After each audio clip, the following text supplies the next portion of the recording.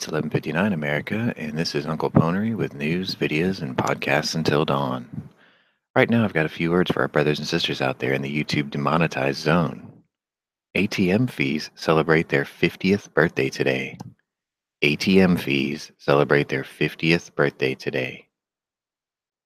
The Super NES Classic will soon be at a black market near you with 22 LR shortage pricing. Super NES Classic will soon be at a black market near you with 22 LR shortage pricing. It's 12 o'clock America, and we're another day closer to victory. And for all of you gun channels out there, this is your stream. Good morning, everybody. This is Good Morning Gun Channels, episode 36, I believe. And I would like to remind all of you that today is PTSD Awareness Day. This was started back in 2010, and I think this actually trumps the previously known day that news outlets seem to be reporting, which is HIV testing day. I'm aware that HIV is something that could be accidentally acquired through blood transfusions or whatnot, but by and large, PTSD is practically unavoidable if you're one of the selfless people who, put your lives on the line to defend freedom. That's not something that can accidentally be put upon somebody. So I think it's a really noble, I guess, gesture to raise awareness, especially given the number of suicides that soldiers are, or just just based off of the numbers of suicides of soldiers. It's definitely not something that's going to be going away anytime soon. And if you look back a couple of generations, it was there the entire time under different names or different guises or whatever. But I just thought I'd mention that because nobody else seems to be doing it these days in the news. So anyway, today's PTSD Awareness Day. From the introduction, Barclays is celebrating the 50th anniversary of the first ATM that went online, which is why I said ATM fees. But most of you get that joke. The I guess in a the Oracle was right type segment, the Nintendo Classic was pulled from manufacture, and I almost immediately said, watch, next year there will be an SNES Classic. And sure enough, the announcement, I believe, was made yesterday. So keep an eye out for one of those, because you know what's going to happen. It's going to be a mad dash at Walmarts and things like that. People will buy a ton of them, sell them for super inflated prices, and price gouging and complaints will begin. So I'll probably start saving money now to buy a few so I could be one of those jerks so I can actually have extra Christmas spending money. Because as long as there's demand, I will provide supply. Why not, right? That's what capitalism is. At least for these. I'm not trying to... I wasn't one of those guys that bought up a bunch of 22 LR because, I jokingly tell people I'm anti-rimfire. So if I don't have a use for it, I'm not going to hoard it. If I buy a couple of NES Classics, I will definitely keep one for myself because I think it's a neat little gimmick. I like this whole retro gaming trend that we've been seeing these days. There's a lot of indie newcomer games out there that are going back to like 8-bit style pixel art, and it's kind of cool. I grew up to it, and now this generation's kids, they get to see it and they appreciate it. Otherwise, this market wouldn't have taken off like it has. I think there's two types of gamers out there, where one wants epic realism, photorealism,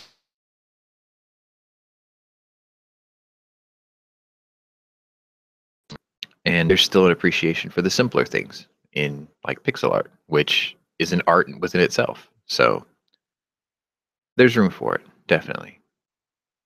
Anyway, let me remind everybody to refresh for morning wood.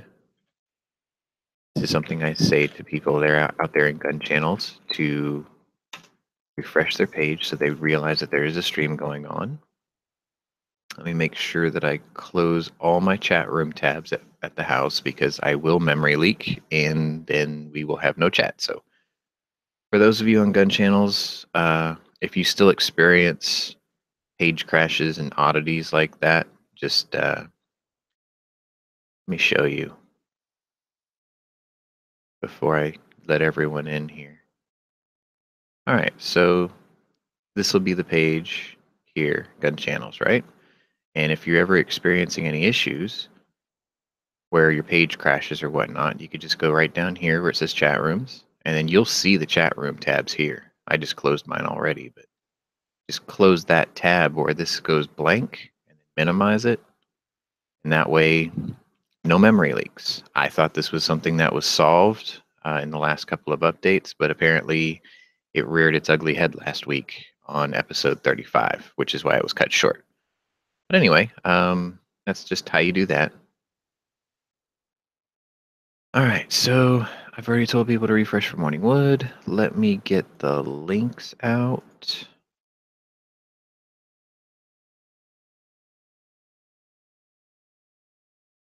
Links are out. And this is a reminder for all of you that may be watching on YouTube or anywhere else that shares this stream to come on down to gunchannels.com. It is free to join and apply. And there are paid memberships, which only help keep the bills paid and the lights on. But you can come and register and join.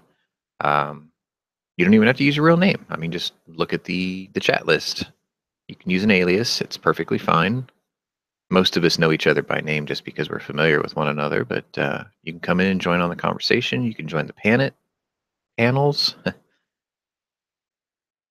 and you can even add to the conversation because we do long format shows such as this, where there will be lulls, not leet speak lulls, actual lulls in the conversation. So Dead air. anyway, to address Smeggy, the early watch actually runs, I believe, Monday, Wednesdays, and Fridays.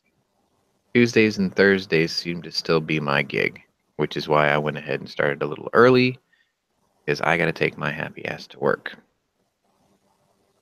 Or at least that's the way it was presented to me last week, because I was asked to host on Wednesday last week because Jimmy couldn't make it, and then he did Thursday and Friday, which gave me a day off. But it looks like I'm going to be doing the Tuesday, Thursday thing, and Jimmy will do the Monday, Wednesday, Friday thing, which is fine. I mean, that takes a little bit of workload off of me, takes a little bit off of him, makes show prep a little bit easier. And yes, I did take the time to do epic show prep today. It was a huge day in terms of history and relevance and importance and movies of the days and birthdays and all that good stuff. And my birthday of the day actually is very gun related. So you guys are going to love that. Angry, I will need a girl of the day. So let me just go ahead and get that idea into you now. So by the time we get to that segment later, you'll have it ready to go. And when we see Senor Cuchillos, he can give us a car of the day, despite the fact that I already have a vehicle of the day chosen too. So there's that. Theme. I don't know, man. I don't really have one today theme, to be honest. I mean, today is National PTSD Awareness Day. Today's also HIV testing day, and I do today in military history. I did choose a war movie, a classic war movie, which I didn't realize was remade in 1995. So I will have a suggested movie of the day based off of the movie of the day that I chose. So I'm going to actively look for the remake because I'm very curious. Everyone says that it was true to the original and was pretty good. So anytime I could see something remade from 1943 that's true to the original with original type props, I'm curious. You know, finding vehicles from that era, remake a movie is getting more and more difficult, I think. But it is what it is. Given our I don't know how well climate, my mic is Angry, coming in. I just cleared my throat and I could see the thing going crazy. I can't hear anybody right now because the only thing plugged in is the mic. So sorry, Tony. That Anyway, explains it. I guess I can go on a little bit of a rant. Weak coffee sucks. I don't know, for some reason it didn't come out very strong today, so I'm dragging ass.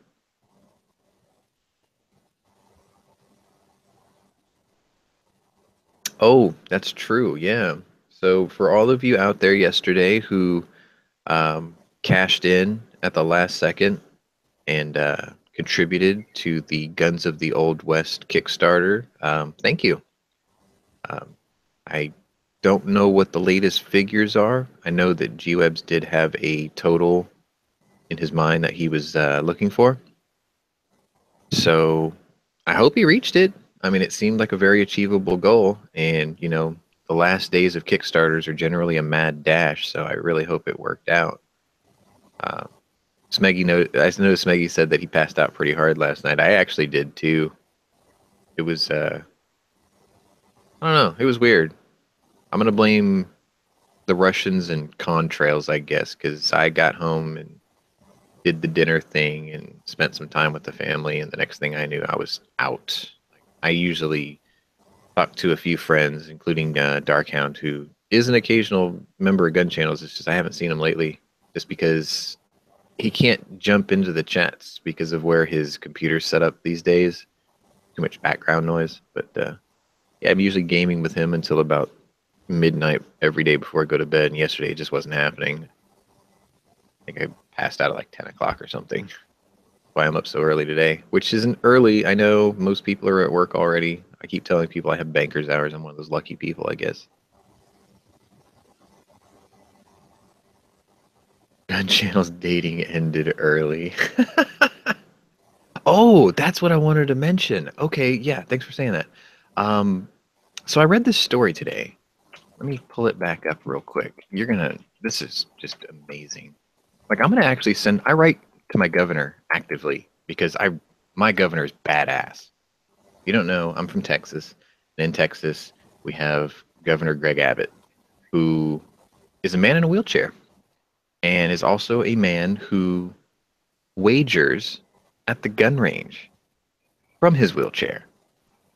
One of the cooler stories I've read was he actually took $10 from Ted Cruz in a marksman competition, which that's pretty cool. Your governor, beats your senator or whatever. But anyway, he made promises when getting elected that he was going to pass open carry. He did within, I think, 3 weeks. Then he said that his second part of his three-part plan was to reduce the cost of the license to carry. It used to be called the CHL, now it's called LTC, license to carry. He did. That passed this year. Fees went from $140 down to $40. So it's $5 a year. Or no, sorry, $8 a year. The renewal fees went from $70 to $40. Again, $8 a year. Not bad. And part three, which he did run the two bills concurrently, which is still in the docket for the House, is House Bill 1911. That is not a coincidence, and that is to pass what he calls permitless carry, or also known as constitutional carry. So that is also a thing. I don't think it's going to pass this year, but it went ahead of schedule anyway. So if it happens next year, cool. If it doesn't, well, at least it's only $40, right? But we're getting there.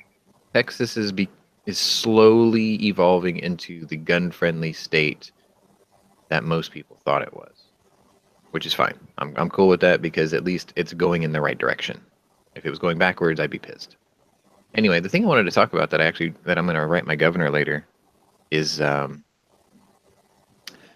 America's deadliest drug has been found on the streets of Houston, which is where I come from.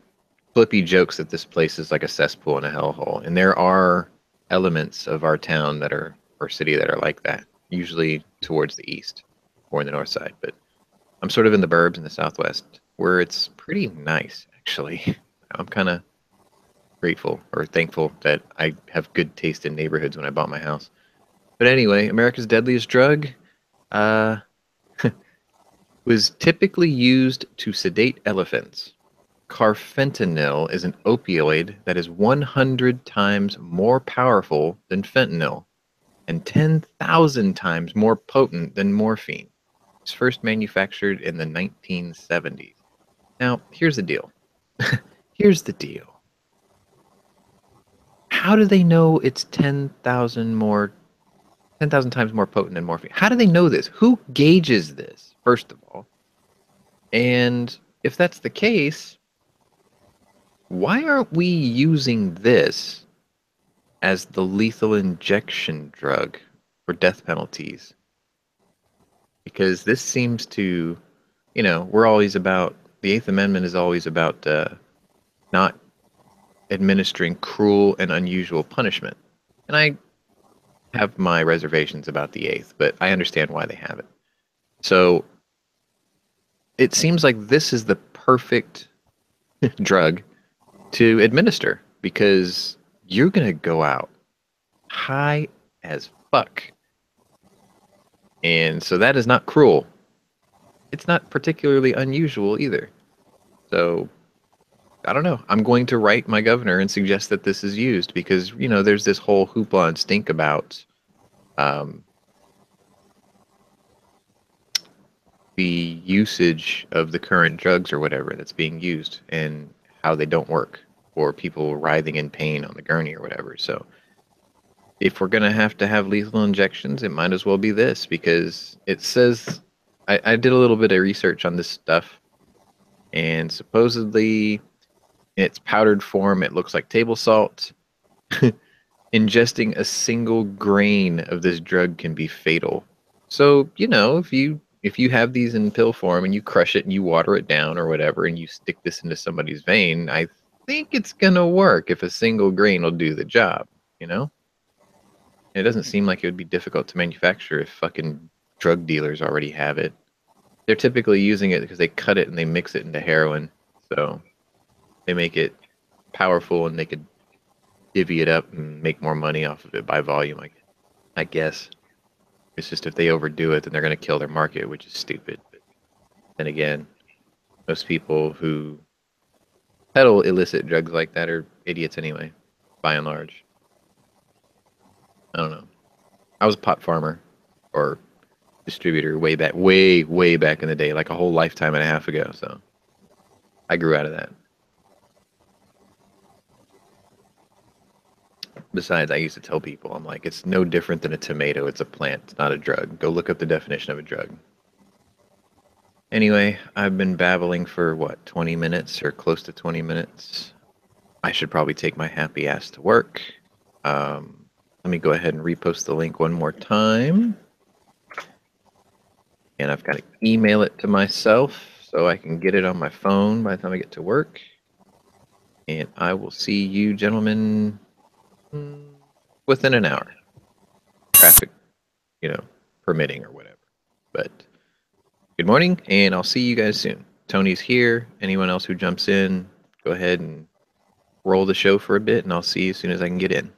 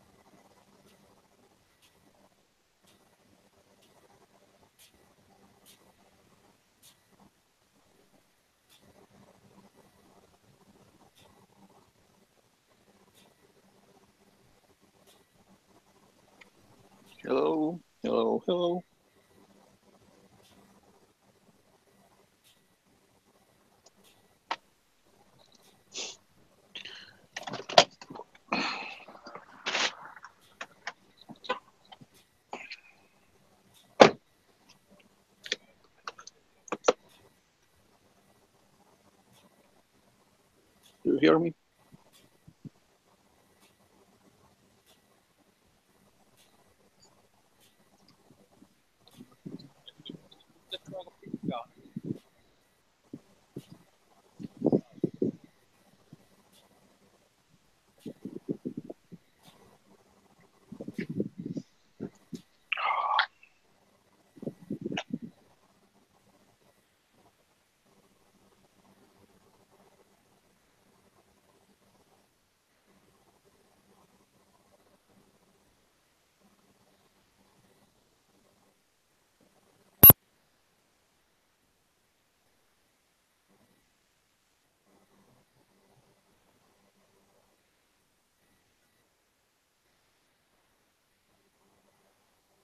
Hey guys.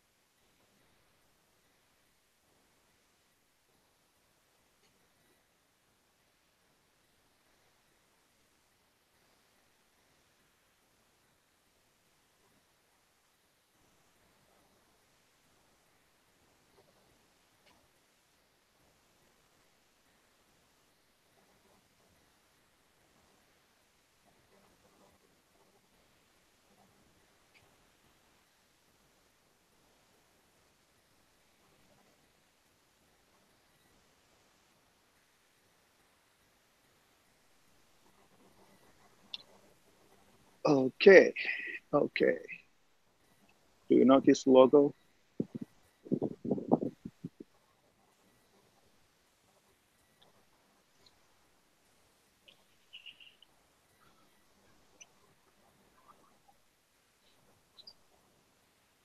Hmm?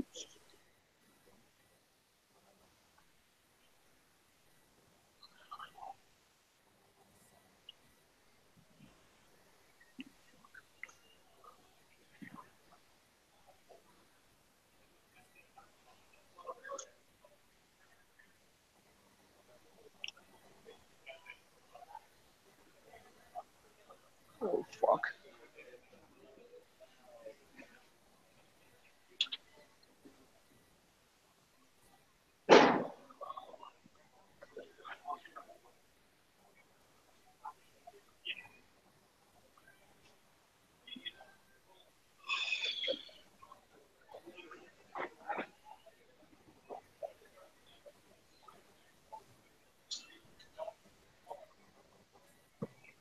No way.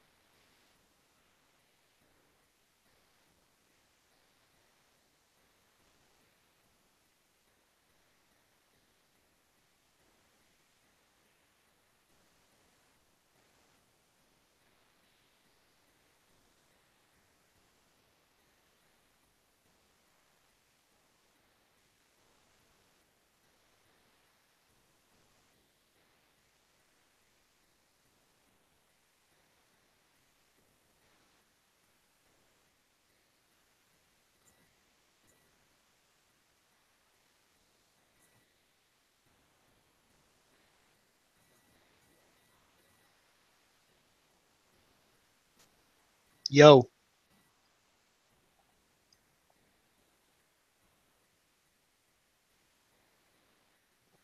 Wow.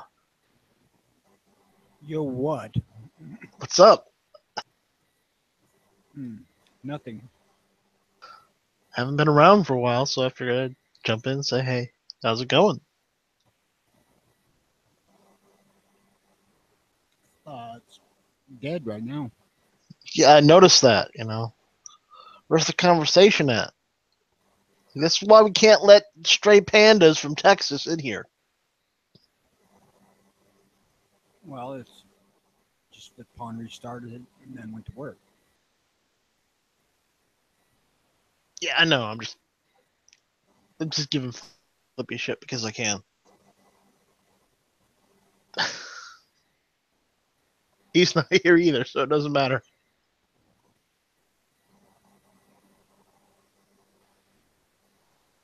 He's gun shopping. He's always gun shopping. I'm surprised he hasn't bought a full automatic yet.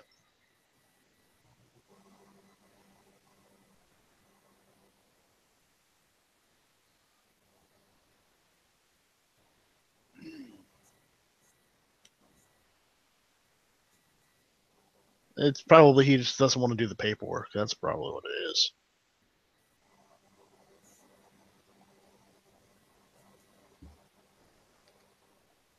Well, I don't know. Some of us are not opposed to giving up our fingerprints.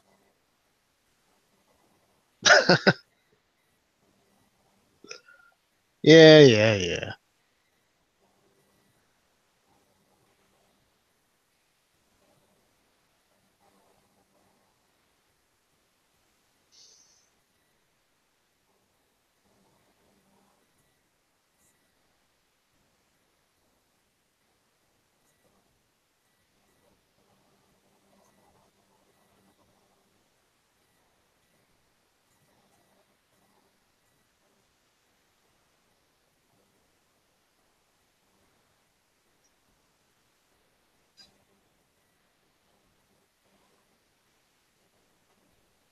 I'm actually kind of with you on that.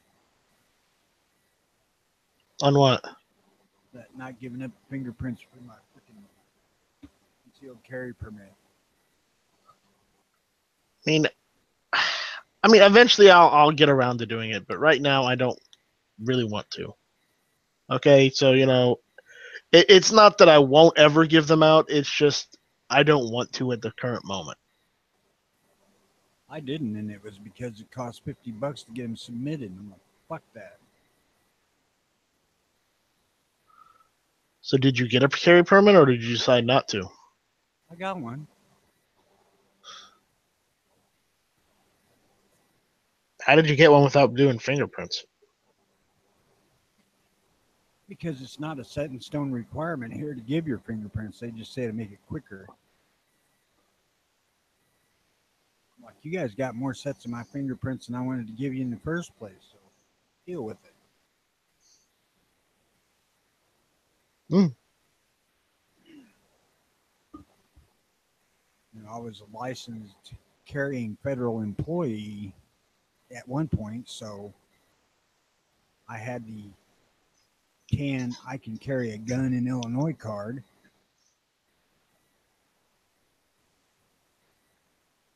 But you never renewed that. Nah, didn't care at the time.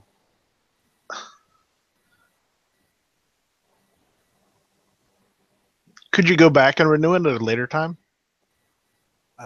It had all changed when I actually started looking for it. Oh, But it should have allowed kept me it. to not have to take the freaking course. I just had to go and qualify. So, you know.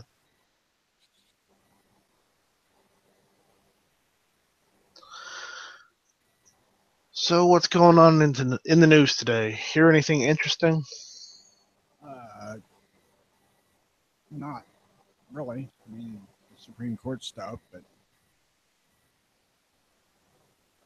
Hey, did you hear one of the Supreme Court justices was appalled at the fact that the Supreme Court denied a hearing on the Second Amendment?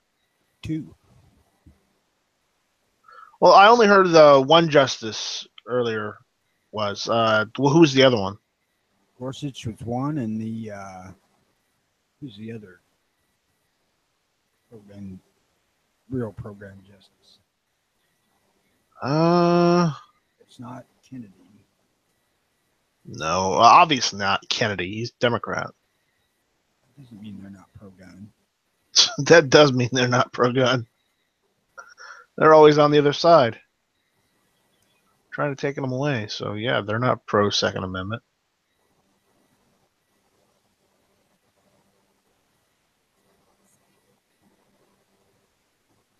Fuck, who the hell is it? Scalia? No, Scalia was replaced by Gorsuch.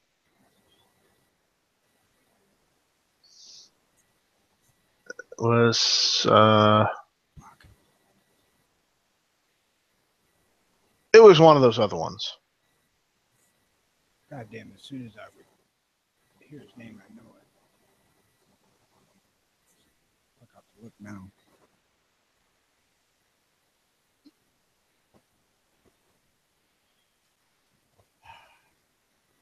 At any rate, 2 of them were extremely ticked that they refused to hear that at the moment. I'm not sure what that means.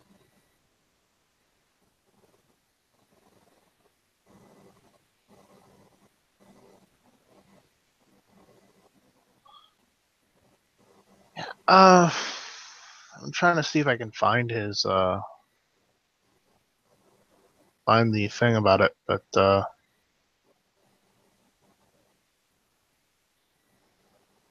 Well, there certainly ain't much on MSN about it that I can see.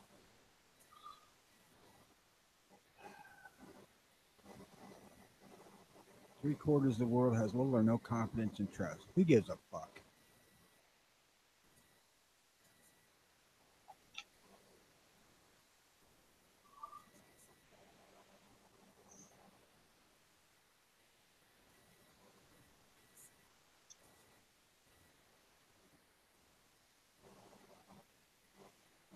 Joe Biden recalls lessons learned as a lifeguard at a city pool in 1962. Yeah, shoot your fucking shotgun through the door, scare people off. Joe Biden. Buy a shotgun, Biden. A double barrel shotgun. That's all you need. 2 shots. And 8 bodyguards. Yeah. No, he's got more than 8. Probably got like 100. Yeah, all at our expense. Yeah. What do You gotta we give got? Obama credit, man. He was smart in picking his freaking vice president because he was completely safe. We got jack shit.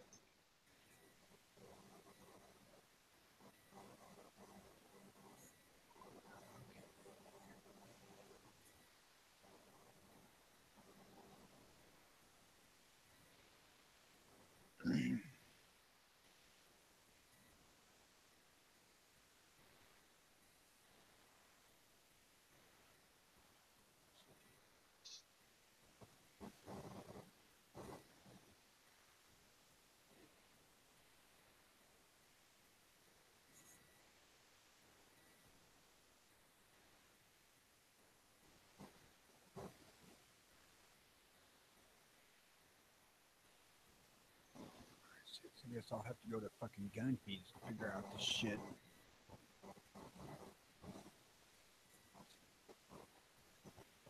I think I know which Supreme Court justice it was.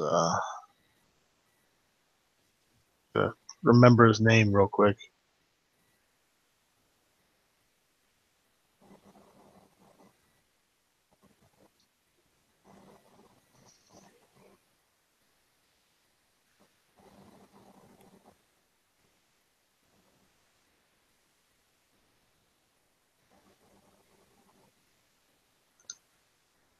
Karis Thomas.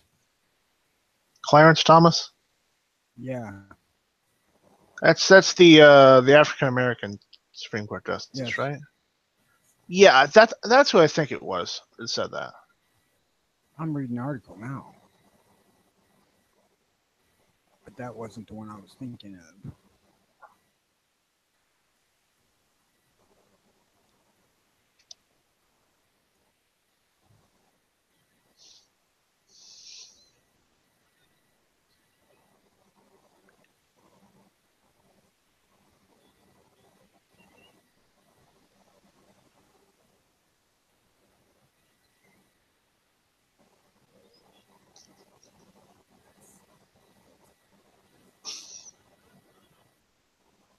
How many Supreme Court justices do we have? Like 9? 9.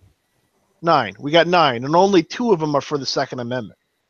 How fucked up is that?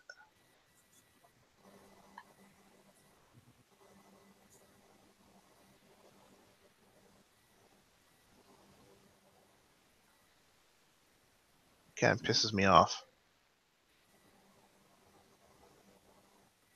Well, I don't know until I read their fucking opinions on it. You don't want to read their opinions on it. I mean, everybody lauded Heller as a landmark, and it wasn't. Or it may have been a landmark, but it fucked us some. Because it clearly said that they could infringe on the Second Amendment.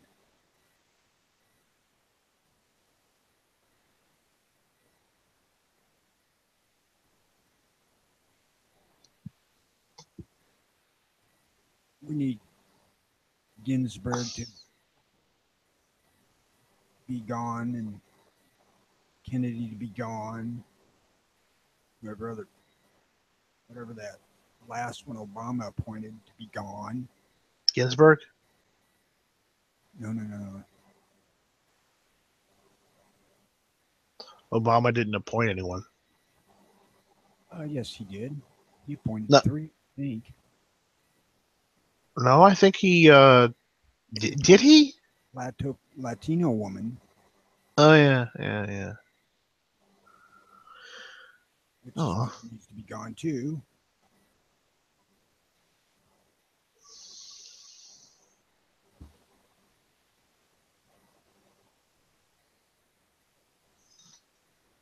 But if we get a couple of young, meaning middle-aged, conservatives on there to go with the other one we got, the 3 of them could beat up the liberals and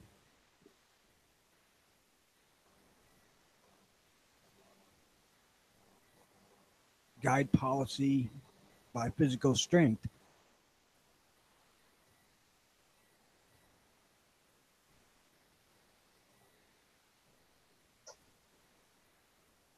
Here's our deal, boys. You vote with the Constitution, or we're going to beat the shit out of you.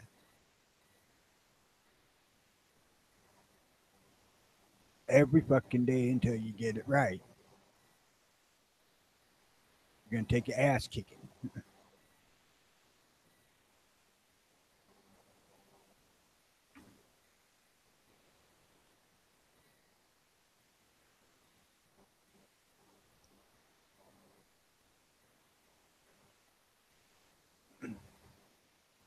Parner must have stopped and got a double cheeseburger on his way to work.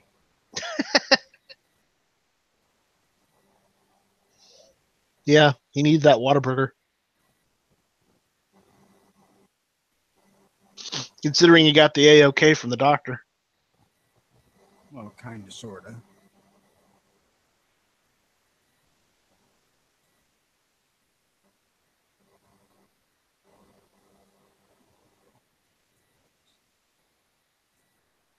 They didn't say that there was nothing wrong with him. They said they couldn't find anything. Been down that damn trail. Well, the only thing wrong is in his head, but that's just my opinion. Well, opinions are like assholes, man. Everybody's got one. They'll stink. Yeah. Even your opinion stinks.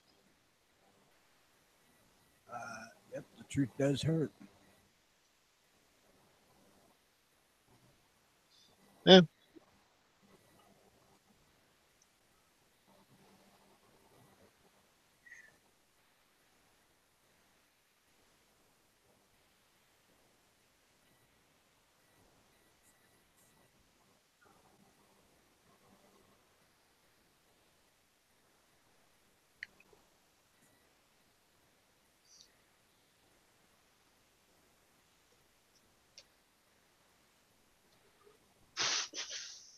Hmm.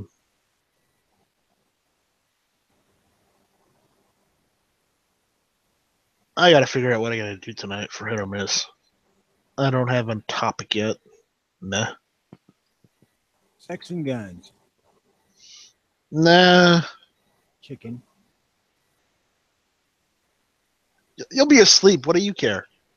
I don't care. That's why I can suggest the body stuff. Yeah, so do my ear.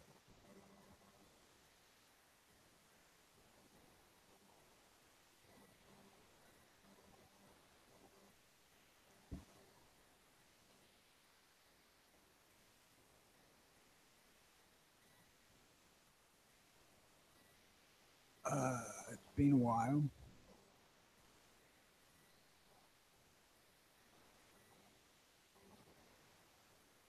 Thus far in Illinois, absolutely nothing. It won't do a fucking thing because we have our own separate goddamn ban on silencers or suppressors or whatever the fuck you want to call them. Cans. Solvent traps. Whatever terminology you like.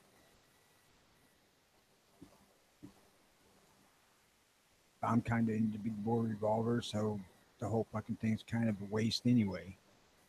I want people to know when it goes off.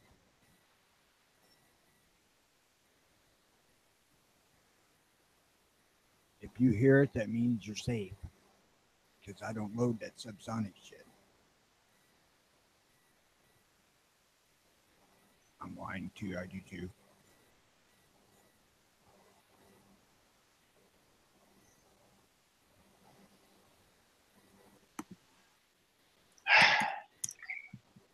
Angry? No, I'm not gonna do the Hearing Protection Act because, yeah, no. Well, you We've know, already talked about it to death, and the issue is, unfortunately, I have to agree with Flippy. I don't see it passing. I don't see the Senate or the House doing any work this year because they're so hyped up on trying to find a way to get rid of Trump that they don't fucking care about the country. Let the country burn as far as they're concerned. well, they're more concerned about concealed carry reciprocity for themselves at the moment.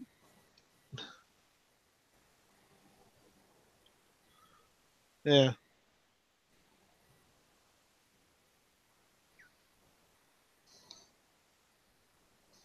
You know, the Dems got to be scared to death because if their enlightened bunch turns out one that goes on a shooting rampage, that's fucking psycho gun nuts. It's only a matter of days before one of us nuts unleashes the wrath of the right on them.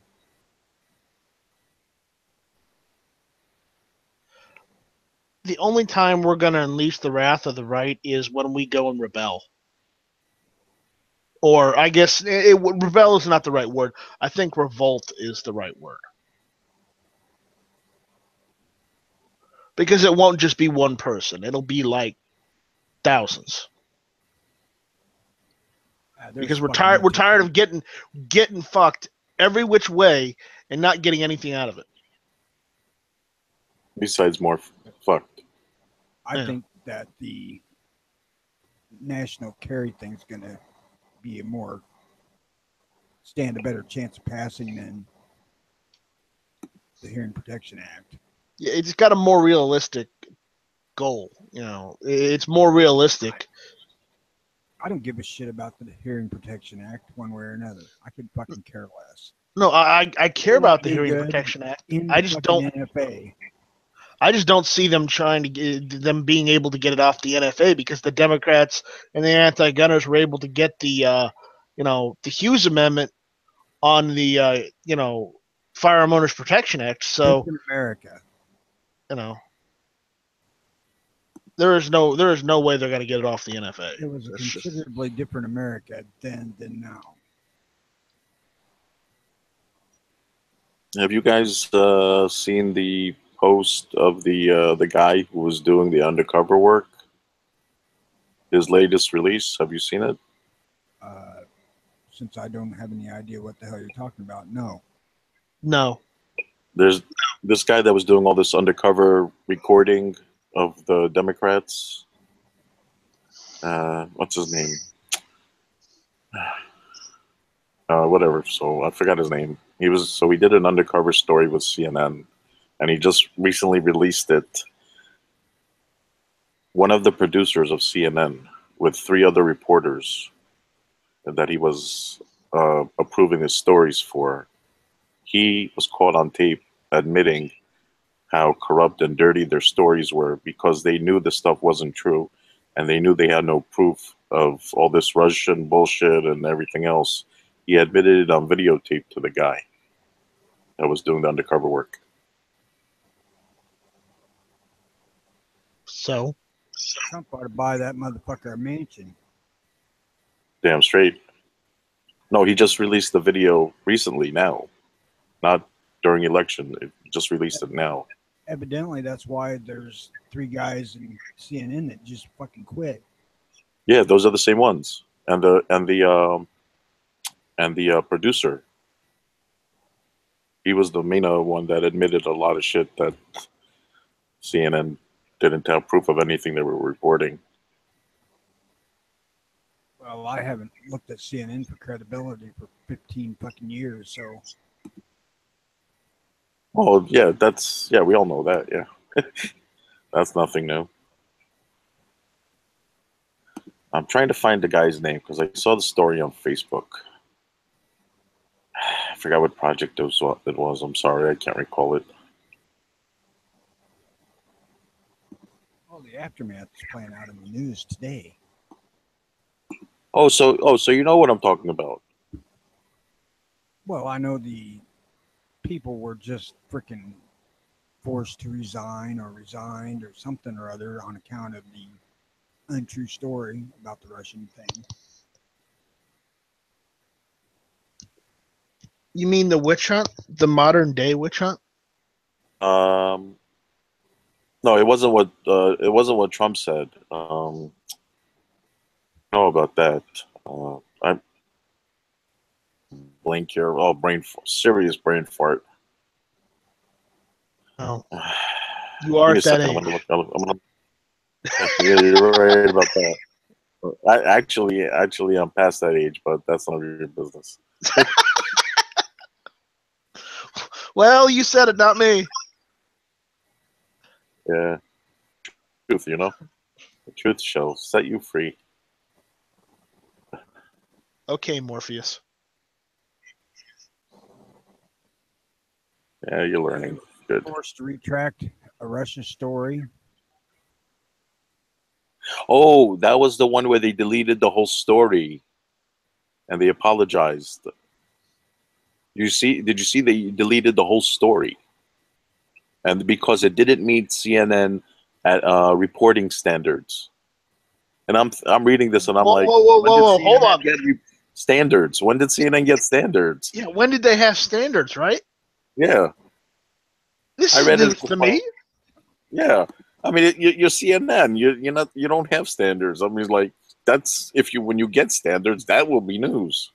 That would make headline news, like the front page of every newspaper in America. Yeah, you're right about that. Especially the ones that CNN reports on everything else that they follow when it's wrong. And the asshole that says newspapers, we still use newspapers? Yes. Stop being such a douchebag and actually go out and buy one for once. Instead of, going online. Sometimes your local newspaper tells news better than, national news sources. That's how bad it's gotten. People don't even know how to pick up a book anymore, let alone a magazine or a newspaper. I still do. No, I'm saying though I'm pretty bad. If I want to go read some kind of magazine, I usually just go down to the local library, because my local library carries literally everything. So does your local internet, probably. Well, the internet's good for some things, but you shouldn't take too much. What is it? You shouldn't have too much faith in the internet because there's always the chance of the internet failing. And that's why you need other medium like newspapers, magazines, books. You're always gonna need those. What I'm saying is, Okay, this so I format- posted up the link to the story, and the guy's name is James O'Keefe.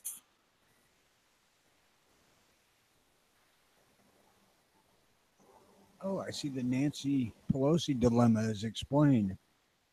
Here, I can explain it for you. The bitch is an idiot and is useless and is killing your fucking party. She's one of the biggest nutbags in the party. Besides Hillary. And what's her name? The other Pocahontas. who's the other Democrat that Feinstein. Feinstein? That's the one. Not forget Warren. Oh, Warren. Oh, she's number one cuckoo bird. She's the number one cuckoo bird. Didn't she resign? Sadly, I don't think Resigned as so yet. head of DNC.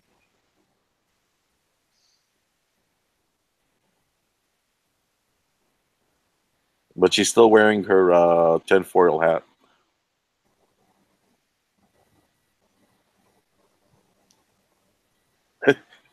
Doo-doo-doo.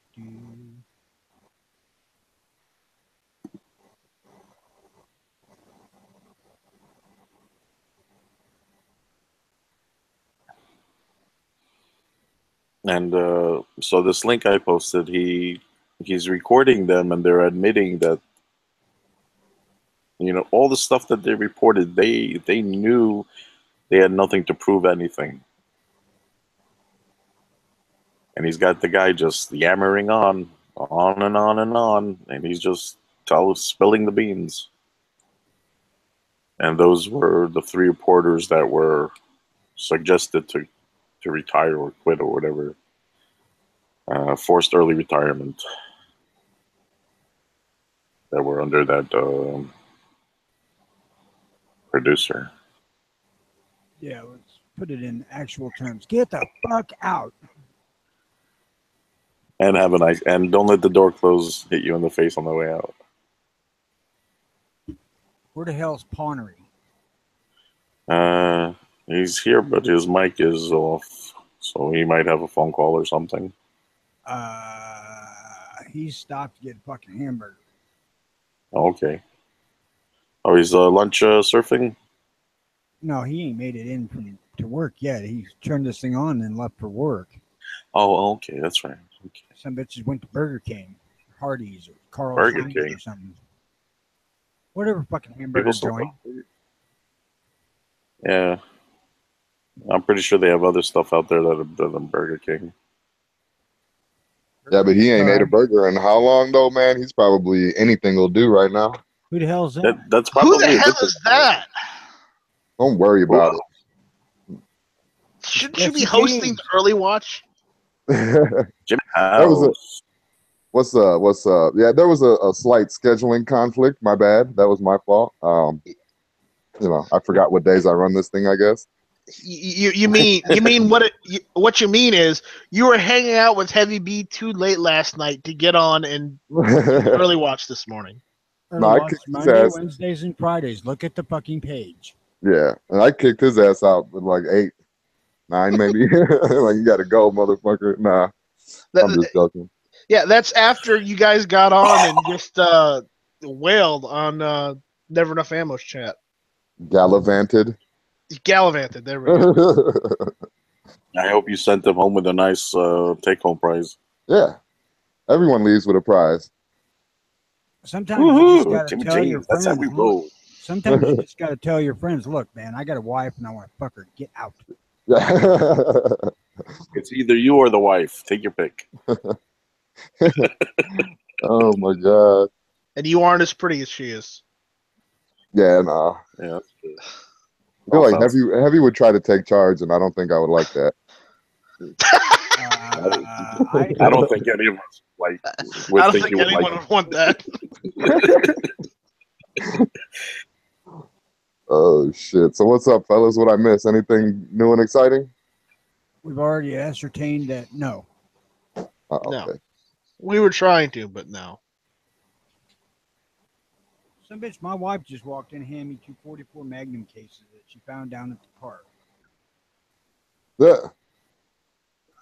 That's kind of awesome. And some other case she found yesterday that's a little smaller than 44 Magnum, but it's also a quarter-inch longer. I don't know what the hell it is. Who knows? That's why I found a new gun shop yesterday. Driving around, and fucking, they're like in direct competition with my old place. Oh, nice. What'd So you think of them? Their prices were pretty awesome. They had a few Gen 3 Glocks up there for like 450. They had some of those, what are them little, the 42 and the 43, the 380 and the 9, the single stack ones. They had a couple of those up there for like 4 something. Anything unique? Any good deals on anything unique?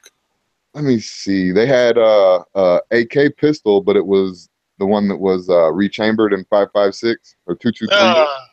Yeah. They had a spring. I couldn't figure out what the hell kind of a 1911 it was. It was a Springfield, but it couldn't have been a loaded because they had a $2,100 ticket on it. So we were looking at it. Yeah, we were looking at it, and Heavy thinks it might have been one of the Robar ones that they. That's a competition pistol. Yeah. Yeah, so that's, I don't know, but I didn't see. That was a long slide 1911, right? No, it wasn't. It looked like a regular old Springfield loaded. I don't know if you've ever seen one of those before, but it's regular 1911. Did it have the extended magwell? Nope. Maybe it was an actual authentic Really? Springfield. Nope, it wasn't. It was new. This thing had to be produced in at the latest 90s. It was the new one. It had a Robar finish on it, so we're thinking that might have had something to do with the price tag, but still. Was the slide at all worked on, or anything on the slide? Cerakoted. It was like a blue, but I mean, some of them came like that, so it might not even have been Cerakoted. Oh wow! So yeah, I wouldn't know what that is. It sounds like it would be a competition price, but that, like Tony said, that might be an original if it's at 2,100. I don't know. Yeah, it was 2149, dude. I'm like, oh my goodness. But that's a hefty tag. But see, what they do there is they buy, sell, trade, just like pretty much everywhere does now. But they also do shit on consignment. So people come in there and they pretty much make it like, yeah, this gun, I want $2,000 for it. Mark it up as high as they can, and then somebody will be like, hey, I'll give you $1,500 for that, and then they call the owner and see if they'll take it. And, Did you get a photo? No, I didn't. I'm actually planning on going back there today. The guys up there were really, really cool, so I'm hoping that maybe we could network some type of a gun channel thing, work something in over there. Like a store tour? Something like that, yeah, but like maybe put like, how businesses have business cards and shit at the cash register with a bunch of things. So I'm thinking about maybe putting a bunch of Gun Channels business cards up there or something. Oh, definitely. Yeah, that'd be awesome. Yeah, because the dude was real cool. And I'm thinking he's trying to do something for LEO, for law enforcement only, and having like a little section of his store. And my nephew, I think I told you guys, my nephew works at SCAG. It's a cop shop, pretty much, a uniform shop. So we have one here in New York City also. Yeah, so I'm thinking I might be able to hook those two up, maybe get some good deals going on in there. They had some fucking gorgeous revolvers in there. Some old Colt. It was just a 22, but it was one of the most beautiful things that I've ever seen. Yeah, it's a great place, man. I took Heavy to the fucking military museum for the first time for him, and he was sitting there barking. Oh, he must have been excited with that. Oh yeah. Lost his mind. Hey, that's all. It's all about freedom. Yeah. He'd never seen so much freedom before he went. It's coming out from every hole in his body. Is that the one on McDowell? No, it's actually by me. It's Apache Trail and right off of Idaho, before Idaho. That one. Yeah. Is that by the Apache gun range, or is that a different one? No, I don't think I've ever been to the Apache gun range. I've been to Rio Salado out here. Rio Salado. We went out to Casa Grande before. Yeah, everybody knows Casa Grande. Yeah. Shit, I'm trying to think. What other one? I usually go up to the mountains, man. That's usually what I do. I like to go up there and just have like free range. But during the summer, they have the fire advisory and shit like that. So like, Oh, okay. yeah, You got to be careful. Yeah. well, before when I first came out here, you used to still be able to go up there, even though there was like a fire watch or whatever, because it's desert, it gets hot and fucking dry. So there used to be able to go up there, but somebody brought up tracers and fucking tannerite on a fire watch day and Oh, ruined it Jesus for everybody. Christ. Yeah, he ruined it for everybody. So Idiots. There's always one or two. Yeah, we ought to But you- just fucking shoot idiots when we find them. That would be Eventually, they illegal. shoot themselves. That's why I said we ought to be able to. No. Why don't we just let them shoot themselves and be done with it? Yeah, eventually, they'll get to that. So it'll be taken care of. But they already ruined too much shit before they managed to shoot themselves. Details. The devil's in the details. About them details. I mean, you see somebody when they're under extreme fire danger out there freaking shooting tracers and blowing up tannerite, you ought to be able to shoot the idiot. Yeah. Dude, this is fucking stupid. Bang. Or at least at them, kind of, make them dance a little bit and realize what they're doing is dumb. Well, you could always put their hand with a timer ready to go off and let them just walk in there on their own. Yeah. Spark. They'll never cause another fire again. No, they won't. They'll be the fire. I was watching, the only reason I mentioned that, I was watching 4 years ago, Iraq Vet 88 did a video and he was playing around with the grenades, with the SAM grenades. From 4 years ago.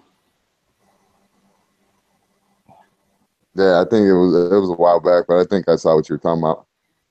Yeah. It just popped up on my recommended videos for some reason, so I decided to watch it. Oh, did any guys They actually, I was sure he was using the training grenades. You see that one? No, I don't. The blue, when he was tossing those blue ones. No, the training grenades. Oh no! He was actually using shotgun shells to load them up. What? I gotta check that one out. Yeah, I guess I didn't see that one. Cool. That was 4 years ago. But so he took apart the grenade like in 4 pieces, and he put the shotgun grenade in, and he closed the bottom piece, and he put the handle, and it had a pull pin in it, and everything. It looks just like a real grenade. And after he took the pin out, pulled the handle off, he threw it. It exploded with a shotgun shell, and then you're able to reload it. It's the same case. What? So the shell, so the like buckshot would just like come out of certain parts of it, or what? No, it wouldn't come. I don't think anything came out. The only thing that you could see residue of is the actual pin being ignited. Oh. So if you threw it at like a table, you would see the remnants of the burn there, but nothing would actually be coming out because it was for training purposes. I got you. So I don't even know if the shotgun shells actually had shot in them. It was freaking cool. Yeah, it does still sound cool though. So it just like smoked, or was it a little flash, or what? Yeah, you just got a little flash. Yeah. Oh, okay. A little boom, a little flash, and move on to the next shell. Did you guys see that one? I think it was like a week ago. I want to say Michigander posted it, but I don't know who the hell posted. I can't remember who posted it, but there's that dude that was shooting the refrigerator with tannerite in it, and the fucking door flew right back at him. Oh yeah! Oh my god, that was hysterical. That was almost Darwinism in its finest. Yeah, seriously, yeah. Idiots taking out themselves. Could have been the same guys who were using tracer rounds in the forest there. they might belong to the John Brown Gun Club. Yeah, that was fucking hysterical. I don't know what I would do watching a refrigerator door being tossed towards my direction like that. I would get the fuck out of the way. Is what I would do. If you expect it, sure. Yeah, that dude like last The second. fact that he didn't expect it just shows how much intelligence he had. Yeah, I'm using cover at some point. Still alive. Yeah. No, it's not. That's Alive. right. Hey, there he is. You stopped for double cheeseburger on the way to work? No, I was filming a new movie called The Best Little Warehouse in Texas, but apparently I had a typo and I got copyright infringed by Dolly Parton's movie instead. What'd you say, Dolly Parton's tits got in the way? That's exactly what he said. Wasted and repeating. All I heard were Dolly's tits. Man. She was in The Best Little Warehouse in Texas, right? Yes. Yeah. No, I just had to pull parts for an order before I sat down. It's a big one too, so. Anyway. What'd I miss?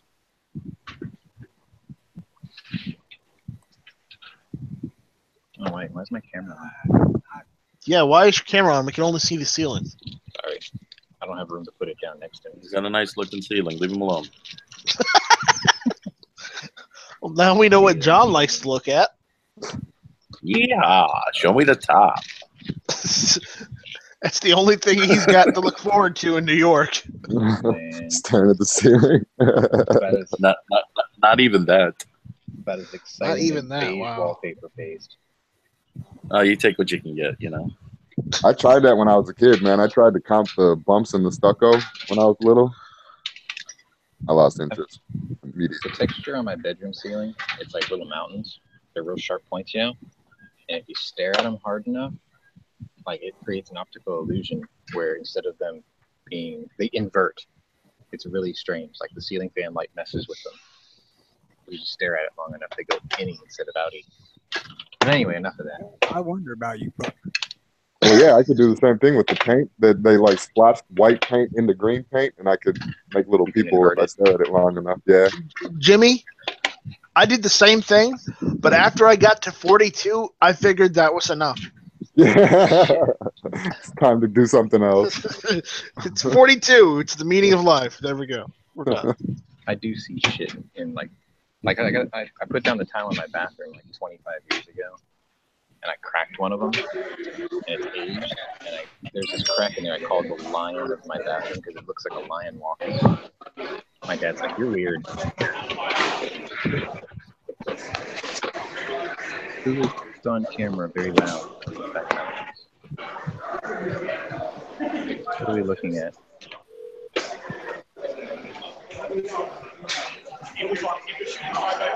Oh, that's Mika. What's up, Mika? You got Oh, is that Ian from Forgotten yeah, you got Weapons? Ian. They're in Finland right now, dude. What did he film? He's in Finland. Yeah, Ian's out there, right? He's like, I think they're like having a little adventure with Patreon money or something. Yeah. Super jealous, man. G's gonna grit his teeth to little nubs watching this. Doesn't G know Ian or something? They're from the same area, I think, right? Or are they rivals or something? No, because he had Carl on the Daily Gun Show before. Yeah. That's pretty cool, though. Like Mika made it out there to see it. Yeah, that's awesome. Let's see, it would be. Oh. So are you like standing in line to see if they'll go out for dinner and drinks later? It is kind of late, right? It's not that late. It's like, what, 5? It's like 5 or 6, yeah. 5 or 6 over there? Evening, yeah. It's early evening. It's not that late. Yeah, but the sun goes down earlier up there, that far north. No, it doesn't. It does. Well, maybe they're not that far north, but I'm not mistaken. I think they're GMT +3. Oh, So it's like 8. 7. Still, that's not that late. It's never too late to go to the bar. No, it's not. Right. But remember, up there they drink all day. Reindeer blood. Well, this time of year, like in Alaska, He's in it Russia? don't get dark.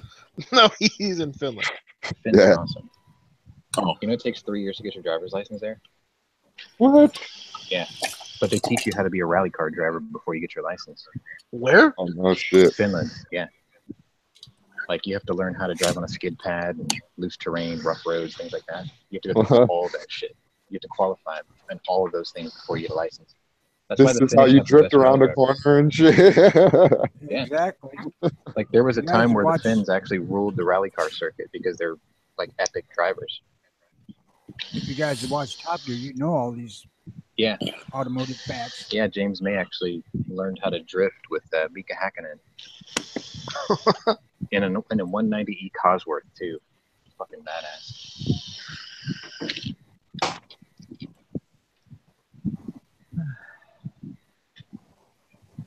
Yeah, I would watch, Top Gear, but I was never a fan of Jeremy Clarkson. What? You are so anti Clarkson's everything, awesome. dude. That guy is like the epitome of manliness. That guy's like me with cars. Beer gut and loose lips. I don't got no beer gut. I do have that fuzzy head of hair though, if I want to grow.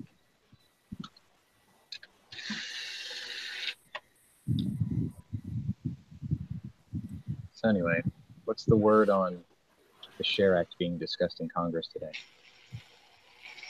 Or should I just bust out laughing now because it's never going to happen? I think you should bust out laughing now because it's never going to happen. That's sad. Because second that. you're expecting the government to actually do something worthwhile. What rock have you been under? I put my faith in a couple of people in one particular party, and I was hoping they would like shout loud enough, "Hey, we're paid to do a job here." Paid to do a job here, not perform a witch hunt. Well, the The Dems only are thing hunting they're- themselves, so that's fine. Like, let them eat their own. The only thing that they're gonna discuss the next couple of days is this fucking healthcare thing. While it's too soon, I'm still going to say that. Anyways, the Dems are calling for other Dems to go and hunt Republicans right now.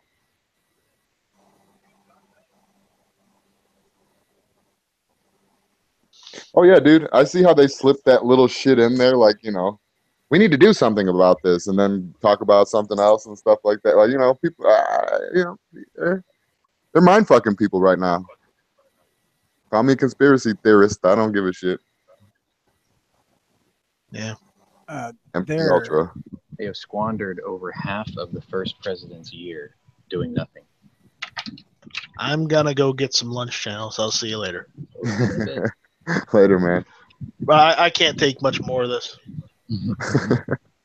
Nothing. In Go internet calm can't down. fix. Maybe you can come back later after. I'll go have a beer and a burger or something. That sounds like a plan. I'll see you later. All right, later, Hey, man. Flippy, how'd your Cabela's trip go yesterday? Were you able to make it out there? Who? Flippy, he was going to trade a P30, right? I think Flippy's gone. I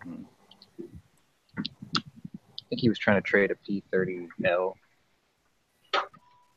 to get the John Wick version. He hasn't said nothing for an hour. Maybe that's where he's. Oh no, he said it. He said it yesterday. He was trying to do that. Yep. I didn't know what he was trying to trade it for, but Another one, but the right one. yeah. Well, he said he didn't like something about the one he had. Everything. Like, Yeah. he's not accurate with it or something. I felt that way about my shield. Like I tried everything and I couldn't do it.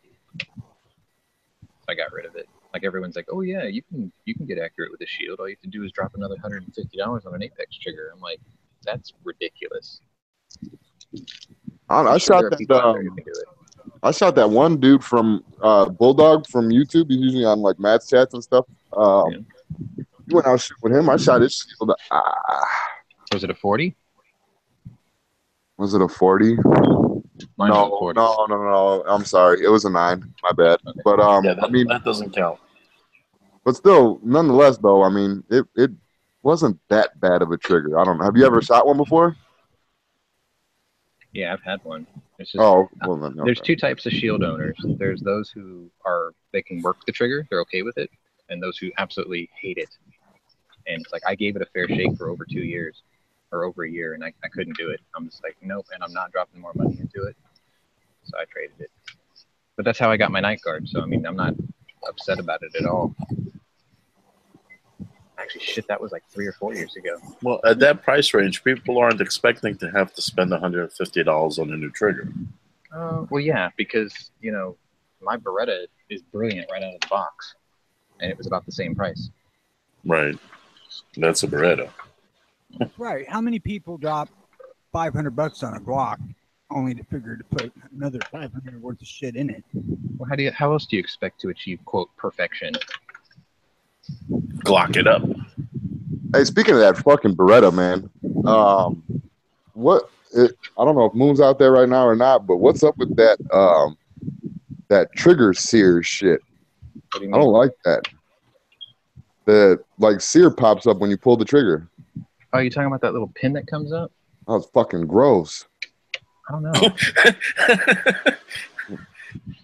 It is, dude. I don't know. It's a gun, it's a gun, not a man. Is that the hammer? No, but I was safety looking moving out fucking- of the way. Dude, he's the dude at the store, and I was talking to Heavy about it. Me and Heavy got into like a small, lightweight argument about the shit. I said that shit is fucking ugly, fucking gross, and Yeah, but it hardly moves. saying, "Oh, ball Berettas do that," which I understand that, but I don't know That's, why you they know, do it, oh. but mine do it too. Like I see it, but I mean, it barely comes up, so it's not that big of a deal. Like it doesn't even disturb my sight picture. But I know exactly what you're talking about. The nub. I would want to, like, after I shot it, I would want to throw it on the ground, dude. Yeah. You saw Like, Travis's you give it a video he hold on? did with his father's Beretta. No, I didn't. Just mad That's 'cause a it's nice valid. Beretta. I pulled the trigger and its little winky popped out. That's what I mean. Like, yeah, I don't know. There's got to be a way to file that thing down or something like that. I want to say it's the Just look at handle it this way. It's happy to see you. moving out of the way, or the drop safety. I think that's what it is. Oh, no. Does the APX have it too? Yes, that's the one we were looking at. I thought they fixed it on the APX. Like, Well, maybe it's made not it. broken. It's just inherent to the design. Well, I didn't. Yeah, I know it's not broken, but you know. You're like, I don't want a boner coming out every time I pull the trigger. The only boner that needs to pop is mine. Huh. That's a very interesting time to come in with ice cream. There you go. Did you have it delivered again? No, I still had some pistachio frozen yogurt left over, so I'm like, all right. Breakfast of champions. Yeah, dude. So how'd it go with Cabela's yesterday? It's kind of funny. I walked in and they were like, they looked at me and they're like, "You better not have brought back that MR556, or I'm gonna pistol whip you with it." I'm like, "Nah, P30L. Want to trade it for the other P30L?" And they're like, "Okay." I paid like $230 to swap them out, and I got an extra magazine. Nice. So I now have a proper John Wick gun.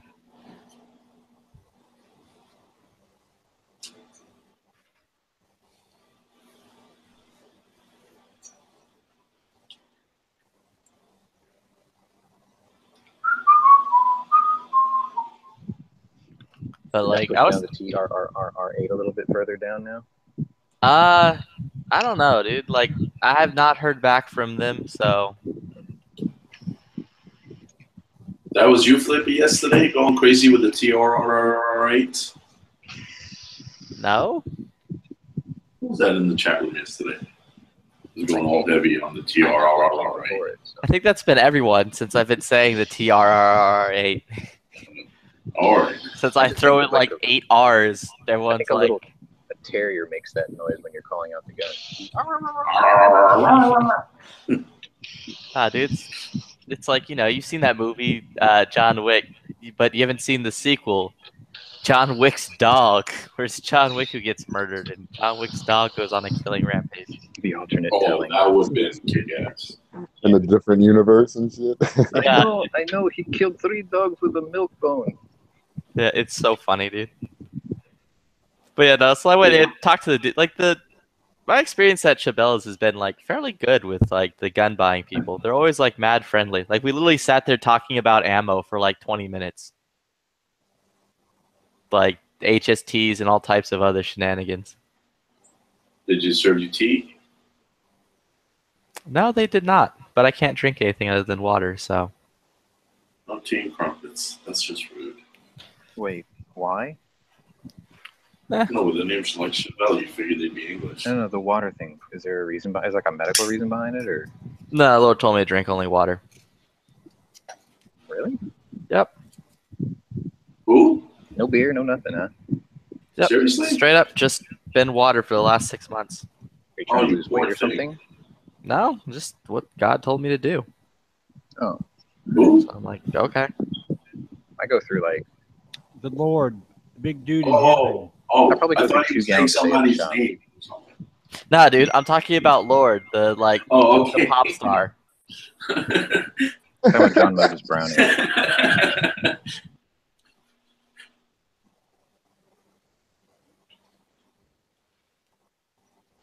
Yeah, you know, Anybody Lord, that she was dropped her late, Asian sorry. boyfriend, and she's now like, yo, I want that dude, but he needs to only drink water.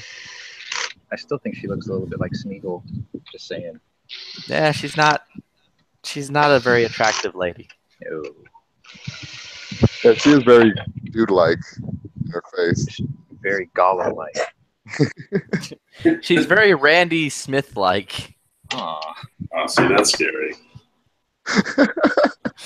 Randy. That's still one of my favorite episodes of South Park when you find out that Randy's Lord. It's me, Lord, Lord, Lord, Lord. I am Lord. Yeah, yeah, yeah. Yeah, yeah, yeah. Lord, Lord, Lord. And then I convert it to this, and into this, and I put it through a filter, and it turns into this. Oh, I agree, Poochie Wow Wow. That episode is funny. And a Timothy's dog stuck that in barks yet like another that is well. not a Poochie Wow Wow. Doggo agrees. Taco agrees vigorously. Taco's like, I only carry the TRRRRRA. Yes. It's more like Drago. Called Doggo. But man, like, they gave me $500 for my gun.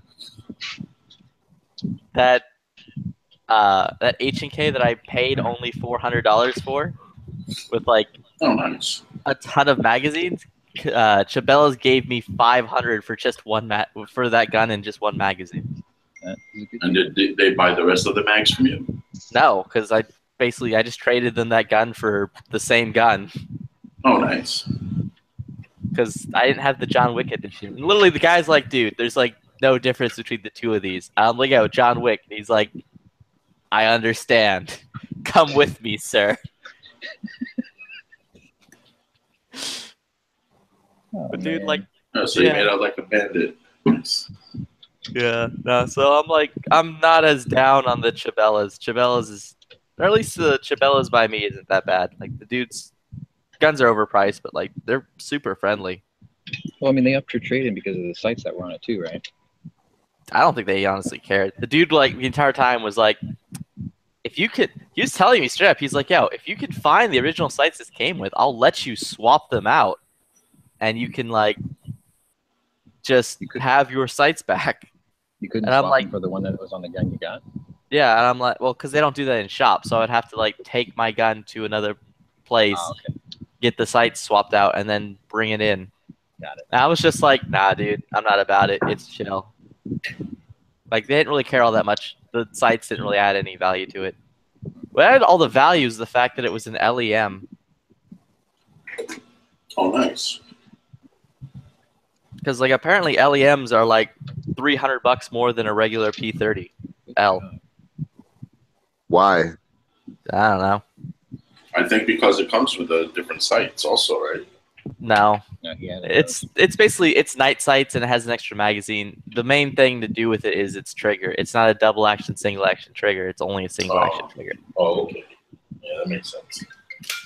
Which, honestly, the trigger feels about the exact same. Well, seems how we got a lot of people in here. I'm going to bail out of here and go back to reloading. You make more 44. Have fun. So, Tony, Have a good one, guys. take it easy. Later, man. And you can never have too many 44. I beg to differ. Hell, ask Tony. I only carry 300 rounds of it when I go to the range, and that makes the bag very heavy. Hell, Tony can handle it. It's getting to the point now where when I go to the outdoor range, I borrow my neighbor's little radio flyer wagon just to cart the ammo. Yeah, you're gonna have to Instagram us that. What's really funny is people are like, when I'm walking to my lane and I walk by with the cart, it's like almost like a corporate office mailroom type thing. Everyone stops and goes, "Do you have anything for me?" And I'm like, "I'm not selling, dude. I'm here to shoot all of this." You know, I'm just a weirdo, not selling. Yeah, this is not my kid's card. If I knew you were buying, I would have brought a second wagon.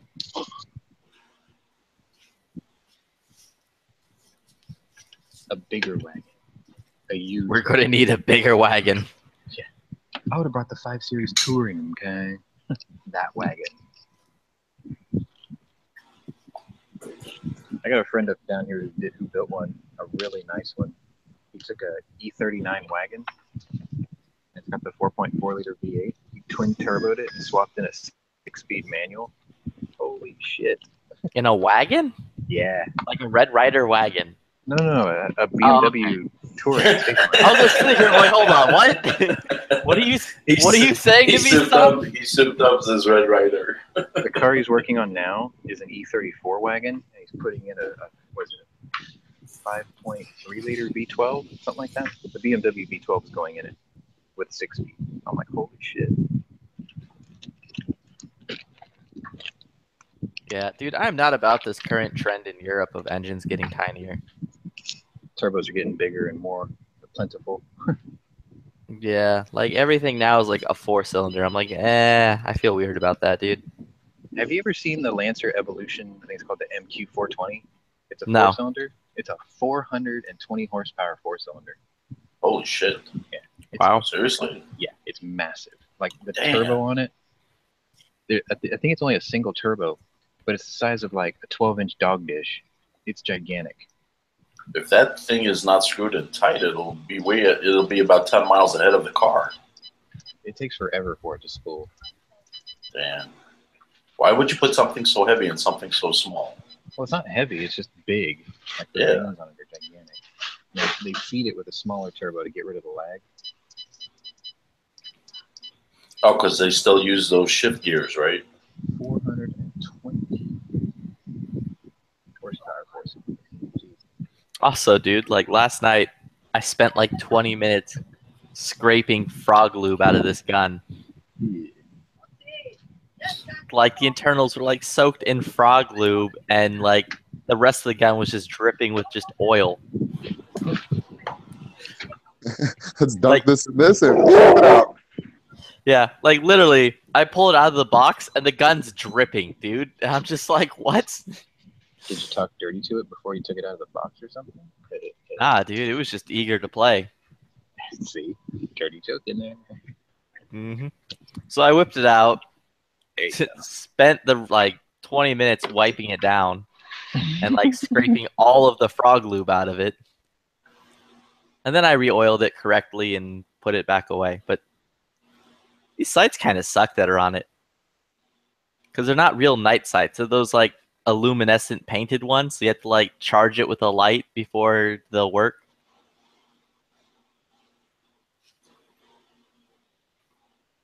But whatever, I'll put some Epper lights on it, or maybe a new set of Trijicon HDs if I get a good deal.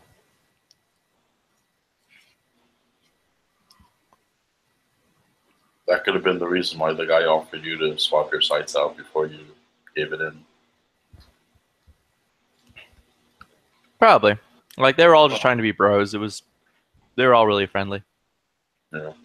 And it's still not worth their time. You still got an awesome deal. Mm-hmm. And like all in all the money spent on this gun was like $600 for a P30L, which is this one's literally immaculate condition other than the frog loop. Like I don't think it was shot. Like it still has all of the red on the springs. Don't they still go for like $7.99 or $8.99? Well, for like brand new, they're like $900. $900, $8.99. Yeah, wow.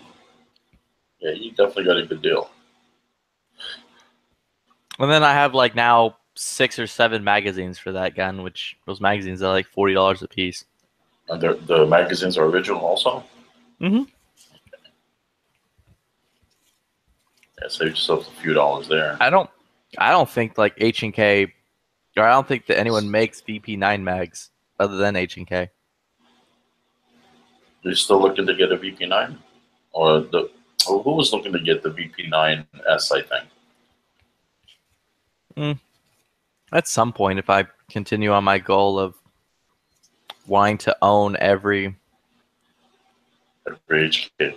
Yeah, I'm going to have to buy a VP9 and a VP40. I think the VP40 might be the last gun I purchase.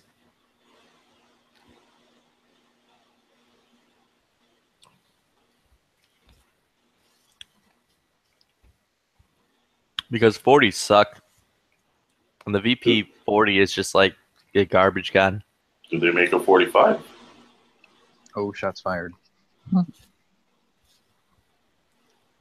Moon says he sold. Not out of 40, there isn't.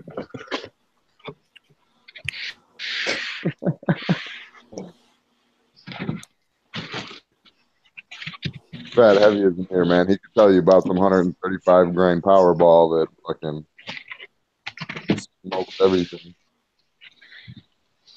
Man, you guys are gonna make me buy those fucking 110 grain 44 Magnum bullets to see if I can get one to go like 4,000 feet per second. Well, you could always have Tony load them for you. I can load it myself. Yeah, but when Tony loads them, you get a real bang. Right. Yeah. I think Sean wants to keep his guns, though, in one piece. Yeah. That would be nice. It's either they're more compact if they're in a few pieces, though. Matter of fact, I think I will get those because I can get that Harbor Freight powder coat stuff.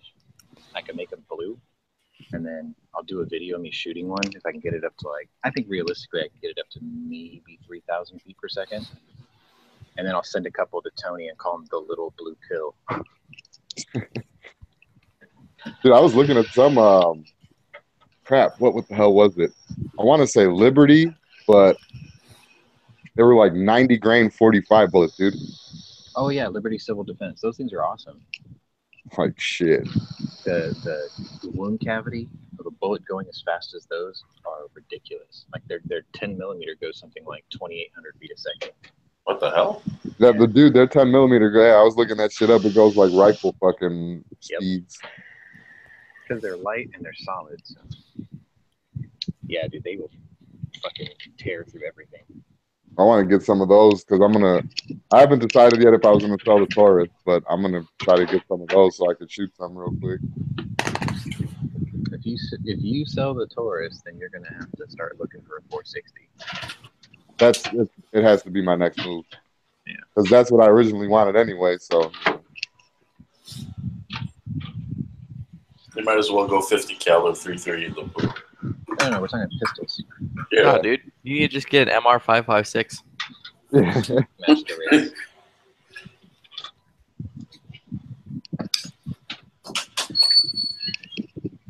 I need to find that seller, like the guy who sent you yours, so that way, like every gun he sells, I can just be like, it doesn't have this. It was supposed to have that. Give me my money.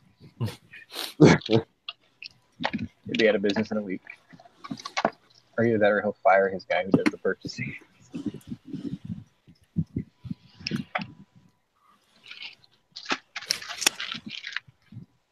Well, he'll just stop taking your money. Like, oh, this dude, I'm not selling him a gun.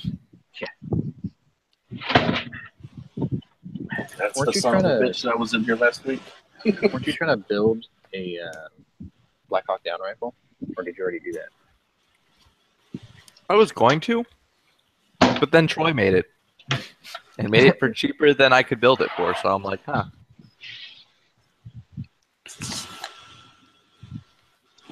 Which, I talked to Troy. Yeah, how's he Or- doing? A rep from Troy, I guess, would be the proper thing. Oh, okay. I talked to him a few days ago, and they told me that those guns aren't going to be like shipping until August, September. So I'm like, all right, whatever. Because it's one of those things where I don't feel like throwing $1,600 at them and then playing the waiting game. Yeah. I'll just wait before I throw my $1,600 at them.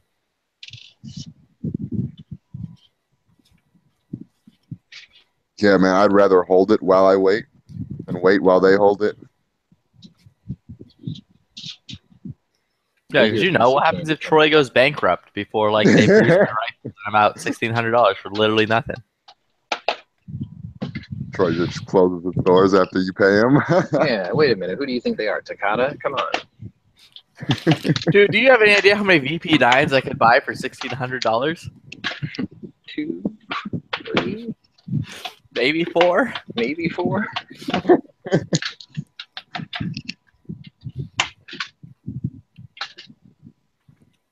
Yeah, dude, I could be like Bayonetta. I can duct tape some VP9s to my feet. And run around in weird gun high heels with like a hair suit.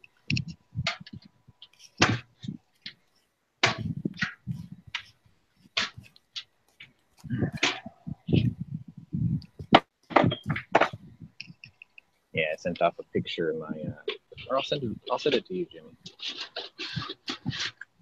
I got a buddy that was in the market from a 257, so I took a picture of it yesterday.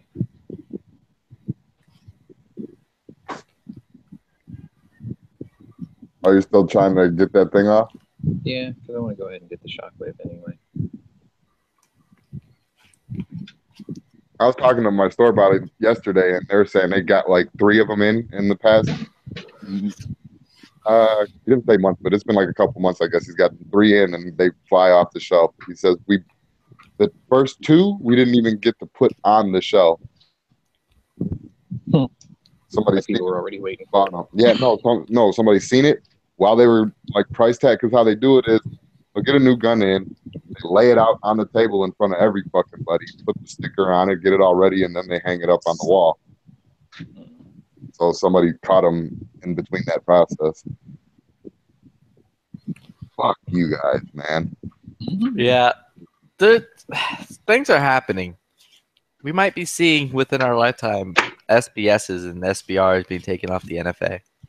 I'm thinking so, man, because dude, people are coming.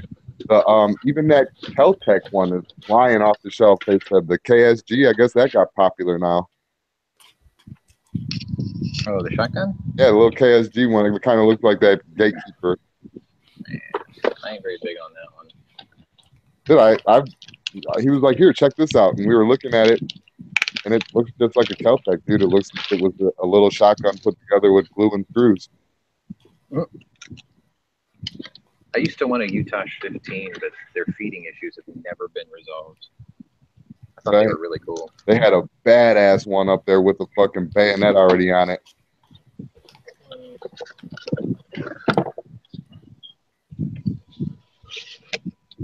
But yeah, so I can't find them. And speaking of that, what's up with stickers on guns? Like, is that a thing that I missed or something like that? Or factory installed stickers, or just no, like fucking like a Magpul sticker on the buttstock, like the ones that you would get in the package with their shit. A smiley face sticker on the receiver. This dude's trying to trade in a gun covered in stickers and shit. Fuck, man. Dude, people put stickers on everything. It's just stupid.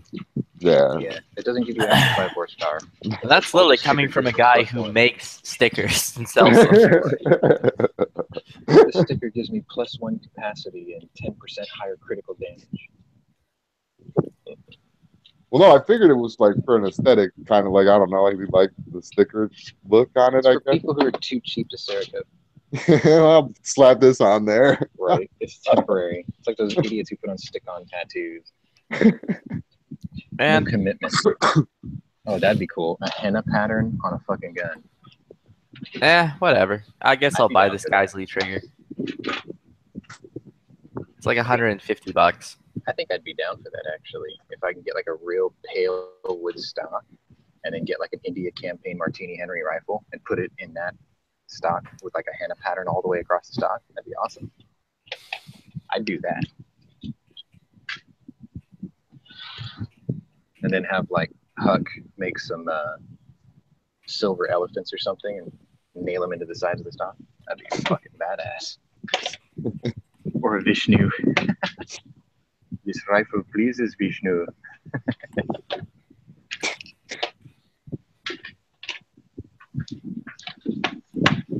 Yes, much Vishnu. Many Vishnus.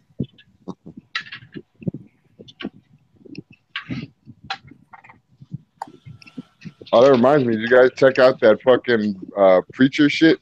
I had to watch them both back to back. I'm gonna marathon that shit.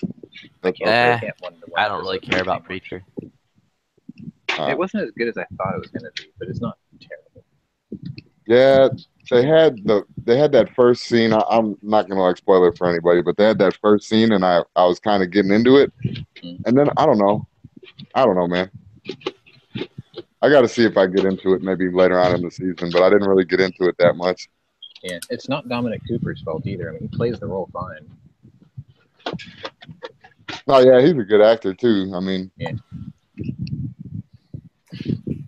I don't know. Howard Stark. Oh yeah, he was Howard Stark on Agents of S.H.I.E.L.D.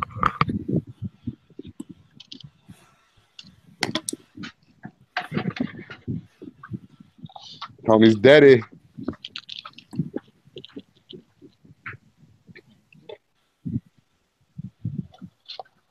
What other shit? Oh yeah, I watched that Walking Dead finally too yesterday, and I don't know. I'm still not. No. I do agree with Matt on one thing though, that it is better than the other two seasons. But I think we were just overly harsh critics on the first season, to be honest. Like, I'm just waiting on them to turn into the fucking Whisperers already and just be done with it. You know? Is it gonna be them?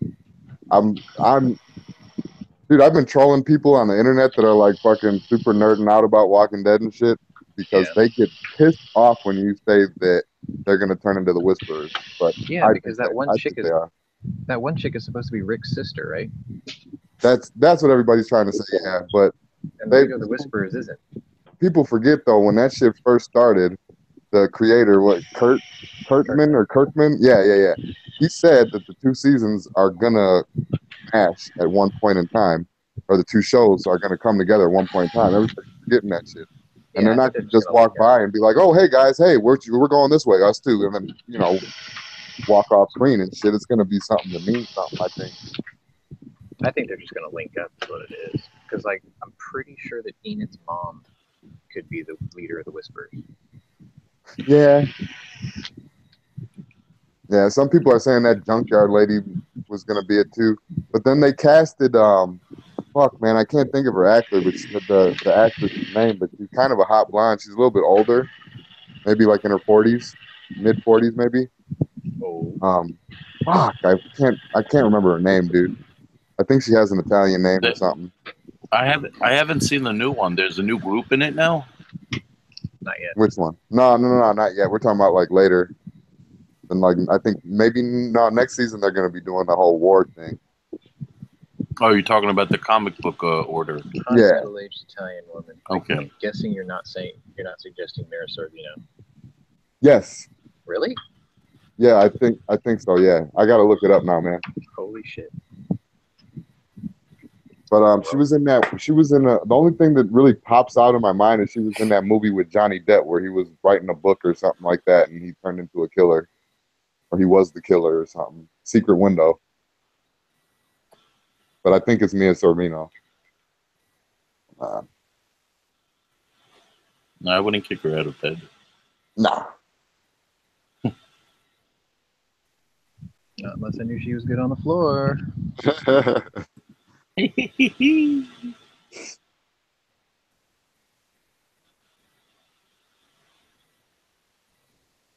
I didn't mean to kill the chat on that one. I just was watching it last night. I thought I'd bring it up. Angry said those Origin shotguns look neat. Did you get my picture, Jimmy?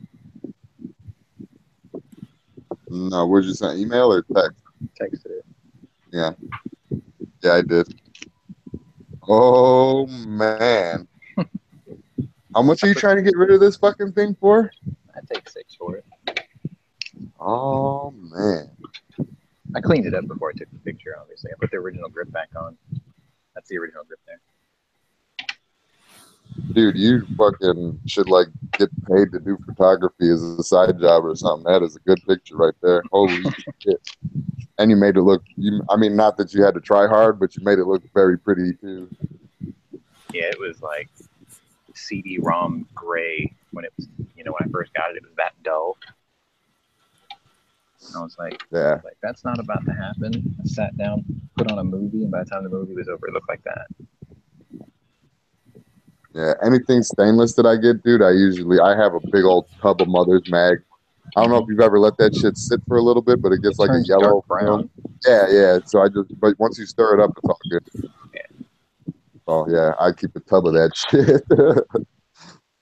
It's like my Frank's Red Hot sauce. I put that shit on everything. It's stainless. Oh yeah, my Tabasco sauce and my Mother's Mag. There you go. Yeah, I think he'll go for it.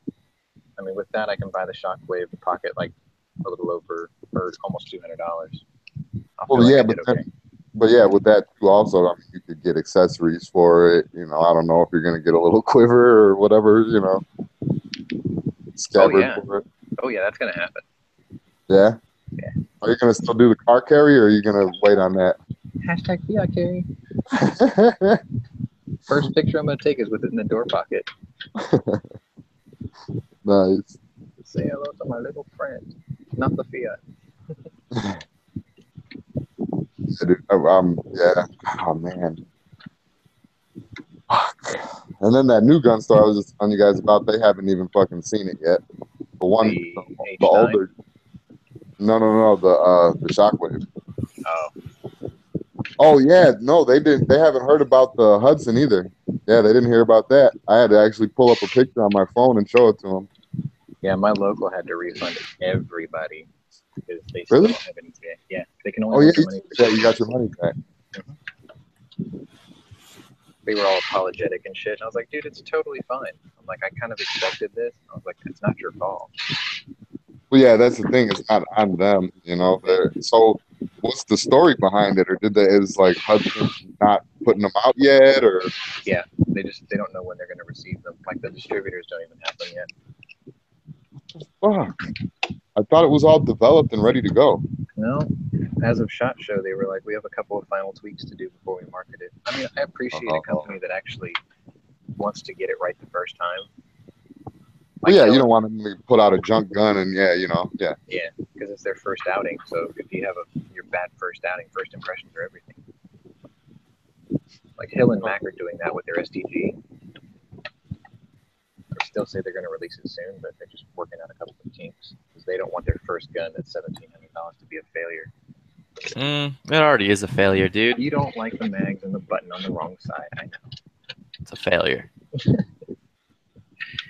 I'm kind of the one I'm interested in, even though I talk shit about 9 and it's kind of garbage or whatever. But that pinkish gun, I'm looking forward to that. Oh, that gray one.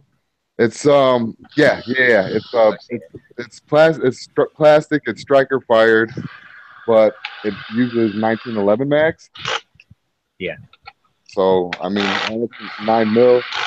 And dude, I don't know if you guys get the chance to look that shit up, but like, I don't know. I was talking to DB about it maybe last week or something.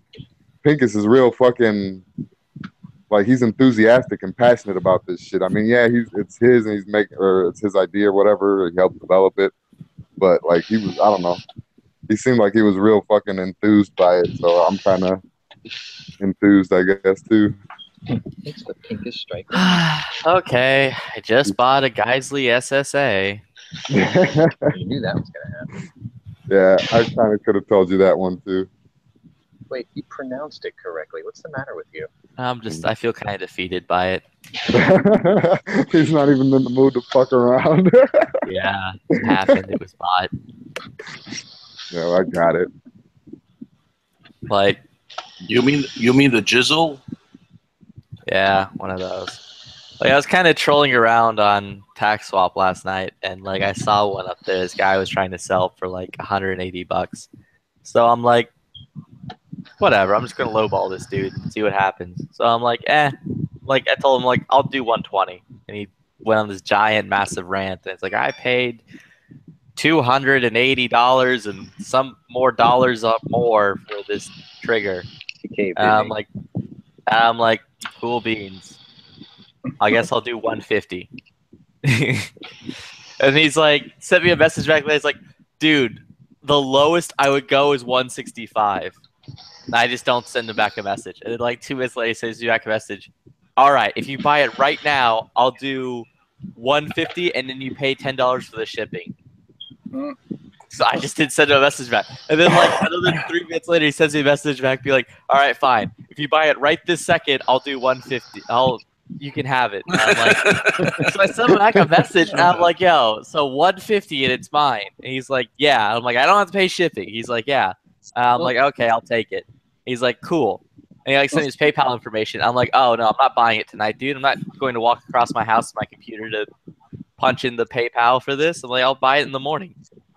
So he sent me a message back being like, no, dude. He's like, 130, 130. No, he sent me a message back to be like, bro, you don't understand. This is a buy it now price. If you don't pay this right now, it's not yours. And I'm like, so I sent him back a message like, all right, cool, whatever. I'm sure it'll sell fine tomorrow anyways. So he sent me back a message right after I sent that one, being like, I'll wait till the morning. You're not related to Rick Harrison from Pawn Stars. I guess that's what happens when you're just really not interested in buying something. And like, I don't know, it was weird because I'm just like, I kind of don't really want this. So like, the guy was basically the guy was basically haggling himself. Yeah, if we do a Start genealogy on fighting Flippy, himself. I'm sure there's Chinese in there somewhere because he worked that deal beautifully. I mean, I guess I'll give all the credit to the panda on my arm for that one. That was enough Asian. But man, it was just. No, you worked your magic on that. I didn't do anything. Like literally, I just wasn't interested in his product, and like I just kept trying to let him off without me buying it, and just be like, whatever. Here's every out taken out. He's like, it's got to be yours. That's your magic. Oh my You God. need Flippy, that's your magic, though. Yeah, that's good. Like I said, I went to Chabella's last night, and I'm like, I just straight up told you, I'm like, yo. After he's looking at my gun, he's like, it'll be this much. And I'm like, I'm not paying more than $300 for this other gun, dude. I'm just going to keep it. He's like, gave me a face and then ran back with like a new tag. And he's like, all right, you got what you wanted. Okay, thank you. You just, like, when I went to the counter, because he literally marked out the price and dropped the price by like $200 on the new P30L. So I went up to the counter and the dude, like, because Chabella's is running like a 10% off deal right now on all used stuff. So the guy's like, oh, well, that's your 10%. I'm like, nah, dude, on the ticket it says this price. And he looked at it, he goes, they never do that. That's weird. All right, and punched in the new price. Flippy, have you ever thought about being a divorce lawyer? No, because that whole thing sucks, dude. Every part of that. You might be good at it. Every part of that sucks, dude. Yes, it does. Man, I had an epiphany the day I had to go see the judge about my divorce. And I was just like, this day kind of sucks. And then I was thinking about the judge. And I'm like, man, that dude probably had to sit through like 20 divorces. And it's not even lunchtime yet. That's gotta suck worse. Really in the middle of one? No, it's over. I'm divorced. Oh, you lucky bastard. Freedom. Now, Hey, listen, people only get married so they can get divorced. Okay, that's the only reason people get married. Jesus. Yeah, that's not really my attitude about it. Well, you just got to get married again. Do it Applications again. for full-time panda handler.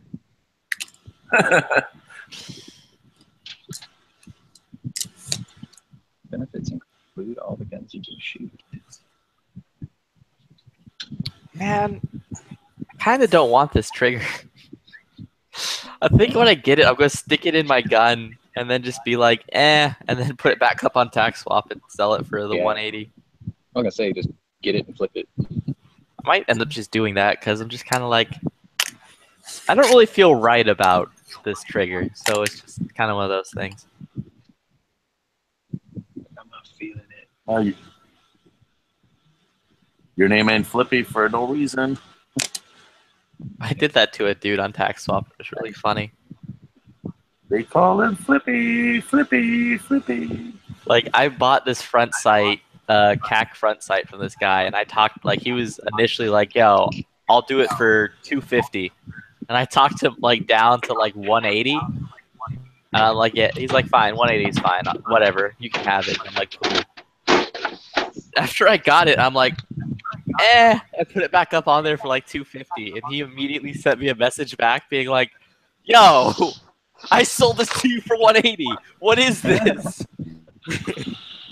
Yeah, I ended up selling it too for 250. Nice.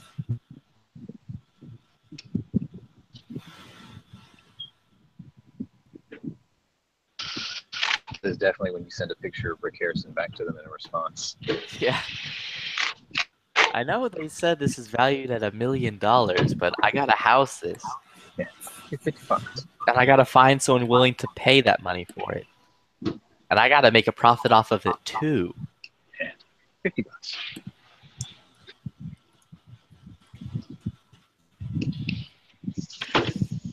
I wonder how much of that is actually fake news. Well, if it's CNN reporting it, 99%. Like, I wonder, I'm sure it's over half of the stuff that gets brought into that Pawn Stars show is, like, staged. There's no way. I'm, like, almost never in the shop. My dad went there, and he was like, I saw the old man. I'm like, really? He's like, yeah, briefly. He was leaving when I got there. It's all staged, scripted, rigged.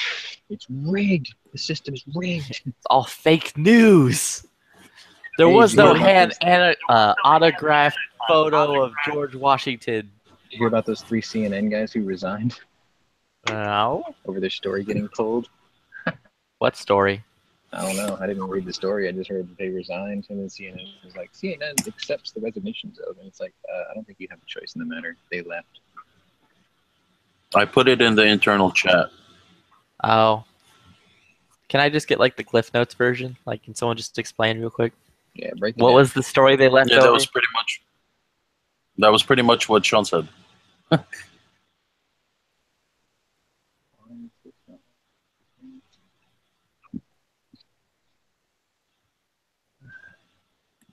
okay.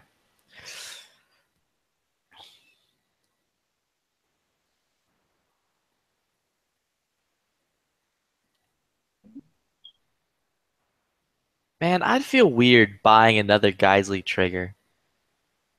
Wait, you just bought one? Or are you talking about just the first one? No, I'm saying like buying a second one.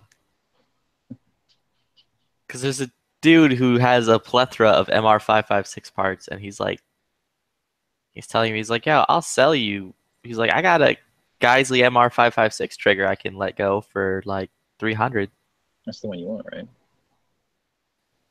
Yeah, that's for the MR556. The one I just bought is, I don't care to see all this weird gay stuff on my YouTube. Take it away. What is it, like some type of gay pride thing happening now? I thought that month is about to end. Yeah, I have no desire for that. Take it from me. But the one I bought was for just a regular AR. Because like it had SOP mod on the box, so I'm like, I can go with my Mark 18. And I could recoup. I could recoup about $50 of what I spent just reselling the trigger that's already in that gun. Because it's like the ALG fancy shiny silver one. The fancy. But yeah. But yeah, no, I was like talking to this dude who has like a plethora of MR556 parts, and like one of the things he has is like the Geisley trigger, which is like $500. And he's like, I'll sell it to you for $300. I'm kind of like, About 300. I'm like, man, if I buy that, I could turn around and sell that for like $400 and break, or at least like turn around and sell it for like $350 and just make extra $50 off of it. And that's when you were like, yes. Yeah, like I'm not gonna lie to you, I would have dove on that if it wasn't me buying an entire trigger pack from that dude for my MR556 for the original trigger pack that was supposed to be in it. Because I'm just kind of like, man, I already spent $120 on this like trigger pack that I'm immediately going to swap out for another trigger. Like, I feel like I need to at least use it a little bit before I swap it out. Write it off. Shit. But man, I will say that MR556 ownership is fantastic. Everything is like stupid expensive. And everyone's like mad thirsty for MR5. Like the MR556 community is like mad thirsty for the parts. Except that dude who's selling them. Yeah, except for that dude in Fort Worth who just has all of them for like whatever reason. Is willing to sell them to you for mad cheap. Dude, yeah, because I would figure that guy's hoarding the shit so he could gouge the prices of them, you know? I don't know. Like Maybe he's just a bro. Maybe he works for the Fort Worth. Like honestly, I'm thinking at this point, like, does he work for like the Fort Worth SWAT unit? And he's just stealing MR. He's just stealing 416 parts. Like, Yo, I got this on the low. yeah, don't worry about it, Fred. I got you. I got the hookup. Here's the full auto trigger pack. Don't worry about it. Got the hookup. $120. All right.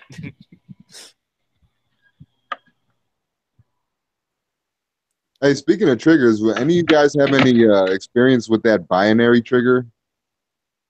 I've played with one. I accidentally made one once. Well, I was just thinking because, dude, they had one for sale. It was like for, I want to say $300, maybe something like that. The whole setup. I was wondering if it was even worth it. Like I could see it being fun at the range, but it from takes a practical standpoint, used to. no. Yeah, that's okay. It takes a little bit getting used to. You have to yourself, okay, I'm going to fire 2 shots because you can't stop after you pull the trigger and let off and flip the switch. So No, you can't. After you pull the trigger, you can flip the safety and then release the trigger, and it won't fire another shot. yeah, it's just some people don't like it because that's a finicky process for them. They're like, I don't want to, you know. I don't like it because it's like stupid expensive for literally just being a range toy. Yeah. Yeah, it's the 300. Like I said, $300, and that's like a low end one, I guess. No, that's I saw one used for $300 that you knew like $500. Oh, okay. They are pricey. Like they're really expensive for not much bang for your buck, I guess. I mean, I'm sure you could integrate it into, you know, daily use, I guess, operator use or whatever if you really wanted to. But I mean, you're only 2 shots away from it being a burst, which everyone hates out of an AR. Do. No one likes a burst fire trigger in an AR. I'm back. Okay. Is over. Yeah. Well, you know, I had hamburgers in the freezer. I have a working grill, so why the hell not? Yeah. Fuck, man. I really don't want to take this shit apart for fucking fun. Hey, so actually, I'm glad you jumped in right now, Nice Strike. That's like speak of the devil kind of moment because you're a bump fire kind of guy. What do you think about binary triggers? I think they're a waste of money when you can buy another rifle with that money. Yeah, it's a cost issue. Actually, that is what it is for most people. Yeah, no, Yeah. good. Like if it was like, I mean, if you have that money to spend, if it was $100 for the trigger, then I'd say yeah, it'd be a fun range toy because those bumpfire stocks look stupid. Oh, shut I like mine. I mean, even if you don't like it, that's fine. I like mine because mine only cost me $100. So at that point, I didn't spend much for it. Yeah, they just look stupid. So to not have something looking stupid on my gun and do roughly the same thing, I'd say $100 is where it's at. Would be where that trigger would actually be something worth having. I like the bump fire stocks because they actually work as opposed to what there was before, where you had to latch something onto the trigger guard that kind of worked but not really. Yeah. Because that shit was just retarded. It was the first solution to a problem. A problem that didn't exist. Yeah. So, if you want simulated fire, go bump fire. If you don't, then don't bother getting a drop-in trigger because they're not worth the money. They're a gimmick, just like anything else. I'm just waiting for the Chinese to make a copy of that binary trigger. I mean, I've seen them as expensive as $800, and at that point, if you want a really expensive AR, shit, just go buy an Noveski. Just buy flippies. Just buy flippies. Well, they also did have one hanging on the wall that had a binary trigger in it, and I got the rifle was. It was something with a V, and it was not very expensive. It was like $800, I think. Something like I don't know, something like it was all packed out. Had a free float quad rail on it already. The mag pull sights. I was all fucking customed out and shit. Velocity triggers are a cheap thrill. I think it's only like $150. Yeah. I think I need to get a Model 29 with like a 6-inch barrel. Oh, you want to go Dirty Harry? I've actually never seen that movie. You're What? kidding. Yeah, never seen it. Jesus. You gotta check it out. Those are small things I just never got around to doing. You have to get over the 70s-ness of it. But other than that, it's good. 70s doesn't bother me too much. There's a bunch of cool cars. It's the fur burgers that are the problem. Yeah. The hair in the 70s was terrible. That's a real issue. But yeah, that is a problem. That was really the only thing they had going for them now. I've noticed watching older movies and shit nowadays, like, I don't know, the grainy quality of it kind of bothers me. Because you're too used to high definition now. Yeah, like I know they could have redid this in Blu-ray. Come on now. Say it like it's a bad thing. Like you're too used to having good quality. How dare you? Hey, we talk about good quality, right? We have 1080. They've got fucking 8 and 12K overseas already. Yeah. We ain't seen good quality yet. Yeah, they can see like. Dude. What type of person do you think I am? Well, I mean, they have 4K here, but it's not mainstream yet. They have 8 and 12K over there in like Japan and Korea already. That's remember, 4K is mainstream in my house. Flippy has 4K because he has enough money to spend on just useless shit. Oh, come on. Yeah, because a better viewing experience is useless. That's why we're all sitting around on CRTs. Yeah, I'm not. CRTs. Wait, what? I ain't. I have an LED TV, so. But is it a Hitachi Ultravision? No, it's not. Actually, they're not the big ones anymore. My TV only does 720p. It doesn't do 1080. Actually, what was the Dirty Harry length? Was it like 8 or was it 6? But I also mentioned that I got my TV for $99 at like a Black Friday sale. Oh wait, you're talking about the barrel length. There was 2 of them, Flippy. One of them was the 8 3/8, and the other one was the 6-inch. Depends on which movie you're watching. Which is the good one? The 8 3/8. 8 3/8. One. No, buying like it. The one Hickok has. Fair price for them is anywhere between $1,200 to $1,500, depending on condition. Okay, buying this one. Oh, you found one already? Mm-hmm. He's on Gunbroker. Blued, pinned and recessed. Blue. Stainless steel. 8.38 something majigger. Awesome. It's a good shooter too. Like they're pretty comfortable and they're super accurate. And they've got the desirable pin barrel and the recessed cylinders. Yeah, I mean, its main purpose is going to be when I like roll up, I'll just roll down my window and stick it in some dude's face. Break yourself, fool. Love the Joker. Uh-oh, somebody's been using brand X. Who was it that got really mad the other day when I said I was like pointing my rifle at like the Mexicans working outside of the house in a field? What? Yeah, I was playing around with my ACOG because like, you know, ACOG. So it was attached to my rifle, so I just stuck my rifle out the window. I was like pointing at like these Mexican dudes who were working on this field outside of my house. That's how John Lee Malvo got started. Because I was like, I want to see what this actually looks like. Oh my And god. I'm like, man, that's kind of cool. I gotta put the silhouette of a man in this site. Yeah, I'm like, dude, I could range it based off of how these little bars on like the Mexicans to like see how like, you know, far they are away based off of the bars on their shoulder. You're so lucky Knives isn't awake yet. I think Knives was there. Like it was It's probably him then. It was a few weeks ago, I think it was. Or it was like a week ago or whatever. And like I said these things and just kind of like moved on about it. Everyone else kind of moved on. I forgot but like some of the chat was like, hold on. No, we're not moving off from this. Let's go back. Why are you you're saying you're pointing a gun at people outside of your house? What? I point my gun at my mailbox, which is pretty far from my bedroom window all the time. If someone just happens to walk by my mailbox, it's their fault, not mine. Yeah, you're doing this, not me. Like I did a laser bore sight to the back of my mailbox once, and like my neighbor walked across my mailbox. He looked down, saw the beam across his chest, and like ran off. Just scream out, "This is your fault." He didn't know it came out of my bedroom window. He just saw the dot and freaked out.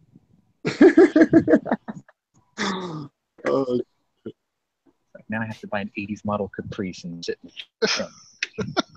John Lee Malvo. Too soon. Sorry, I like to follow the cars out of the driveway and stuff. So just to practice keeping my Follow the lights. cars out of the driveway by lasers the target.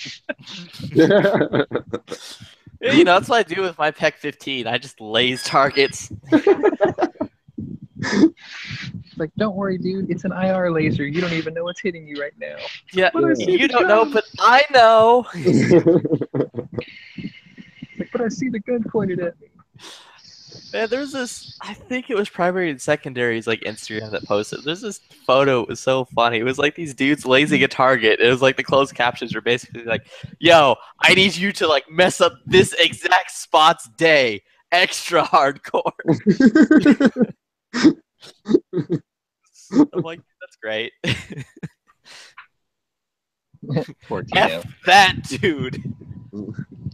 Tino's like, who the fuck is hosting this? I can't find it on the Early Launch channel. It's like, oh, wait a minute. Oh, my bad. Yeah. Sorry, Tino. I'm the Tuesday, Thursday guy. It was a scheduling conflict. I take full responsibility for the mishap. Jimmy's the Monday, Wednesday, Friday guy. Yeah. Actually, it might have been Tino who was like, no, we're going back and talking about you pointing your gun at dudes minding their own business. What's up with this? We will not brush over this. Oh, damn, Flippy. Now you gotta go look for Cop 357. I got one. You don't say. Just in case you forgot. Nah, kind of hard to. Yeah. You know what? I think I'm going to get into this revolver game. Hopefully things work out with this TRR8. Sweet. Not, Welcome to my world. Like I was saying, dude, I was playing with that SSR Pro, and I'm like, okay, I can actually hit stuff with this, and it's like, this is acceptable. Yeah. Well, that PD was not a good entry gun for you because I mean, it was just first of all, it's too small and it's probably too light. But like that R8, it'll be perfect. End frame size, still really light, holds 8 rounds. It's gonna be awesome. Or if you're Tino, then you have like a little 2-pound block of steel that has 4 barrels that shoots 357 Magnum with a 22-pound trigger and shit. Yeah, the thing is horrible. It is. Wonder if they could do a trigger drop on one of those. I don't even know. I don't know how you would get into it to do it. I've never messed with it, but it is. When they say it's a novelty, that's an understatement. It is a novelty that you're You're supposed to put away, never use, and just show off every couple of months. That's exactly Dude, what I would use it every day if it had a good and decent trigger job done on it. Like that would be Wait, my what gun is EDC this? Speedo carry. The Cop 357 COP. Oh. Speedo carry. I want to know how you're going to handle that weight. I'll just have a reinforced Speedo. I'm not even.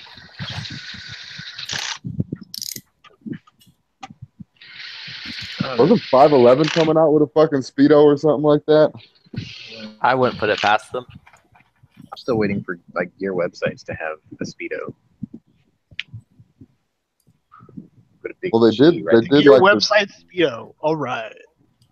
You well, missed didn't it earlier. 511? Didn't they do the John's like favorite. tactical leggings or something like that? Yeah, they have tactical jeggings, and they also Yeah. have like a tactical kilt. Tactical kill. That's cool. Jesus.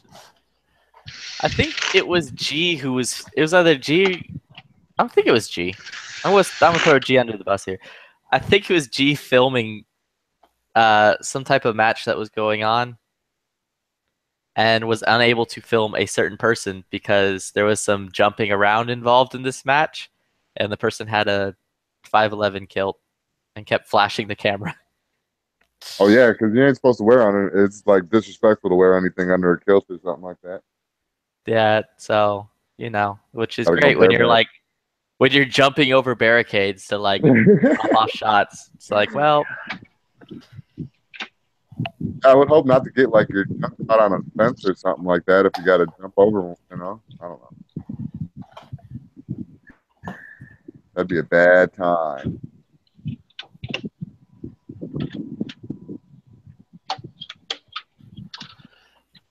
Yeah, I saw the tactical jeans quote, and I just started laughing because they're like, look at how they stretch. I'm like, that's because they're fucking jeggings.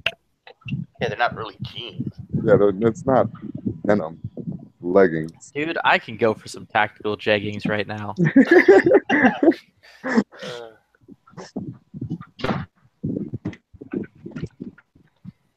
Give a whole new meaning to tactical bulge.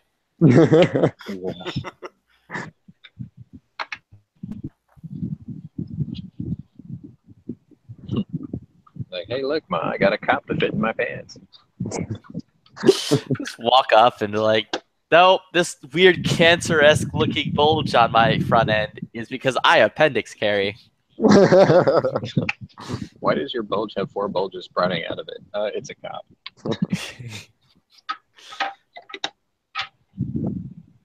And it's still true that cops are still too heavy to carry. The little thing that Matt has above his safe. I carry a gun because cops are too heavy. Who'd have known it's still true today?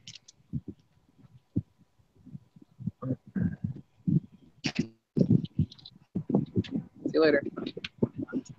Huh, this guy's selling basically a P320. A Sig P320. Don't do it. Without the trigger pack for $300. Don't do it. Or best offer, dude. Honestly, I kind of do want to get Do a Sig P320. Because I really do want to play with it. Really I does still have a want a nice trick. 229 I'll tell you that. Yeah, I'm like waiting for the 80% receiver just to come out, so I can go and build one. Man, Because really, all it is you drill 3 holes. Hey, nice.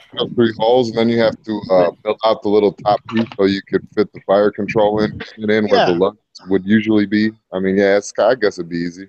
I mean, you're aware that the P320, the trigger pack is the gun on it, right? Yeah. Yeah, but the And not- receiver is And not the lower. the piece of metal that the trigger pack that goes around the trigger pack. That's the actual receiver because that's where the serial number is. Yeah, the removable bit. Yeah, so because it's not even a frame, it's a modular grip frame and shit, like I don't know. It's weird how they do it, but I kind of like it. I like my 250, and then I was playing around with a 320, and I really like the trigger on it. I don't know. It was used, so I don't know if somebody did something to it or not, but it was I wouldn't say a hair trigger, but it was really nice. Sorry. Somebody posted a bumper sticker that says, I love my dog, but there's like a dog bone in between I and I. So it says, I bone my dog. And the guy's like, you do what?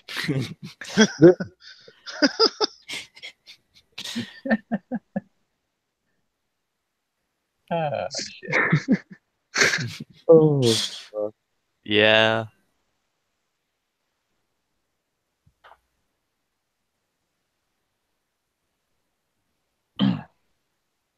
Wrong page. Dirt.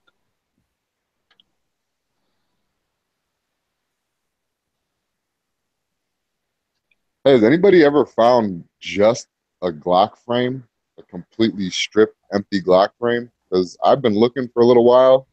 Oh, And I without all the can't find one. internals in it? Yeah, just yeah. Lone Wolf makes them. Yep.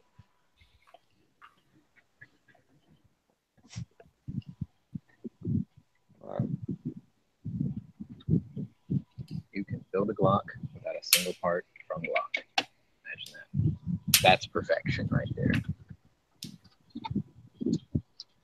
Yeah, I actually watched the video about that. What shit? The 0% Glock or something like that. Yeah. Kind of funny. No But Austrians were harmed in the making of this Glock-like object. I might do it with a No Sigma Glock because they're a lot royalties cheaper. were like stolen in the production of this Glock-like Glock. Glock brand Glock. It'd be like guilt-free Canics, you know? Like all of a sudden there's gonna be an aftermarket for that now. You can build a Canic without buying a single part from Turkey. Guilt-free. Hey, I might get some shit for this, but I saw a really, really cool Canic. It had like the extended magwell and 20-round magazine. I thought it was really cool. They're not Getting bad shit for it. I think I'm about to buy another gun. Cop Which one? 357? What? Cop 357? Yeah, dude, I'm buying two. One for each hand. Nah. All right, that's how you do it. Dual wield those fuckers. This dude wants to sell me his Glock 34 Gen 3 for like $450. Oh. So I'm kind of like sitting here being like, I'm like, Wait, how the much was it? My argument bad. I missed what you said. How much was it? $450. Oh my god, dude. So I'm like sitting here being like, do I do it? I've bought a lot of guns recently. I would pounce. You'll never find it for $450 again, unless you wait a few years. I was talking to someone who was wanting to sell theirs for like $300. What? Yeah, but then they just like mysteriously fell off the earth after I like was like, yeah, I'll buy it. Found on a jogging trail of an apparent heart attack. Yeah, and you don't know how long this lucky streak is gonna last, man. I would jump on it.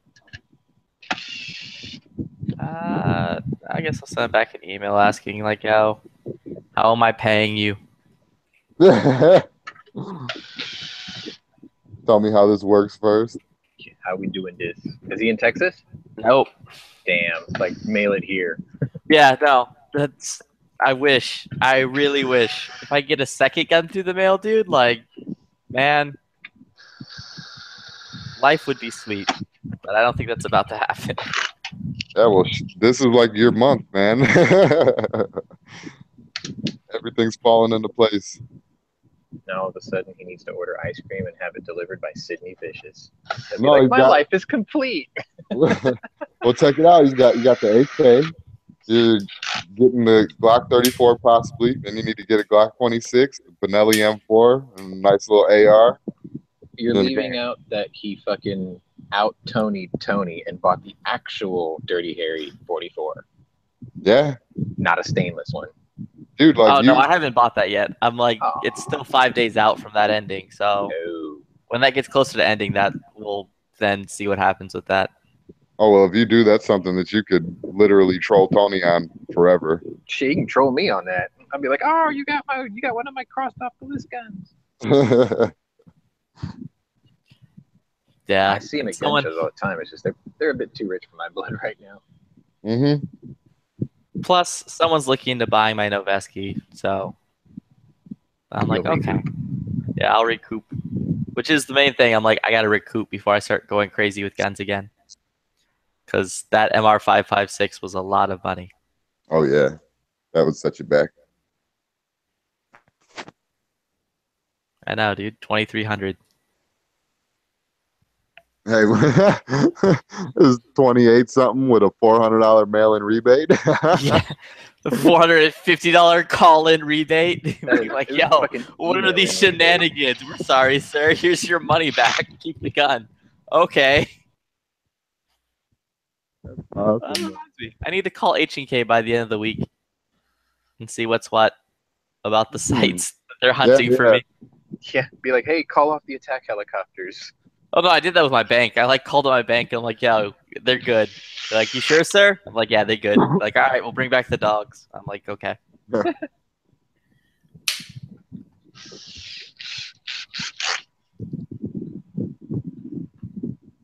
I'll do all the goodies at the bottom of the counter, by the way. Should be about the time it takes me to finish building this one. Yeah. Plus, it was like ample timing for me to swap out my P30L.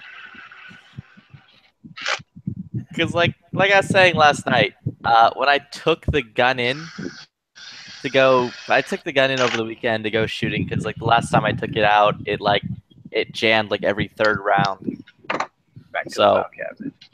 Yeah, so I took it out of the filing cabinet, and I'm like, we'll see if it's learned its lesson or if it's going back in the box. So I took 4 magazines with me, ran through all 4 of them, but partly through the magazines, the ejector on it died. Oh, yeah, it started dying on you. Yeah, and I could see it starting to die. Like one round would be clean across the room, the next round would you just see it. It's like shifting backwards, and then it starts dribbling out, and then just starts flying at my face. And I'm just like, the extractor literally just died while I was shooting, dude.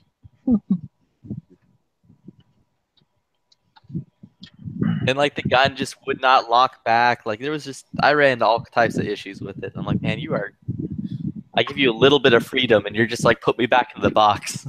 Like, okay. Why can't you put the P30 back in the box? Put the Bonnie back in the box. Sir.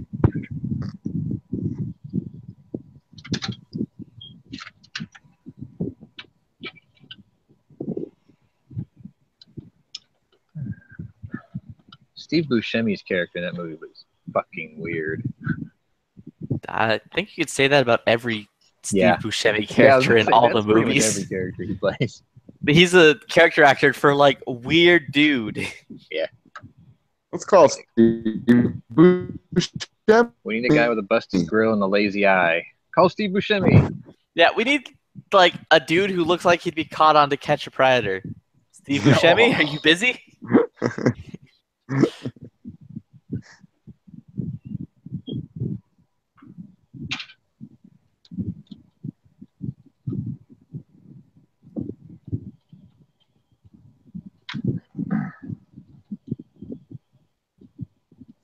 Man, it would be kind of sweet.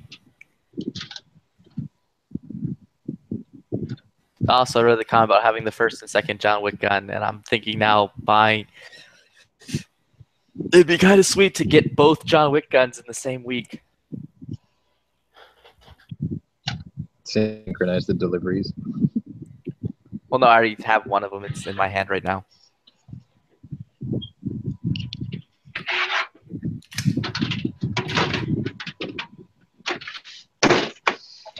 Also, they didn't pay much attention to the gun I handed them. Because I had the frame replaced.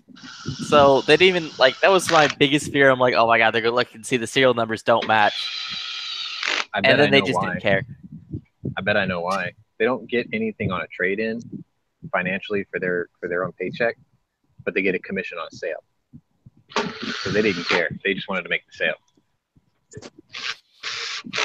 So I'm pretty sure those guys are now. It was sweet. I was like, yay, now I have a completely matching gun where the barrel slide and all the numbers match each other. Hopefully with a working ejector. Yeah, we'll see. I'll take it out this weekend and see. Get a sandwich.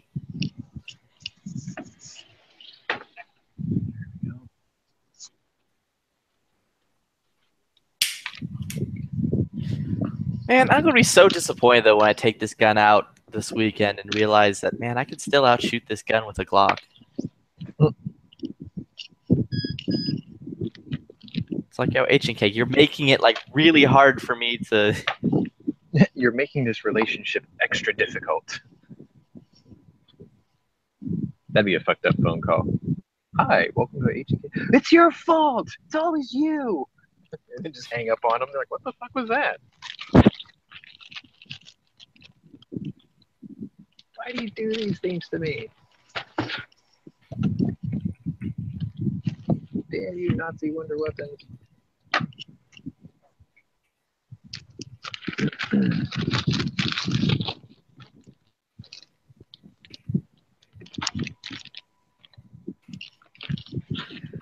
I'll tell you what. I'll put a stipulation on this gun. If I can talk the guy down any bit from 450 being the price, I'll buy it. Oh, the G36? No, the G34. 34. No one wants a 36, and I like 40. Man, you've been doing good on the lowball tour this week, so yeah, we'll see. This is what they call a heat check in basketball. Yeah, he's like, I'm in a meeting. I'll text you at like 11:30. So I have no idea what time that actually is, dude. I'll be specific. It's probably not for another hour. Yeah, so I'm like, all right, whatever. So I'll see what happens. Like, if I could get him to do it for 400 and I don't pay shipping, we're good. I'll take it.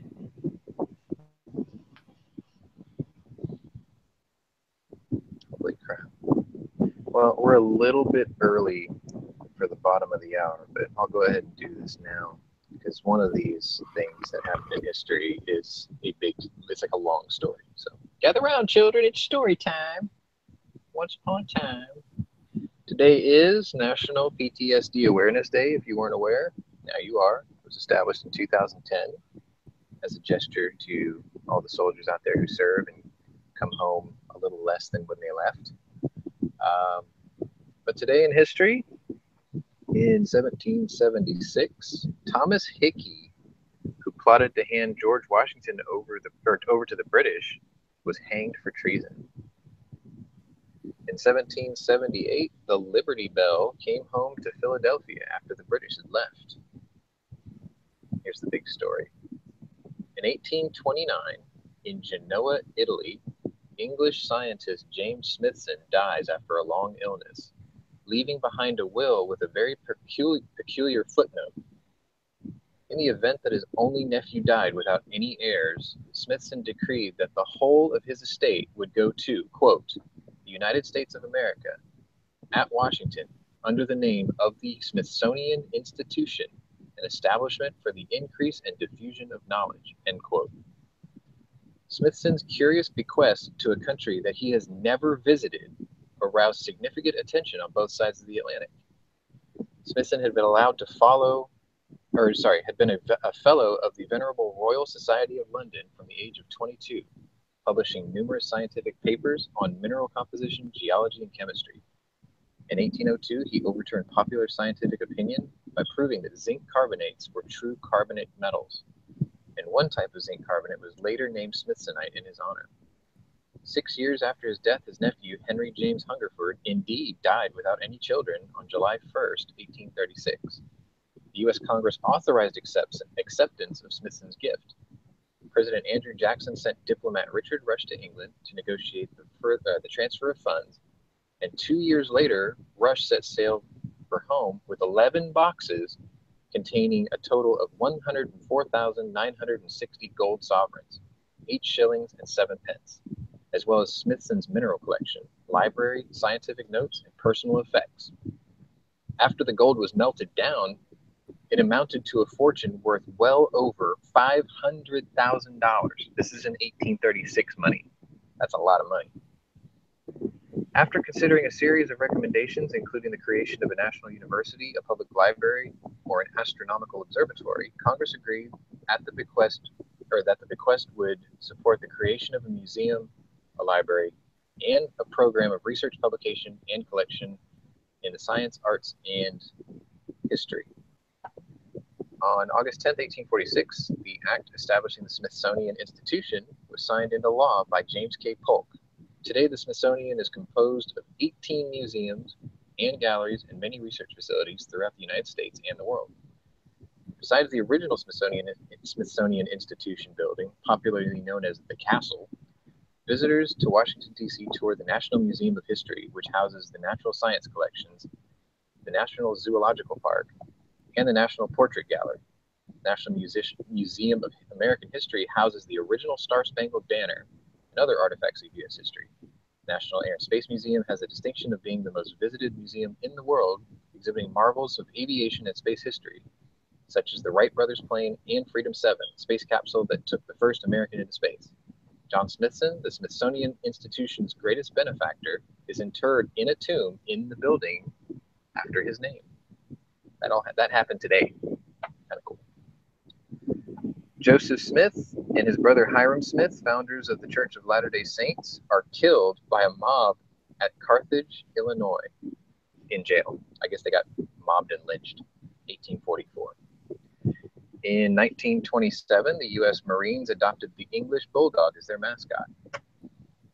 In 1940, the Germans set up two-way radio communication in their newly occupied French territory, employing their most sophisticated coding machine, the Enigma, to transmit information.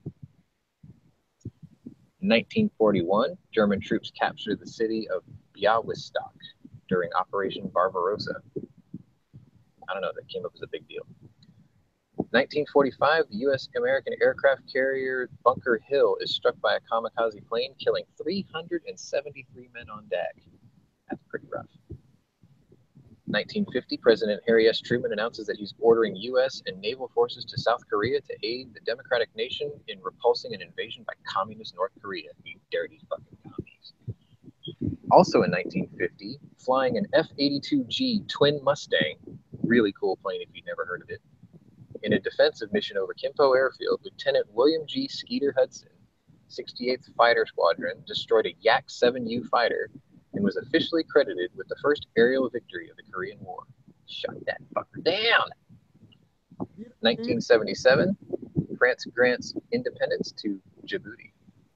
Yeah, your booty is free.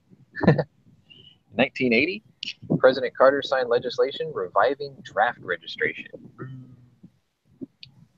In 1991, Slovenia, after declaring independence 2 days before, is invaded by Yugoslav troops, tanks, and aircraft, starting the 10-Day War. In 1994, members of the Aum Shinriko cult released sarin gas in Matsumoto, Japan. 7 people are killed, 660 are injured. That was that subway attack thing, chemical. 2007, Tony Blair resigns as British Prime Minister, a position he had held since 1997. Today, there were 13 citations for the Medal of Honor, but only 1 awarded. In 2005, for Navy Lieutenant Michael Murphy in Asadabad, Afghanistan. He was the leader of a 4-man group that were engaged by 40 attackers over the course of 2 days. All 4 men were wounded. His radio man was mortally wounded and unable to establish a signal in the rocky terrain, moved out into the open to establish a call for fire support, but was killed before returning to his men. I think the other 3 survived. I didn't get too many details out of that. I'm pretty sure the other 3 survived. So he was awarded a posthumous Medal of Honor. Today's birthday, this is a big one because it's gun related. We wish a happy birthday to Paul Mauser, born in 1838 today. Today is also Helen Keller's birthday. H. Ross Perot. I got this here chart to show you. I ran for president once. Director J.J. Abrams from 1966. I think you know what he's famous for. Star Trek and Star Wars. Tobey Maguire, the previous Spider-Man, if I'm not mistaken, and Khloe Kardashian. Yee. Today's gun of the day, I tried to pick a Mauser that wasn't ultra common because anyone can just say, oh, it's a Car 98. But today I chose the Mauser 1910 pocket pistol, CP. It was one of the early model self-loaders And a 32 caliber model was offered in 1914, which was widely adopted by the Wehrmacht and the Kriegsmarine. Had a 4.5-inch barrel, or sorry, it was 4.5 inches overall with a 3-inch barrel, and it weighed just under a pound. It was manufactured from 1910 to 1941. And that leads me to the movie of the day, which this gun did make an appearance in. I don't know if Angry guessed the movie of the day, but I chose Humphrey Bogart's 1943 film, Sahara. The crew of a single M3 Lee, known as Lulu Bell, and several foreign troops picked up along the way, slug it out in the desert during the 8th Army's general retreat from the area, and slow and eventually stop an entire German armored division in a standoff in the only area with available water, or so they thought. It was a ruse. They were trying to disarm the entire German battalion by saying that we'll trade you water for guns, but they didn't realize that the well was empty, so they tricked them. The movie was remade in 1995, starring James Belushi, and was pretty true to the original film. That's why I was saying earlier this morning that I was very curious about that, because they actually did have a running M3 Lee for the 1995 remake. So I'll be looking for that when I get home. Which leads me to the vehicle of the day, which is the medium tank M3 Lee. Predecessor to the M4 Sherman, it was considered a rush job to produce the United Kingdom's demand for 3,650 medium tanks equipped with 75mm guns in 1940. Strange weapon layout. It did have the 75mm gun, but it was mounted in a sponson in the hull, not in the turret. Turret mounted a 37mm auxiliary gun, and despite being technically obsolete to the M4, it was considered by Wehrmacht Colonel Hans von Luck as, quote, superior to the best German tank they had to offer at the time of its introduction, which was the Panzer IV. For those of you gamers out there, the Lee does make an appearance in Wargaming's World of Tanks as a Tier 4 medium tank. It's hard to play. That tank is definitely hard to play. The Grant was the British's version, Lend-Lease, of the Lee, which featured its own unique turret, also available at Tier 4 on the British tree in World of Tanks. For a Lend-Lease job, quote, rush job, 10 operating nations served with the Lee, including the United States. But it was phased out generally in 1941 as M4 Shermans became more plentiful and available. And that is your history of the day, along with all your other goodies. Told you, actually. Had a pretty good show prep last night. It worked out really good. I'm out of stuff, man. You can wait for Angry to give you the female of the day. Yeah, dude. Sitting here on the YouTubes, and I see on a stream thing, some dude's literally getting paid to fill a 2,000-gallon fish tank. What? Like setting one up? No, he's like filling his 2,000-gallon fish tank as a stream. Yeah. And dudes are throwing money at him like YouTube financial way. Oh, like super chat wise? Yeah. That's crazy. I'm like, dude, he's just filling a fish tank with water. Like, yo, if I could make money off that, I'll drain my pool and set up a live stream of me like refilling my pool. With a garden hose, it'll be like a week-long event. Yeah, dude, I did that. It took like 3 days. It was retarded. Damn. Yeah. Well, you know how it is. Every once in a while, you have to drain the swamp. So. Oh, you don't say. Yeah. Who knew? Yeah, today was bigly. Oh, because of that, Lady of the Day is Penelope Cruz. Because did they remake it in 2005 also? Oh, I'll have to check that one out.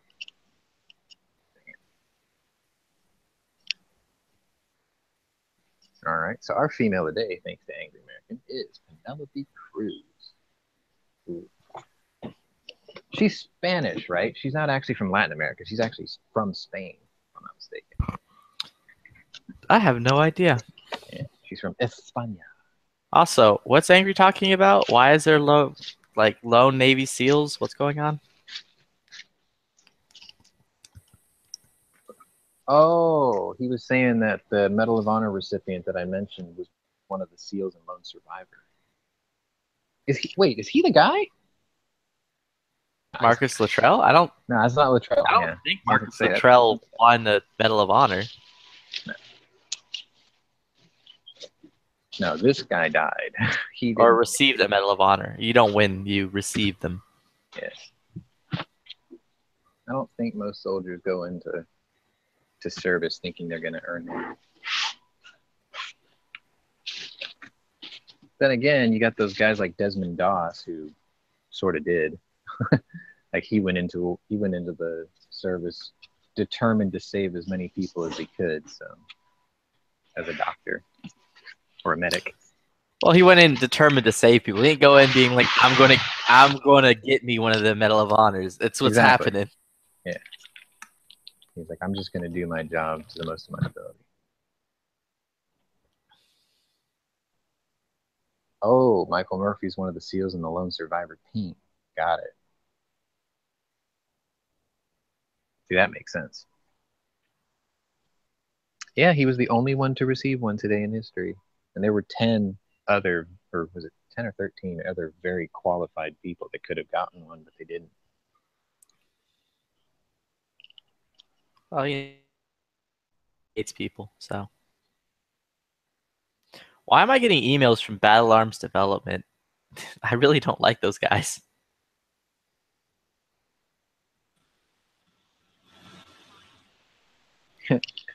It's like you get this little clippy thing that comes out and it's like, hey, I see that you're spending quite a large sum of money today.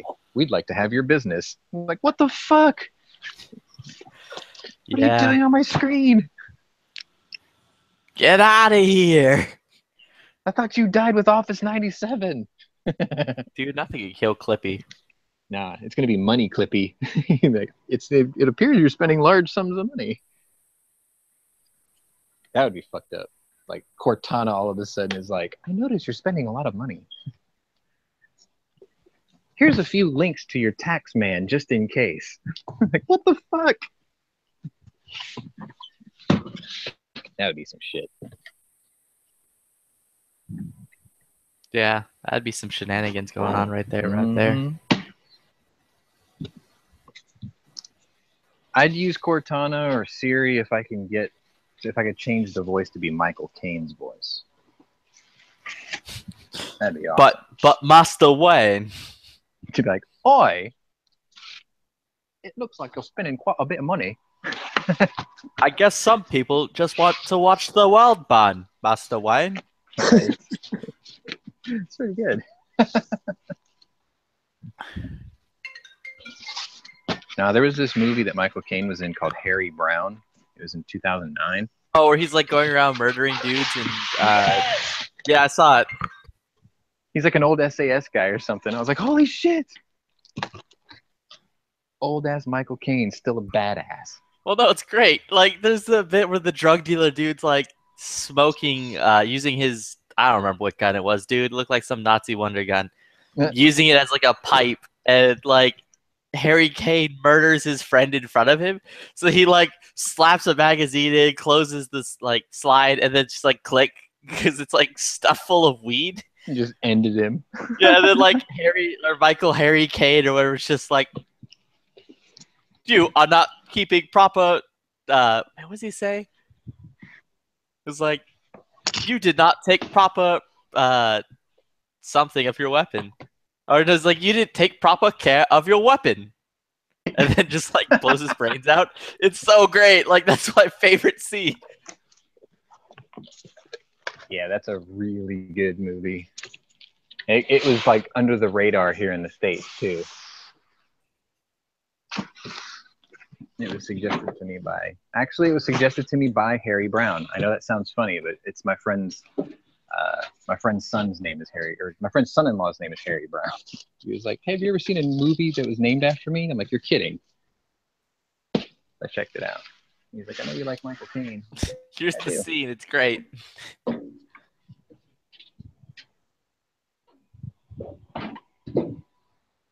gonna have to put it in the external for the rest of them. Oh, okay. Otherwise, Angry's gonna be like, "What are you talking about? You failed to maintain your weapon." You failed to maintain your weapon, my son. Yep. It's great. The ending was pretty twisted too, actually, if I remember right. I'll probably watch it tonight. It's been a while since I've seen it.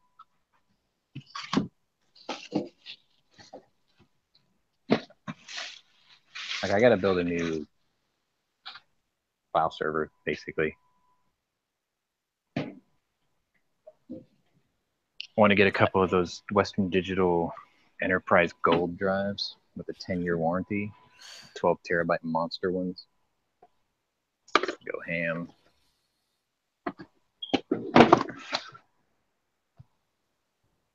Yeah, this scene's great. All right, I'm gonna go work. I'll be back in a bit. All right, man. Later. So if it wasn't said before, here's a reminder for all of you out there watching on YouTube or wherever else the links are being shared or streamed today to come on down to gunchannels.com, where it is free to join, free to register, free to join in on the conversation. And even on these long format shows, come help us, you know, maybe fill in the lulls. For the lulls. Yeah, put that joke in there eventually. Anyway. You can also come down here and meet some of your favorite YouTube personalities, many of which host shows nightly. Matter of fact, tonight on Gun Channels Tonight, we have the Daily Gun Show, which is at 7 o'clock Eastern Time, which also runs concurrently with Andalusia Armory Shop Talk. That will be followed by Hit or Miss, Tuesday nights, 9 o'clock. And that is rounded up, or we end out the day with Big Gunner 81 at 10 o'clock. That will be Gun Channels Tonight. Get 3 whole shows. It's like a Sunday matinee every day here. On the clock content. And the popcorn's not $14. Oh, bring your own. And like, I live next to the butter dispenser when I go to fucking. Like, I paid $14 for this popcorn. I'm gonna have a coronary, damn it. Yeah, I'm gonna make every drop worth it. And it's not even real butter. That's the tragic thing. Like, you pour the butter out of that butter dispenser, and it is perfectly clear. It's an oil. It's butter flavored oil, is what it is. Oh yeah. If it was real, it would have little bits of like translucence to it because it's dairy, you know.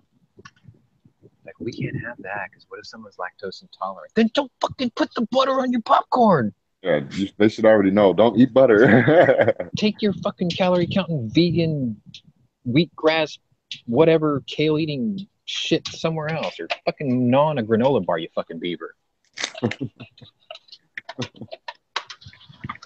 I say that, and I eat 2 granola bars every day for lunch, or with lunch. I do too, but I get the ones with like chocolate on them and shit though. My boss's wife bought like a huge box of them, but they were the ones with, it was like a trail mix type thing. It had like nuts and fruits and things in it. It wasn't bad. Oh, I've angered G-Webs.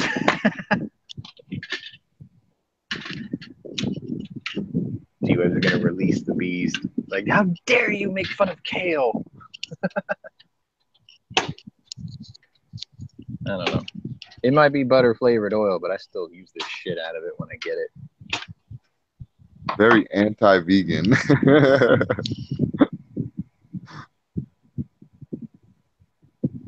What? Put your animal waste on your own food, not everyone else's. You don't like butter? Kale is medicine. Butter's not waste. It's made out of milk. Milk is good for you. That's how I justify things. It's like, I got into this with my mom one day, right? And she says, I made spaghetti. And I put tons of Parmesan cheese on my spaghetti. Oh, yeah, okay. I can agree with you on that. Yeah, and she's like, you're overdoing the cheese. It's going to kill you. And I looked at her, I was like, how could you say that? I was like, how can you say such hateful things? And she's like, what do you mean? I said, it's made out of milk. Milk is good for you. We make our kids drink it. You feed it to us from your own breast. I'm like, it's life-giving. How could cheese kill me? And she's like, just because it comes from milk doesn't mean it's good for you. I'm like, I don't care. I'm sticking to my rationale. It came from something good for you.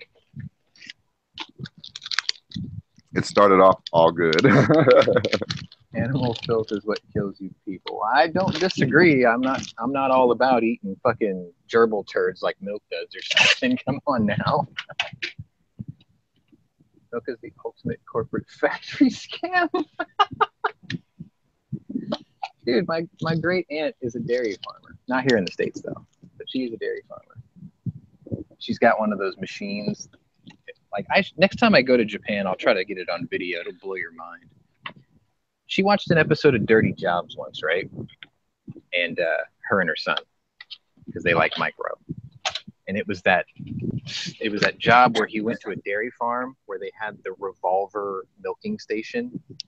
It's something like $70 million. But basically the way it works is she had to have a barn that was specially built that was round. And it had an entry door and an exit door with like a fencing in between. Yeah. And essentially what happens is the cows willingly walk into this machine on their own volition. She never has to milk them on a schedule. They go to the machine when they feel full. And what happens is they walk into this thing and there's this big revolving trough in the middle. They stand in it, a gate gently closes behind them. They stick their head through and they start eating in the middle. And then like through the floor, there's this laser grid thing that comes up and it measures the bottom of the cow. And then it has these little suction things that come up onto the udders, attach themselves, and milk the cow while it's eating. By the time it makes a full revolution, it steam cleans the hooves, it steam cleans the udders, it milks the cow, it puts like a special antibacterial coating on the ends of the udders for the next time. It's like a blue colored thing. And like music plays and they come out super calm, full, and milked by the time it makes one revolution around. And then like one cow will walk in as another cow walks out, and it holds I think 10 cows at a time. It's the coolest shit I've ever seen. She's like, yeah, we saw that and I had to have one, so she bought it. $70 million machine. She just like made it sound like she went to the grocery store to buy milk. She was like, yeah, I saw it and I had to have it, so I bought it. The whole setup. It's really cool. Anyway, I don't know why you'd say it's a corporate scam though. Like, what's the deal, G? Or is it the homogenization and boiling and all that shit that's actually involved? Oh, I have no interest in getting into it on Gunchannels. Okay. People don't want to hear the truth. So. Oh shit! The reality of milk. It's cool. I'm just counting down the minutes before I chew on my granola bars like a beaver. So did you reach the goal last night? Was there the mad dash you anticipated? Hold on, I'm opening something. It's it ended at like 14, just shy of 14. So way past the goal, 200%, well, 200 something percent. I just meant the one you were talking about for the van work. It was like what, 16? It's like, yeah, I knew at 16 I could comfortably say it. So right now, I don't know. You know, I haven't had any time to really do math or nothing, but it'll all come through now. You know, we'll see, because there'll be a certain amount. The one thing I didn't factor in, because I don't know if I only have one campaign, I don't know if it's an issue or not, but there's a potential for people to not follow through, right? So it might say 12,000, but you know, maybe it's 11,500, and it's those little $500 fucking miss accounting or whatever that add up. Wait for the numbers to roll in. I just got a thing on my phone. It said that the Senate leads the way to block a vote on the healthcare bill until after the July 4th recess. So they're pulling what a Supreme Court thing did yesterday. They're like, no, look over there. Fucking Ron Paul's already in his little Speedo with his little inflatable toys. We're going to have to go on break first. Or Rand Paul, rather. So pretty much nothing is going to get done before the recess, which means we're probably not going to get to hear about the Share Act until after the 4th of July. Imagine that. It's a bit annoying, that. tomorrow it'll have been officially on the docket for discussion for a full week. They haven't even touched it. They probably won't.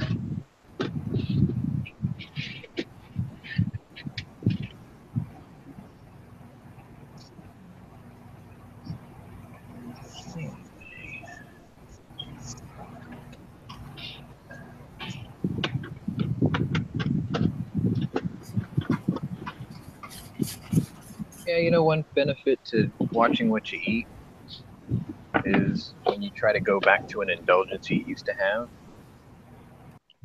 you don't really want it anymore. Like, you don't miss it at all.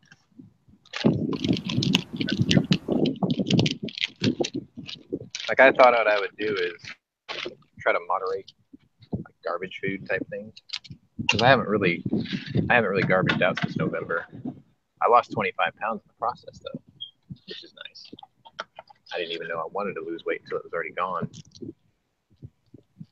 But I don't know. I thought I would like indulge with a Whataburger every now and then, and I had one the other day, and it like the indigestion was terrible. I'm like, I guess I shouldn't maybe do this anymore. I don't know. Or I got to reacclimate myself with a small burger.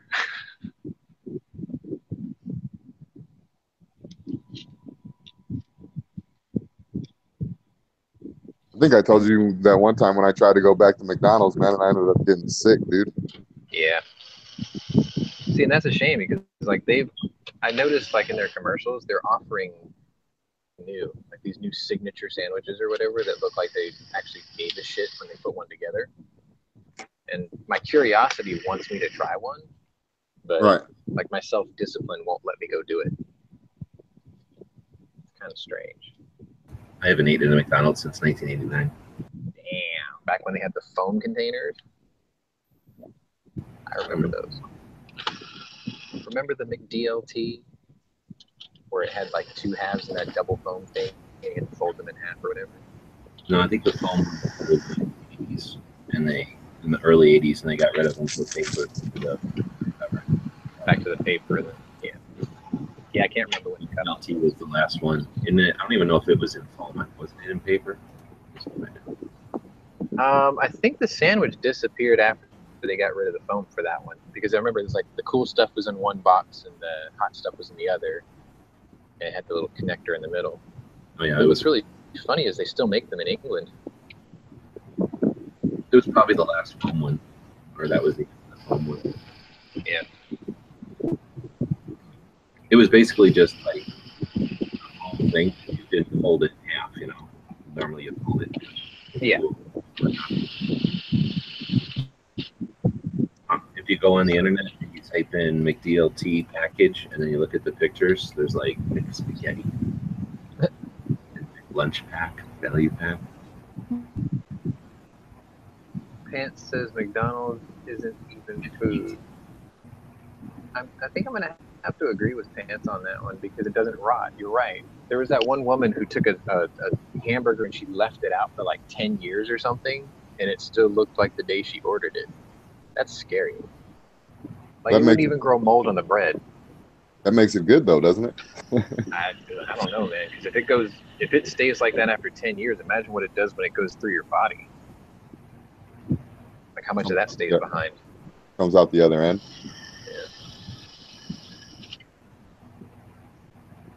Yeah. You shit out a full burger. Oh, man, I wouldn't want to push that out. Fuck no.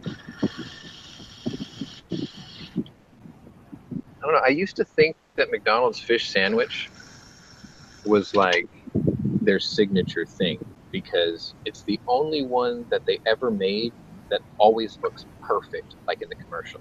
And I thought maybe they actually trained the people to make that a certain way so it wouldn't come out all gnarly looking so they can justify overcharging for it or whatever. Actually, one of the worst things that they make. It's one of the most unpopular things that they make. And I'm like, wow, it's the best looking, but it's the worst seller. Go figure. Anybody ever had a Scotch tape haircut? What? No. It looks like a horrible experience for everybody.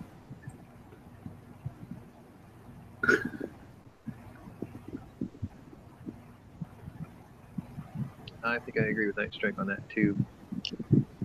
Like, I don't know, there's something about the Whopper, the original Whopper, that's still really good. I don't know if it's because they use Hunt's ketchup or something, but it has a very unique flavor to it, which is decent. That, and I justify those because it's only one patty, it's a shit ton of vegetables on it, so I'm like, it's probably okay. I stopped liking Burger King after they tricked me with the Whopperito and into believing that was going to be good. It was horrible. Oh, God. Yeah, it's like you can't fall for the fusion hype. What's a Whopperito? It's where they, instead of using a bun, they just put all the toppings in a tortilla and roll it. It's awful, man. Texture's all wrong. McDonald's did that too. They call it like the Big Mac wrap or something like that. It's a terrible idea.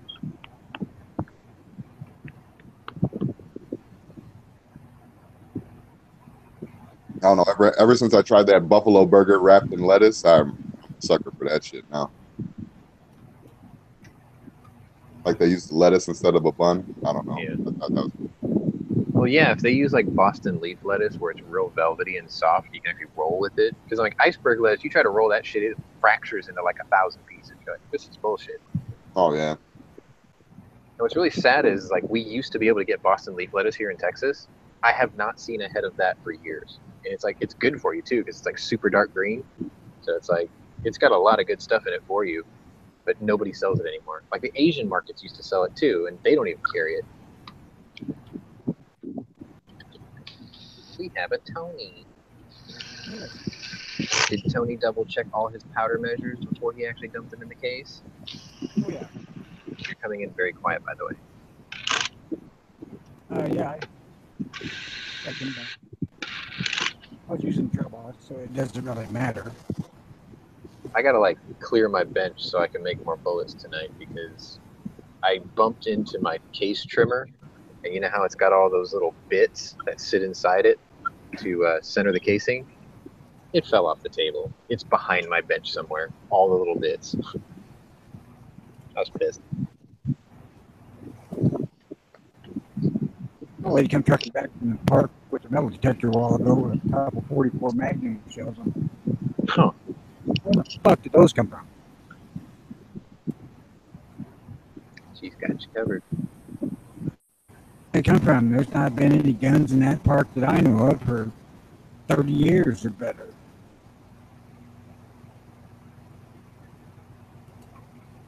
Aside from Civil War recreators. But if they clean up, man, that's 50 cents. Where the casing's all like black, brown and black. Extremely green. Oh. Like, I don't mind when people give me brass like that because the only different thing I do to clean them, I'll still do hot water and like dish soap or whatever, but then I'll add like a half a teaspoon of soft scrub into the mix. And sometimes I'll use like Comet dish detergent, the powdered stuff that's real gritty. And they come out looking like brand new. I leave them an extra hour, so I tumble them for 4 hours instead of 3. And they come out looking like brand new. Like my friend. I'm thinking about dumping a freaking can of Comet in my tumbler.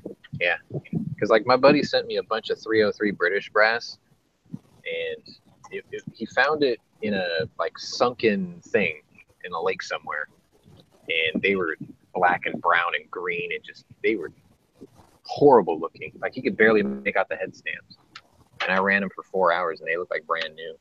So. These have been in there for. I put them in right after I left here, so a couple hours.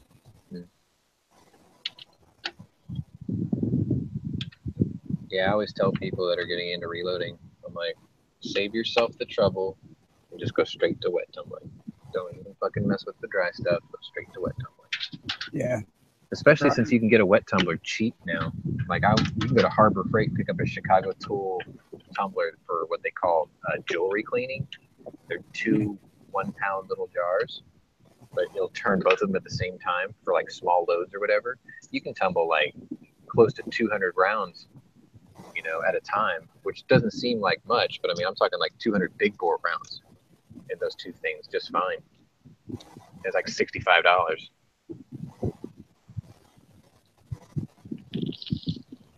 I ain't certain I couldn't use liquid media in this.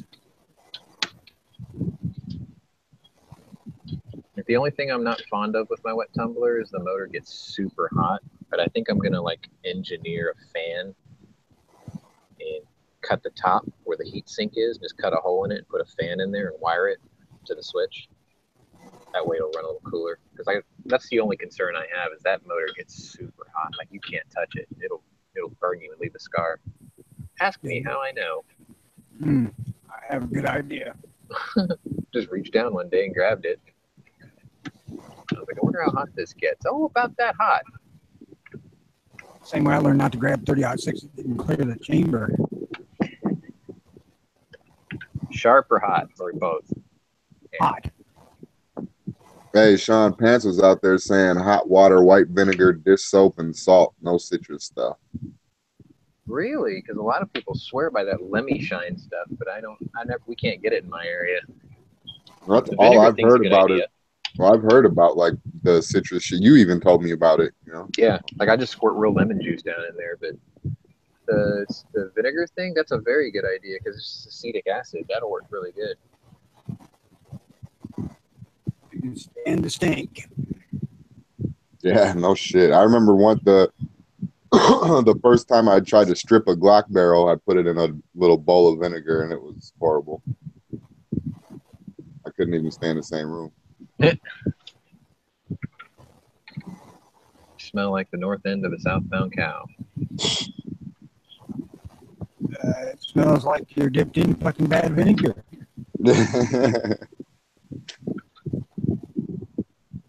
Vinegar is like a must in Asian cuisine. Like white vinegar. It's one of the best kept secrets to making good fried rice and egg drop soup. Yeah, I'm more of a red one myself. Oh yeah, me too. Like it took me a while to get used to balsamic vinegar. I like that too. Did you? I haven't gotten. My bad. That's a hard son of a bitch to get used to. Yeah, I was gonna just say I haven't gotten the flavor for it yet, really. Me neither. Malt vinegar is really good. It's like a. Yeah. Oh hell yeah! It's the only reason to go to Long John's. Yep, that is a must. Fucking Long John's, yeah. If you like fish and chips, that is a must. Like I'm one of those people who douse my fish and chips in malt vinegar, but I'll still dip the French fries in the tartar sauce too. Well, the one problem that I have with Long John's is that sometimes my chicken tastes like fish, and I just don't get down like that. Oh, because they didn't change the oil. Yeah. Yeah. To a fish place and order chicken. Yeah. Every time I go to the steak place, hot dogs suck.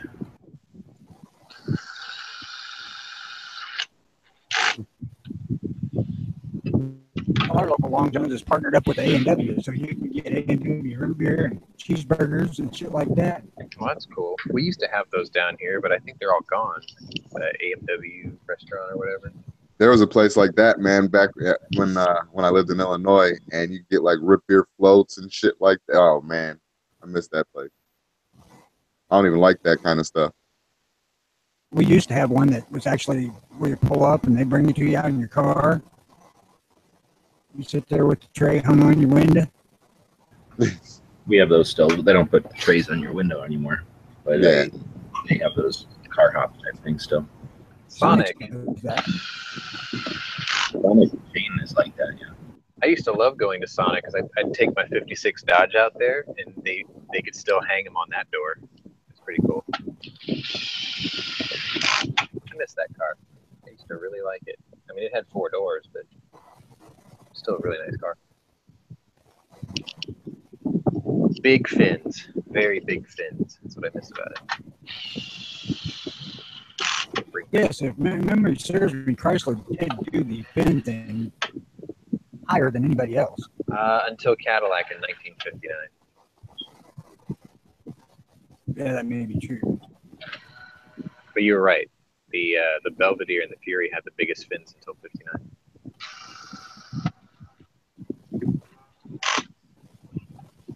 Had like the huge fins and two bullet taillights on each side. Yeah. Yeah, it's an iconic car, the 59. Actually, 59 GM went crazy with fins because, like, the Cadillac had really good-looking fins. The Impala had gorgeous batwing fins that went horizontally. Yeah, the horizontal fins were a great change. My dad had one, and he said I loved it because we can use the trunk like a picnic table. Picnic. Dano approved.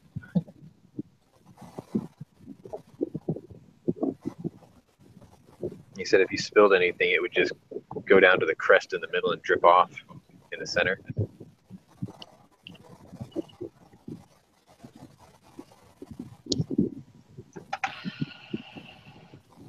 Yeah, I have expensive hobbies. Like, I thought I was going to save money getting out of cars and getting into guns. Boy, was I wrong. Right. See, the difference is with cars, all your money goes into one place. With guns, all your money goes into multiple guns. Well, you figure it probably equals out in money if you figure it by the pound. Yeah. Well, I mean, I looked at it like this. It's like all my money went into one car at the time I had the one car. And with the gun, all my money goes into many, many guns. Where if I work on cars, I have a toolbox with all my tools. Where I have guns, I have to buy safes for all the guns. It's like exactly the same type of thing. It's hard to crash a gun. Well, if you pistol whip somebody, you're technically crashing the gun into their medulla oblongata. But I saw. But you don't have to take it to a body shop. I think it was on Live Leak. I saw a video of this officer that was in the middle of stopping a robbery. Like, he walked in while the guy was still in there. He fought with this dude for like 90 seconds. They had a struggle, right? And this cop feared for his life and whatnot. And then he kept pointing the gun at the guy, and the guy kept coming at him anyway, and he wouldn't shoot him. And all of a sudden, he took one sidestep, and he pistol whipped the dude right across the temple and just knocked him out cold. They called it a perfectly executed pistol whip. And I'm like, holy shit. Like, he didn't shoot the guy. He could have shot the guy, like, in 10 different instances in their fight. Just pistol whipped the guy. And then the guy's partner finally runs in there and handcuffs the dude while this guy's trying to catch his breath. What was the partner doing? Parking the car? No, he was calling for backup. And the partner wasn't there yet, or the backup wasn't there yet. It was nuts. Well, that's one thing about these riggers, man. If you want to pistol whip somebody with something, they're a good one for that. Providing you went terminal. He could have killed that guy. It would have been a good shooting.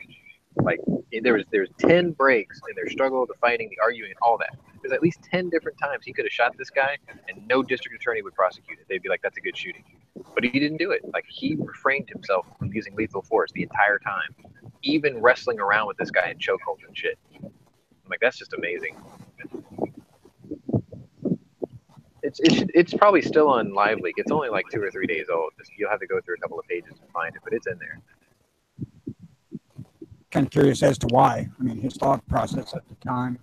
I don't know, man. Maybe like he didn't want to be the next Philando Castile or whatever, you know. Yeah, dude, he's probably thinking about the aftermath. Yeah, fuck that. Yeah, because that video was released after that announcement. So maybe that's all he was thinking about. I don't know. Well, if you listen to that dash cam video, that whole damn deal, it paints a considerably different picture than the girlfriend did. Oh, the Castillo one? Yeah. Yeah, he clearly said 3 times. Yeah, it was at least 3 times. Don't reach for it. You just lost all your volume, Jimmy. Better now? Yes. Yeah. Well, he said, I heard on the dash cam video, at least he said 3 times. To something along the lines of "Don't reach for it" or something like that.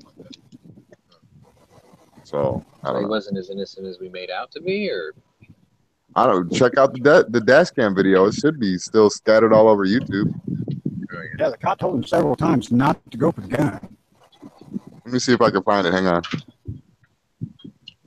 I can't watch it on my phone. I'll check it when I get home.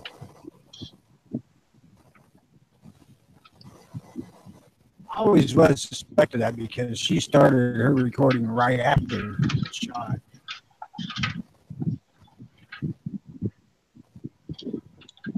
Or the recording she showed started right after the shot, like she was recording before and didn't edit it. Yeah.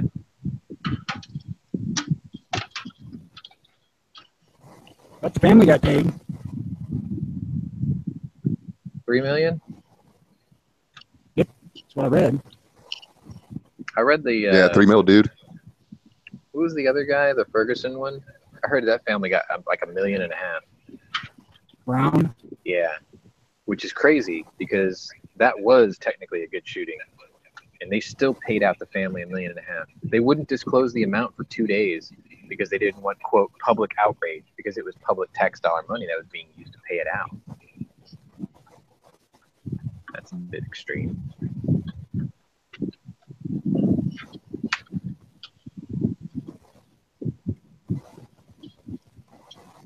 Well, that certainly does seem to point to the fact that if a certain group of people whine enough, they'll get paid. Yeah.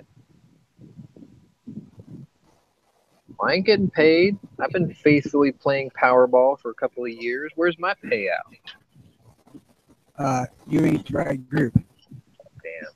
I'm a minority, sort of.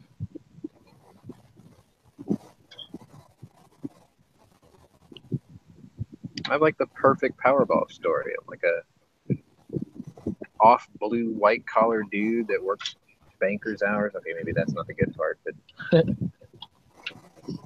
growing up in the hood. I'm the perfect power story. I couldn't make it to the NBA because I wasn't tall enough. No shit, you're half Korean. Yeah. Hey, I'm a 6 foot tall Korean. Come on, give me a break. So you're way taller than you deserve to be anyway. So quit whining about the NBA shit. I suppose. What that NBA money though, man? Hey, did you guys already read about that the Mitch McConnell dude? What about him? Delaying the vote? Yeah. He's delaying. Oh, okay. Delaying the vote until after the 4th of July holiday, which means they're for the rest of this week they're still not going to talk about the SAFE Act or the SHARE Act. Yep. I don't even give a shit. Talk about the fucking constitutional reciprocity carry thing. We have an owl.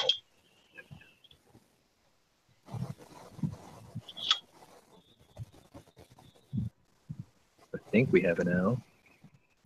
Hey, what's going on? Yeah, we have an owl. Hey, what's up, Al? Not a thing here. Heard you talking about the Castile thing, and that's the whole reason I carry my licenses in my front left pocket. It was before the Castile shoot. It was before any shooting that I've learned at an early age that when you get pulled over, just stick your hands out the window. Like I carried a Bowie knife in my sun visor in my Jeep, and that's exactly why my hands would go out the window. And every time I get pulled over, an officer would ask me, they'd be like, "Why are your hands out the window?" And I'm like, "Because I know you want to go home, and I want to go home." And like, "So why are your hands out the window?" And I look up at the sun visor. I'm like, "I'll let you reach in there and flip it down yourself." Well, I'm not a huge fan of Colion Noir. I watched like some of his shit, but I was watching one video that he did, and he said pretty much, I mean, I guess in a way he is Philando Castile or something like that. He's 30-something years old, black dude, has a concealed carry license. He's been pulled over before, and somehow magically he lived through it.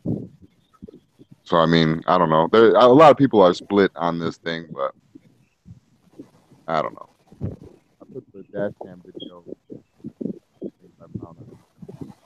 Of course, it's from CNN, but that's the first one that I found. But it's a dash cam video. Oh, y'all play your microphones over?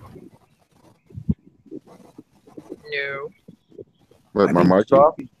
No, it was cutting in a little bit though. Oh, that's my fault, man. I had to go outside real quick for a smoke.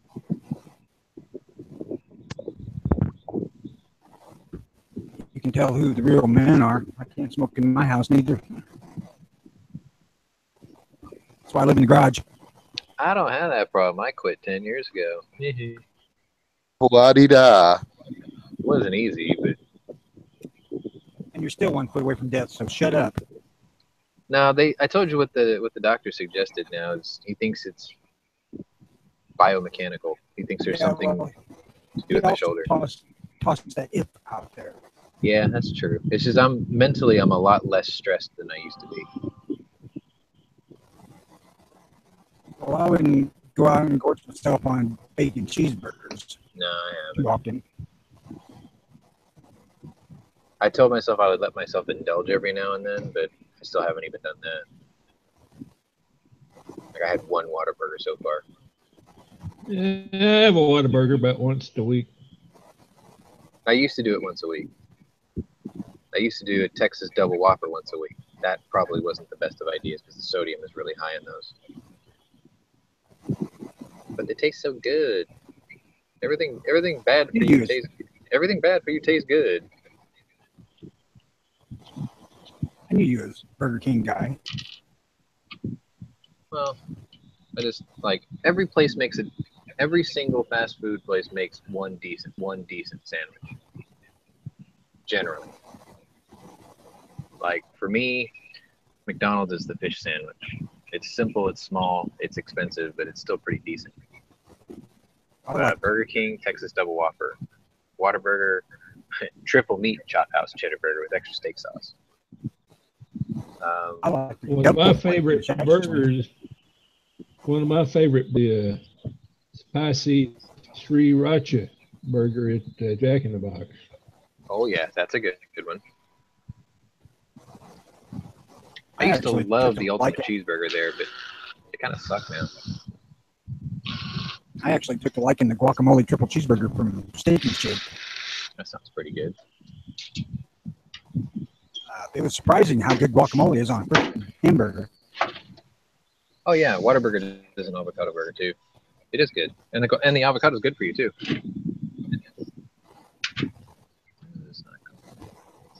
Yeah, well, some tells me that when they do what they do to put it on top of the triple cheeseburger, it's not quite as good. Yeah. Like you're gonna get all this fat and all this sodium, but hey, we're gonna lower your LDL.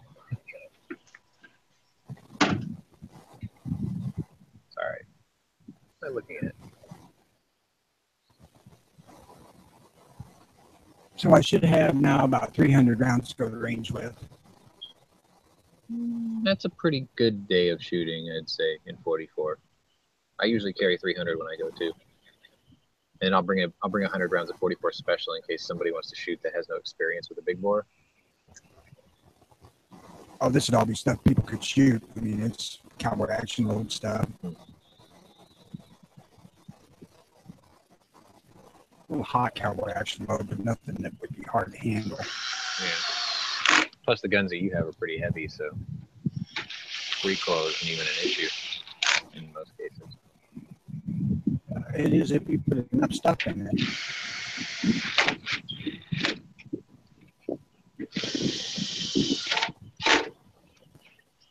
Oh yeah, you missed it, Tom. Flippy might get him a 8 3/8 cents model 29. He's gonna out Dirty Harry you. It's all right. I don't care. He's stuck to his guns, so to speak, and he put in a bid for an 8 3/8 model 29. I'm like, yeah, you do that. Go for it. See, I have to have one of those and a 629 because I want to build Sledgehammer also. Is he aiming to target you with it or what? No, he just wanted the Dirty Harry gun, and he asked which length he should go for. I'm like, the iconic one's the big one. But he had both. He used both. The one that Harry's known for is. That's not always the case. It depends on which movie you watch, but some of them were the 8 3/8. I can tell you that for the most part, the 8 3/8 was used when they wanted to angularly shoot the gun. I think he used a 6-inch in Magnum Force. Oh, they switched back and forth in the same movie. Yeah. Yeah, actually, yeah, you're right. In the first one, both of them were in there. Because they used longer gun when they wanted kind of angular shot to the thing and make it longer. Like when they wanted to do a hero gun scene, what they call it the hero gun or whatever, then they'll whip out the big. Whenever they would put it up on the freaking screen, the gun took center screen. It was a 6-inch. watching that. You have to bump up your bandwidth a little bit. You're kind of tuned. Just Oh, it's already up more than it usually is. I mean, unless someone's leeching off your internet. I told you guys how I stopped someone doing that, right? In my neighborhood. I think one of my neighbors were trying to do it. I noticed my bandwidth was kind of choppy at best sometimes for a couple of days. So I guess they brute forced my password or something because it's pretty complicated. It's like 17 digits with alphanumerics and lower cases and all sorts of crazy shit in there. But I renamed my wireless network FBI Surveillance Band 9, and all of a sudden, like, all my bandwidth issues went away. I can check because my phone will tell me how many's tapped onto it. Just fucking everybody just vanished.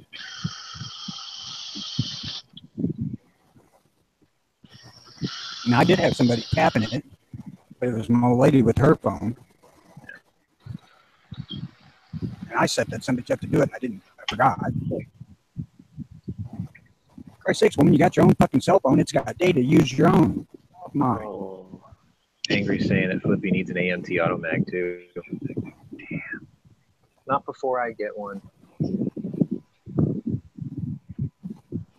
What scares me about the auto mag is if I ever break it, who's going to be able to fix it? The company that does the automag stuff now is in Texas. Nice. Oh? Like they could still service the originals? Well, I'm not going that far, but I think they have the tool. Huh. Yeah, I heard they were going to remake the 44 automag too, but it was going to be pretty pricey. The nice things usually are, though. I didn't really have an interest in it. I mean, it's a cool looking gun. I think it's pretty sexy. He really wants me to get a 475 Wildling. Now, you gotta have the 460. You gotta complete the set 500. first. But that thing is slow and big. Yeah. It's 45 caliber. I wouldn't say that slow. They get down there. Slower than the 460. Oh, yeah, yeah. That's actually what I thought one of the cartridges that the old lady had was. Hey, while G-Webs is in here, what do you know of, if you do, of a cartridge that is approximately 44 caliber, but it's an inch and a half long? It looks to be a straight. Oh, that. It's still got a rim on it? Yes, it's rimmed like a 44 45. I never heard of like a 44 maximum or nothing. It's got to be some sort of lever action around it, probably. It's got nothing identifiable stamped on the head case. It's got no identifiable head stamp on the case. It's not like a 30-30 or something. No, it looks like straight wall pistol case. I'm not sure then. I don't know. I've heard of a 45 longer, 237s longer, but I don't think I've ever seen a 44 longer that I can think of. I've seen 44 shorter.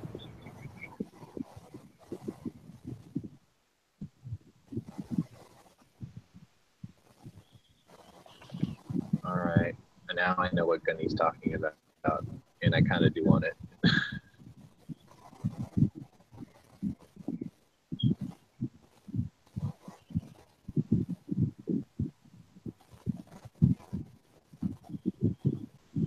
The only thing on Gunbroker is ammo for it.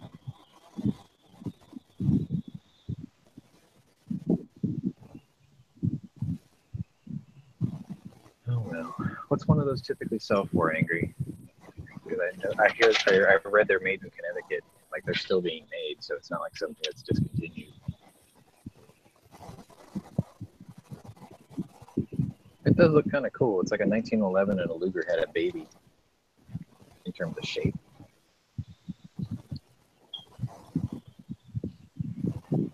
Or P38, I guess. It's better. It looks like an oddball P38 looking thing.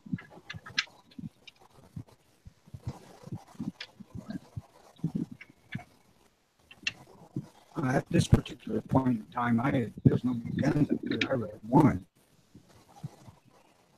I have a never-ending list. I want to get another Vaquero. soon it is. Over 2,000. That's not bad. Pretty reasonable, actually. If I see one, I'll look into it.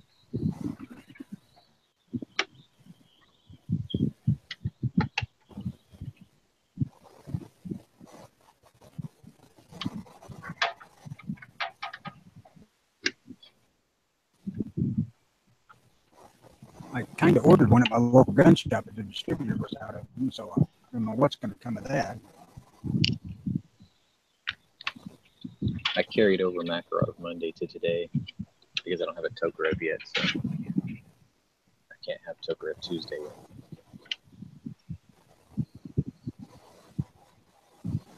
Webley Wednesday. What's Thursday? Wildly Wednesday. Webley Wednesday would be cool too, though, actually.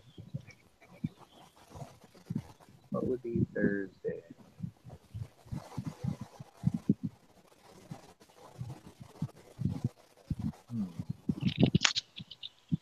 Fridays are 44 Fridays. So. Yeah, 44 Friday. That's a good one. 454 Friday for me. I'm okay with 454. 41. I don't know, G. I'm going to have to think of a Thursday one. So 357 Thursday? Oh, yeah, I can bring the night guard that day. That's a good idea. Haven't carried that in a while. Too bad there's no days that start with a stupid ass N.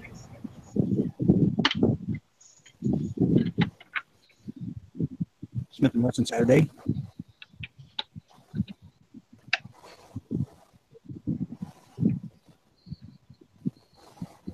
Can't do Marlin Mondays. It's a little ungainly. A little heavy. Marlingtons. Yeah. They ain't awful. They're just not great. Stoger Sundays. Actually, my local's got one. Stoger 8,000. Basically what my PX4 Storm was based off of. We could also do Phoenix Friday.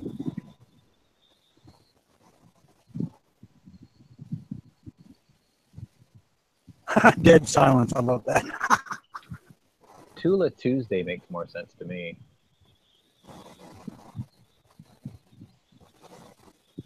As long as we never do Tabor Tuesday. Oh, more bullpup hate. I don't care. I mean, different on bullpups. Yeah.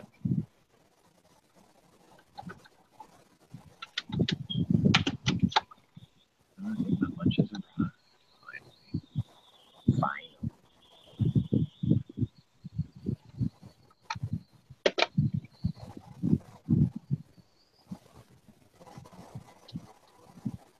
Hearing that? I'm seriously thinking if I'm going to get this freaking Remington 1875 Outlaw, it's going to force me to go to freaking 45 Colt. Oh, I do want one of those so bad. I had one. My local's got one. Take pictures. I take pictures of it after I bring it home. If it has the blue screws, it's the nice one. What's a freaking 30? Okay, yeah, it's gonna have the blue screws. No, it's stainless. Right, but the screws usually are anodized blue on one of those. It gives it a really nice contrast. It's a pretty son. I'll say that. That's gonna be my cowboy action carry for sure. That Spencer rifle at 45 Colt. Freaking hate 45 Colt. To be honest, it's what you should have did in the first place. You know what? That's okay. Battery's dead.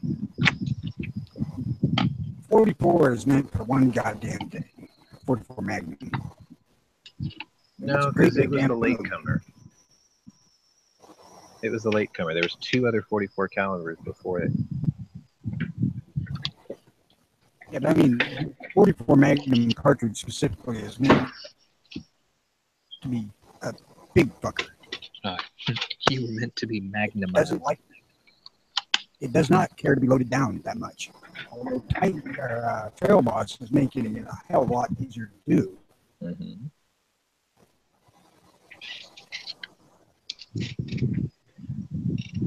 I can stuff about 8 grains. Well, not even that. Probably 7.85 in it without crunching powder with a 200 grain bullet.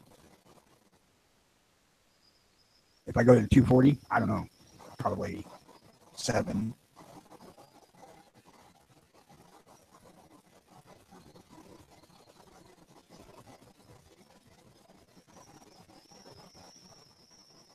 So if you got eyes, you really can't overload the damn thing.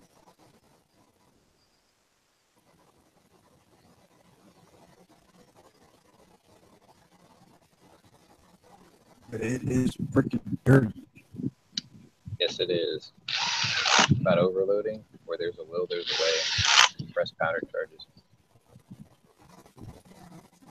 That's what I say. If you got eyes, if you're not crushing powder with it, you can't hardly overload it.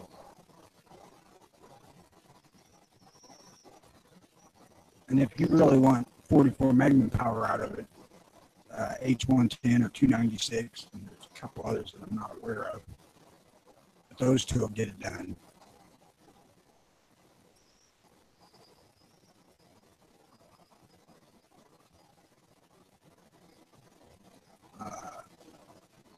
I'm not sure so much about tight group.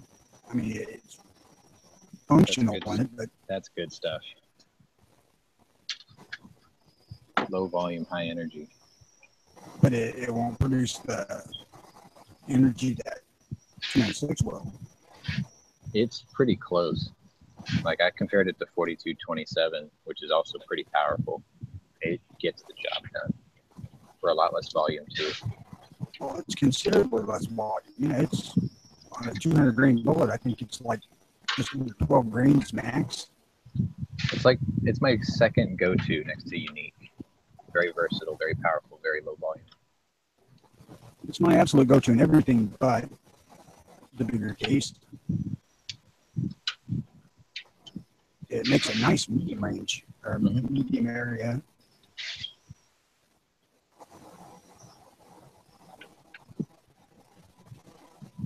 Medium power, if you will.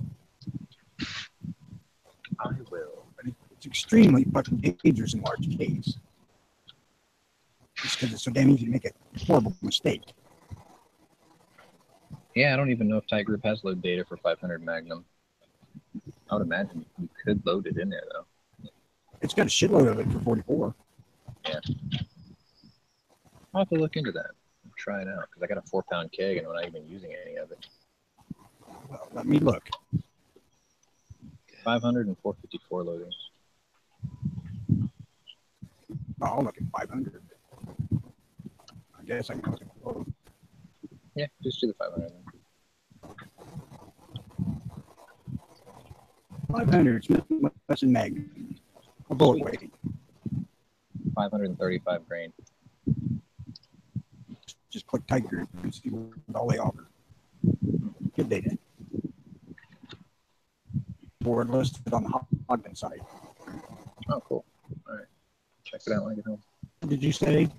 535. They go up to 500. Yeah, I guess mine's considered a pet load because I use a 535, a 630, and a 700. There's not much load data out there for those. The 500 bullet calls for a maximum of 15 grains. Ooh.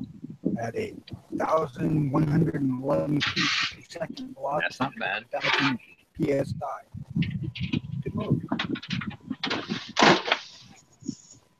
Their starting is 13 grains at 1,020. That's a pretty good load for 500 grain bullet. Yep. Why the fuck is this not good? What they can do with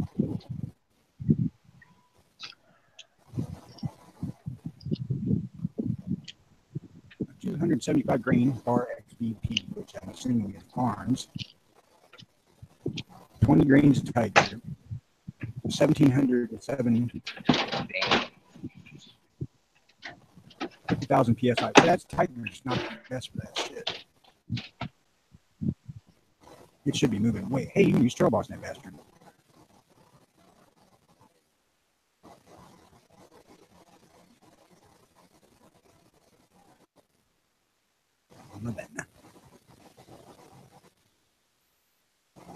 Hey, did we ever get a update from Mika? On what? No, dude. On Right that- now, he's probably standing on the bar Coyote Ugly style with like his underwear around his head, like a Rambo bandana.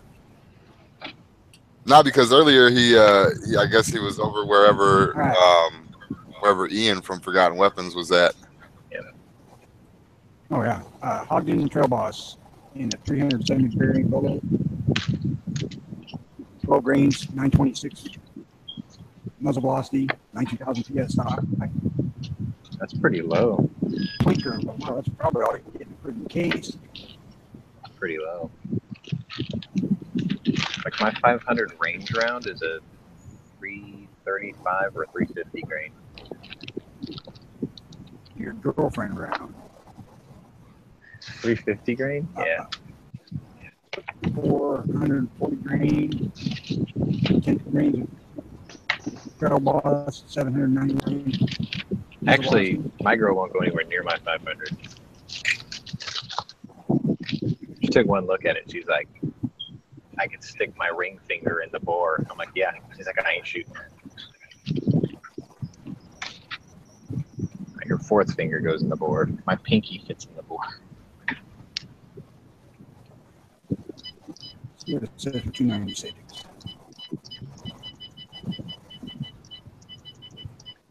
So that's a huge no. Yeah, pretty much. Like, I could barely get her to shoot my 44. Because she's just intimidated by it. The 296 will take that 500 grain bullet, and at 33 grains, it'll put it at 1482 feet per second.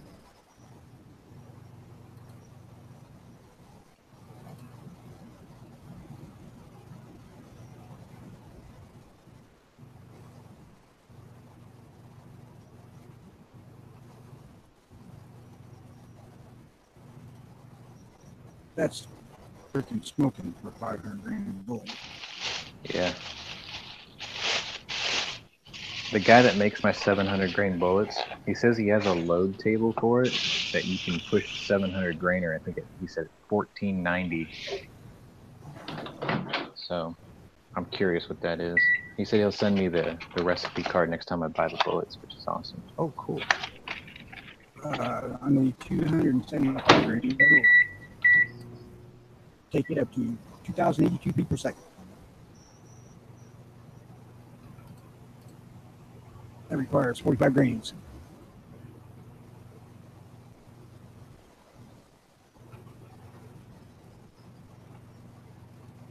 That's odd. The 325 grain bullet uses more powder and has less pressure. 45.3 grains, 1,951 feet per second, 48,900. And the 275 grain is 49.3. I wouldn't shoot the son of a bitch with that in it.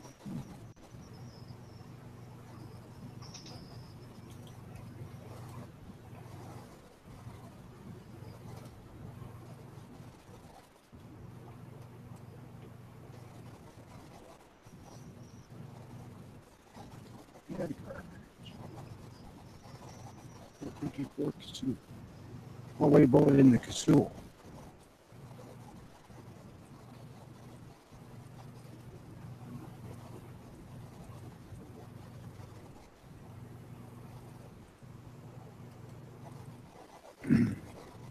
Actually, one of the more bizarre things I've discovered is my 30-30 and my 45-70 loadings sometimes call for less powder on a max charge than my 454 and 500 does. I'm like, wow, Yeah, really? they're pressure limited. I'm like, there's something about that that's just a little humorous to me. Well, the 3030 is a black powder load to start with. Yeah. I don't know. Like I bought that mainly for my dad. I mean, I wanted a smaller version of my SBL, but I figured he could probably shoot that. So I still gotta get a decelerator pad. They offer 3 modes for 454 and Tiger. Yeah. 260 grain, 250 grain, 240 grain. Not really that damn impressive. Time for lunch channels. 11 grains of powder, 1,309 feet per second muzzle velocity, 34,700 pressure. What the fuck are they doing? That's pretty low. A lot more than that. Shit, that ain't 44 magnum load. Yeah, it's pretty low. 44 Remington magnum.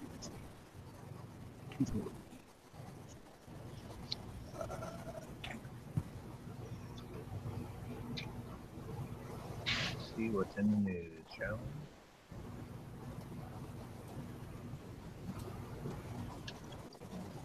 we? Tight grip is 10 grains in the 44 Magnum at 1,300, so it's not quite as 26 better fucking selection for the hotter rounds than Tiger.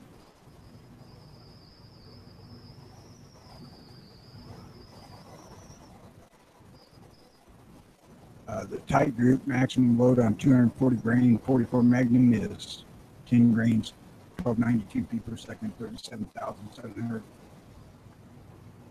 pressure. 296 24 grains powder, 1522 feet per second, 36,200 pressure.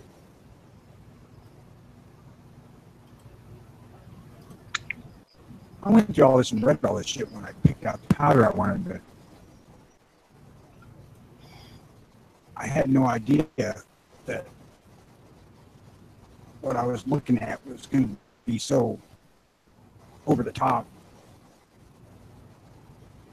I mean, way hotter than off the shelf shit.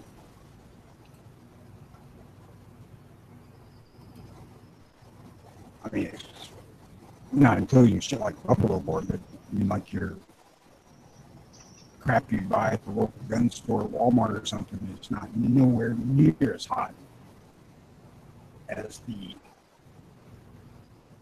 296 or 110 loads that are listed as max. That was probably not as hot as minimums. Are they starting?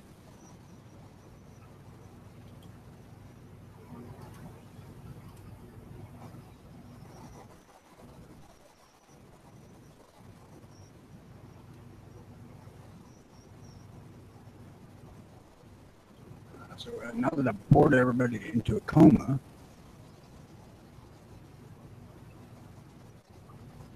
no, dude, I'm just lunch channeling.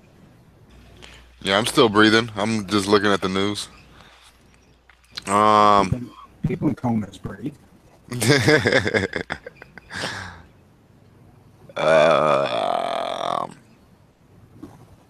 I guess New Jersey's to announce a 2-day statewide gun buyback program.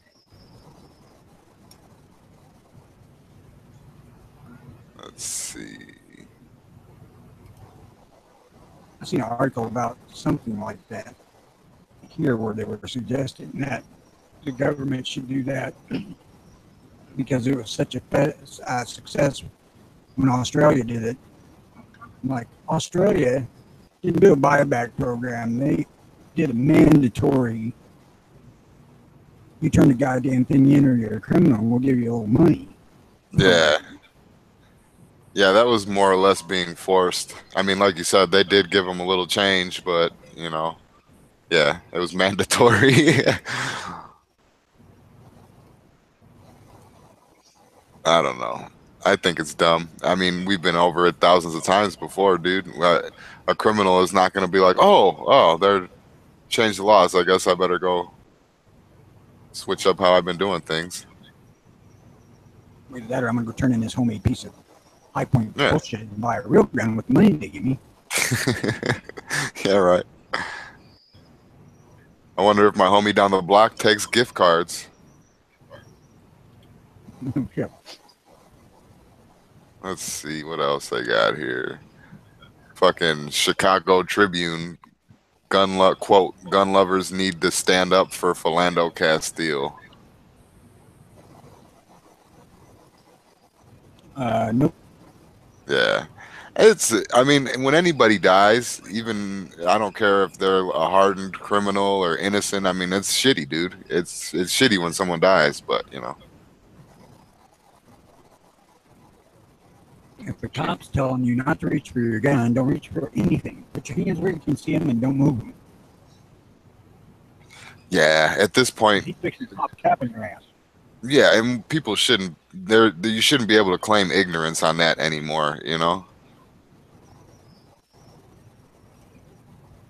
Oh, I didn't know I couldn't do that. Like, come on now, everybody knows.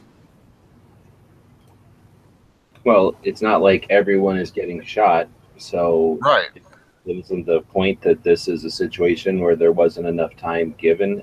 Is a cop just always right? So if the cop says that he told them that, and we're just supposed to assume that everything was legit, I mean, there's no responsibility to the cop to be correct or be held accountable.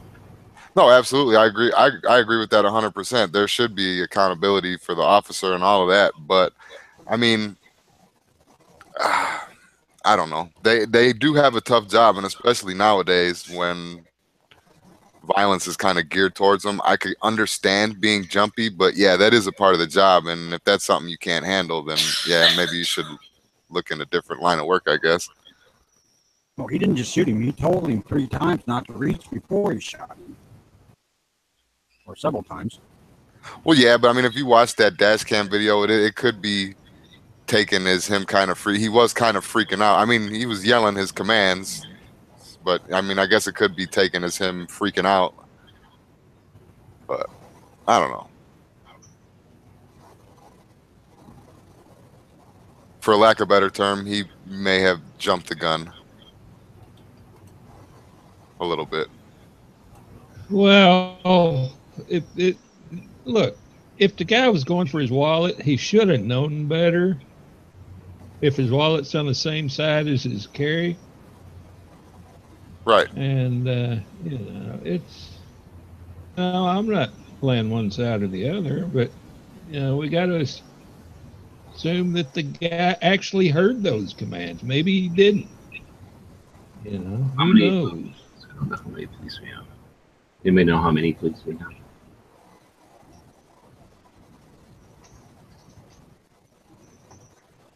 Okay, so in 2008, local law enforcement agencies employed more than 1.1 million people on a full-time basis, and that includes 765,000 sworn personnel, defined with the powers of arrest. They also employed 100,000 part-time. Okay, so we're talking 765 sworn officers, 765,000, 750,000 sworn officers in this country. And then this chart tells us how many police have been killed and the cause of death from 1791 to today, to 2016 at least. So the red ones are killed in gunfire or assault. The blue ones are accident, either auto or other. And then the yellow is like sickness. Green is weather, you can't even see it on the map. And then white, you can't see on the map either. So it looks like a good majority all the time is killed in gunfire or other assault. So they have a dangerous job compared to the other things that they die from, but they also die almost as much from auto accidents or other accidents that aren't being, I'm assuming, you know, trying to get them killed. So anyway, when you look at the numbers over here, it's 60. We're ranging between 60 now and at an all-time high 200. So out of the 750,000 cops, at the all-time high, which was in the 1920s through the 40s, interesting, I mean, prohibition, and that's when the most cops were actually killed. And back then, 200 cops would die. We don't know how many cops existed back then. So this is literally just a raw number. That might be like 100% of cops for all we know. But I guess right now 80 cops die. There's 750,000 cops. How many police interactions? If you're driving down the road and you do.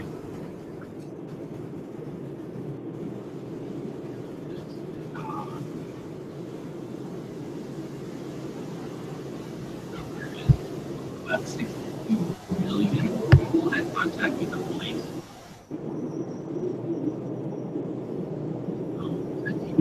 Nice. So all I'm saying, 62 million people had contact with 750,000 cops. The cops died. Well, excuse me, between 60 and 80%. Do they have justification to say they got a dangerous job where they got to get everybody? That's be licensed. You have to worry about a situation like that. Now, I don't think we do because I've never had to deal with it. I get a little bit more alarmed because it's a situation. I'll get a ticket or whatever, but I never feel threatened. But I also am not black in the city in this country, so every situation. I grew up differently or whatever. Anyway, I guess all I'm saying is realistically, the cops killed 750 and out of 62 million interactions.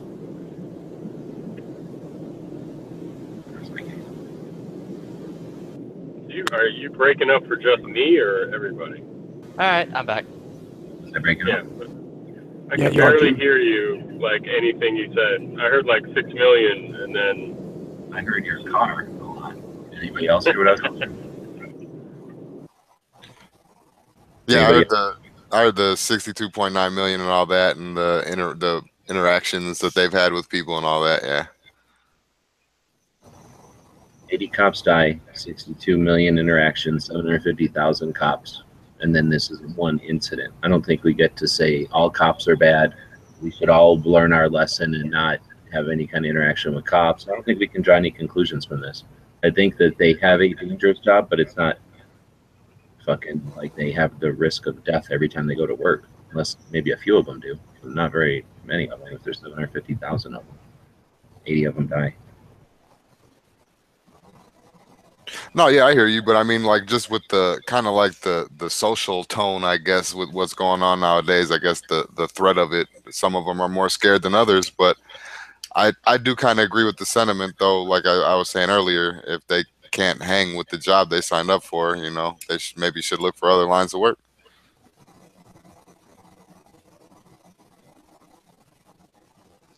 Personally, I put blame on both parties. I think possibly the cop was a little too excited. Yeah, I don't know. I mean, that's kind of a judgment call. But on the other hand, the guy in the car, like I said, even if he was going for his wallet, sense enough to know not to carry his wallet on the same side as his handgun, especially in a car, you know, or he should have announced that, you know, my wallet is on my right side. How would you like me to handle it? Or, you know, don't, you know, just don't make any movements. You know, wait for the officer to ask you. Well, my ID, I'm carrying, I'm licensed, my ID is on the same side as my handgun. How do you want me to handle it? I read that it wasn't. Whatever. When it first happened, I read that.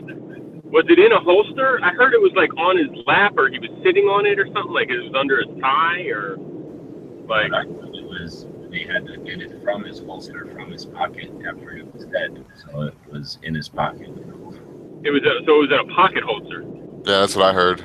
Yes. Okay. So it was in his pocket holster. Yeah. I mean, honestly, second guessing a dead man and all that stuff. You know, it's really horrible stuff. But he could have said, he could have gave him the wallet, ID, and all that stuff, and then mentioned the gun, so that he wouldn't have to make a move for it.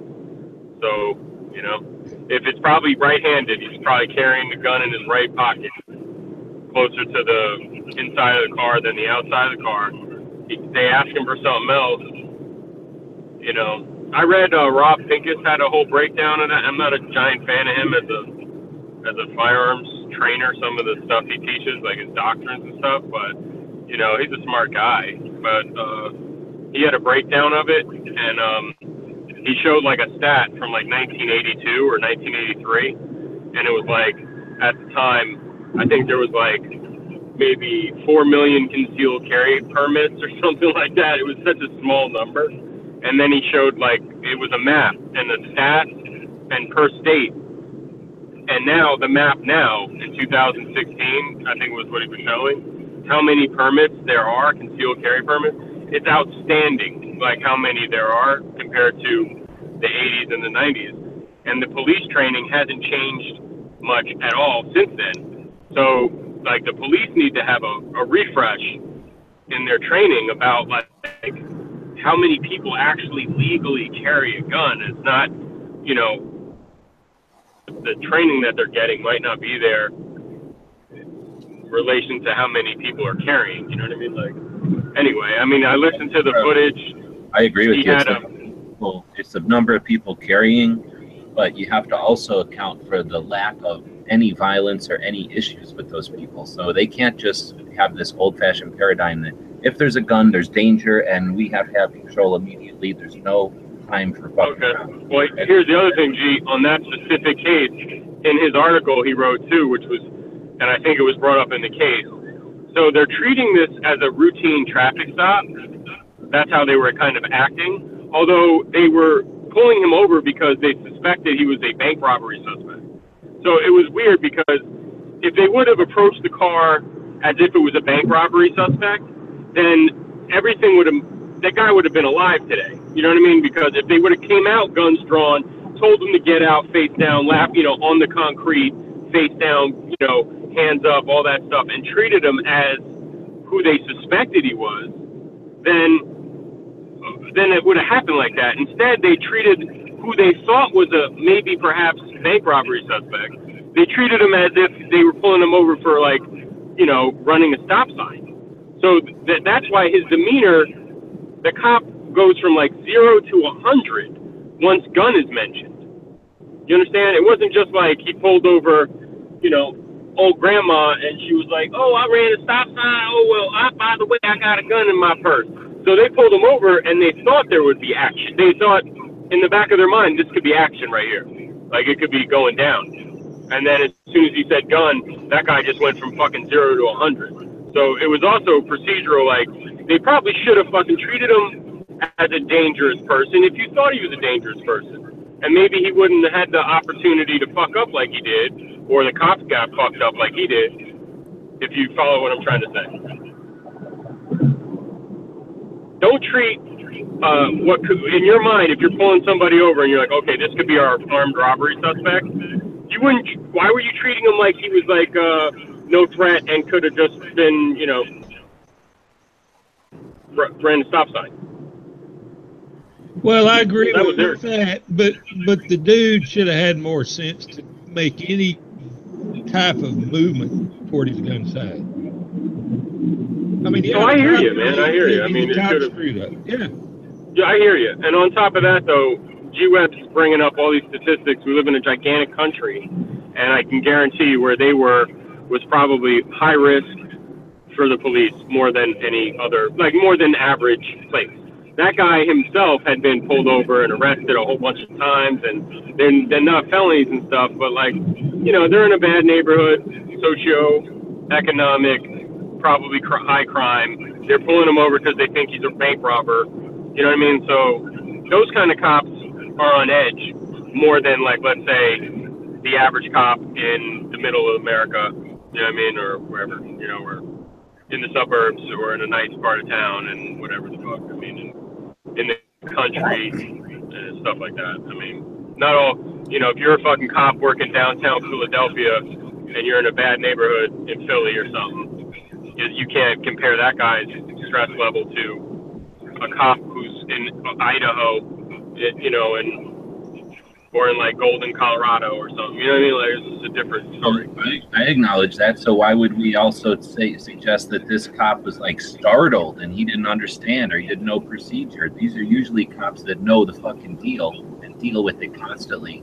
So I don't think is this a novice cop who's never dealt with a car stop before? If you're talking about a cop hardened to the streets, then why the fuck isn't he acting like a cop is hardened? That's what I mean. Read the article, because that's what I mean. If you're pulling over somebody, me and you were police. I've never been a cop. I was like 10, and we're about to get out of the car, and you're like, yeah, this could be our bank robber, right? This could be him. This could be the bank robber. You're stressed. This could be it. This could be a shootout. Instead of acting like such, they start acting like they're pulling over grandma because she ran a stop sign. You know what I mean? Like their hands weren't on their guns. They weren't acting aggressive. They were kind of like being calm and cool about it. But in the back of their mind, they thought this could be the guy. This could be the armed suspect. So then as soon as the guy's like, hey, I got a gun in the car or whatever, the dude already had in the back of his mind, this could be a shootout. This could be our armed bank robber. That's why they pulled him over, right? So that's the thing, is like it didn't match up. Like they should have, if they acted like they were pulling over a bank robber, then they would have acted like more aggressive. Maybe they would have had their hands on their gun as soon as they came out. Maybe they would have hit him with the bullhorn from the car, like get out of the car, face down on the fucking ground. You know what I mean? And then he wouldn't have had a chance to be like, you know, oh, hey, officer, I have a gun in my pocket, and here's my license, and I'm not going for it. And he's like, don't go for it, don't go for it. And then he shoots him like 17 fucking times or whatever the fuck it was. You know what I mean? Like, I'm just saying. Your question was why are we acting like this guy like totally flipped out and went crazy nervous out of nowhere? And the fact is it wasn't out of nowhere, because in the back of their mind they thought this guy was an armed felon. That's when they pulled him over. So then they get out of the car and they were acting like real calm and cool, like it could have been anybody. But that's not why they pulled him over. And that was Rob Pinkett's point, was that if you're pulling over a bank robber, if you're pulling over somebody who you think is an armed bank robber, you should act accordingly. And don't, you know what I mean? That should have been done in a different way. And I think that was his point. I can see that. Well, I'll just toss out a couple of tips that I got when I was training. And one is, when you're getting pulled over by the cops, if you can, put your gun in the freaking console and get your wallet out before the cop approaches you.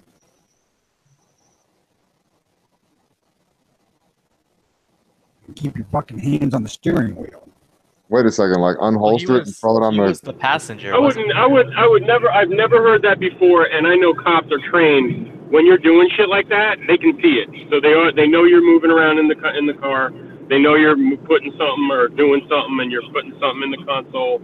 You know what I mean? Like they're trained to look at your shoulders and look at your head and your neck and all that shit. So if you start acting like, oh, hold on, let me get my gun out of my holster and put it in the console. Like, when do you do that? When you're pulling over to the side of the road, or when you're already on the side of the road and they're behind you and they know what the fuck you're doing?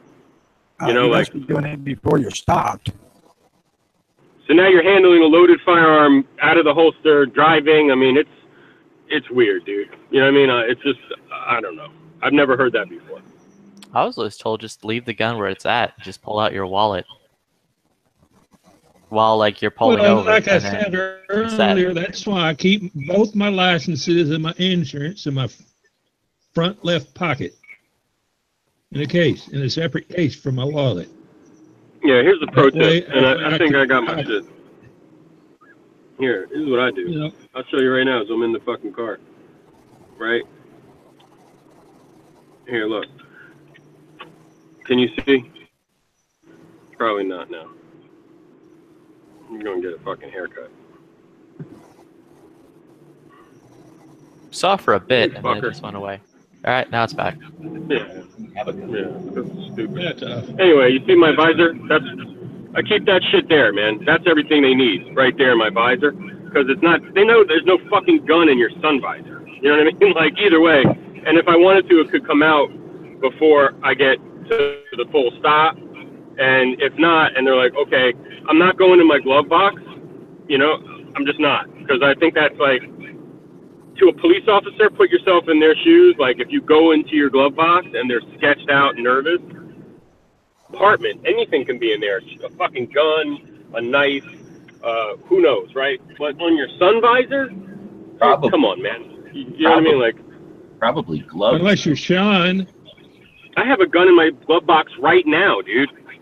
I'm not kidding. I keep my Ruger LCP in there usually. So whatever. I'm just saying, like, I don't go for my glove box, and my wallet's out in the center section. So when they come over to me, they can see everything's out. My hands are on my steering wheel. I go to my visor if I have to, but usually I keep it up above the speedometer, like everything they can see, and my hands are not moving around. Because you know what? I do have a gun on me, and it is concealed. And I, you know, even if I had to go for my wallet and I forgot to take it out, I usually carry my wallet on my left back pocket, not on my right, so I don't, like, you know, it'd all be left-handed stuff anyway. You know, my stepfather's like, what if they see the gun?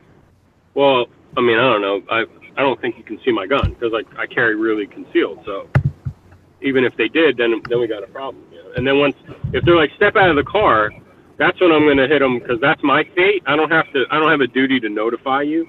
And I've been pulled over a few times. I don't ever mention it.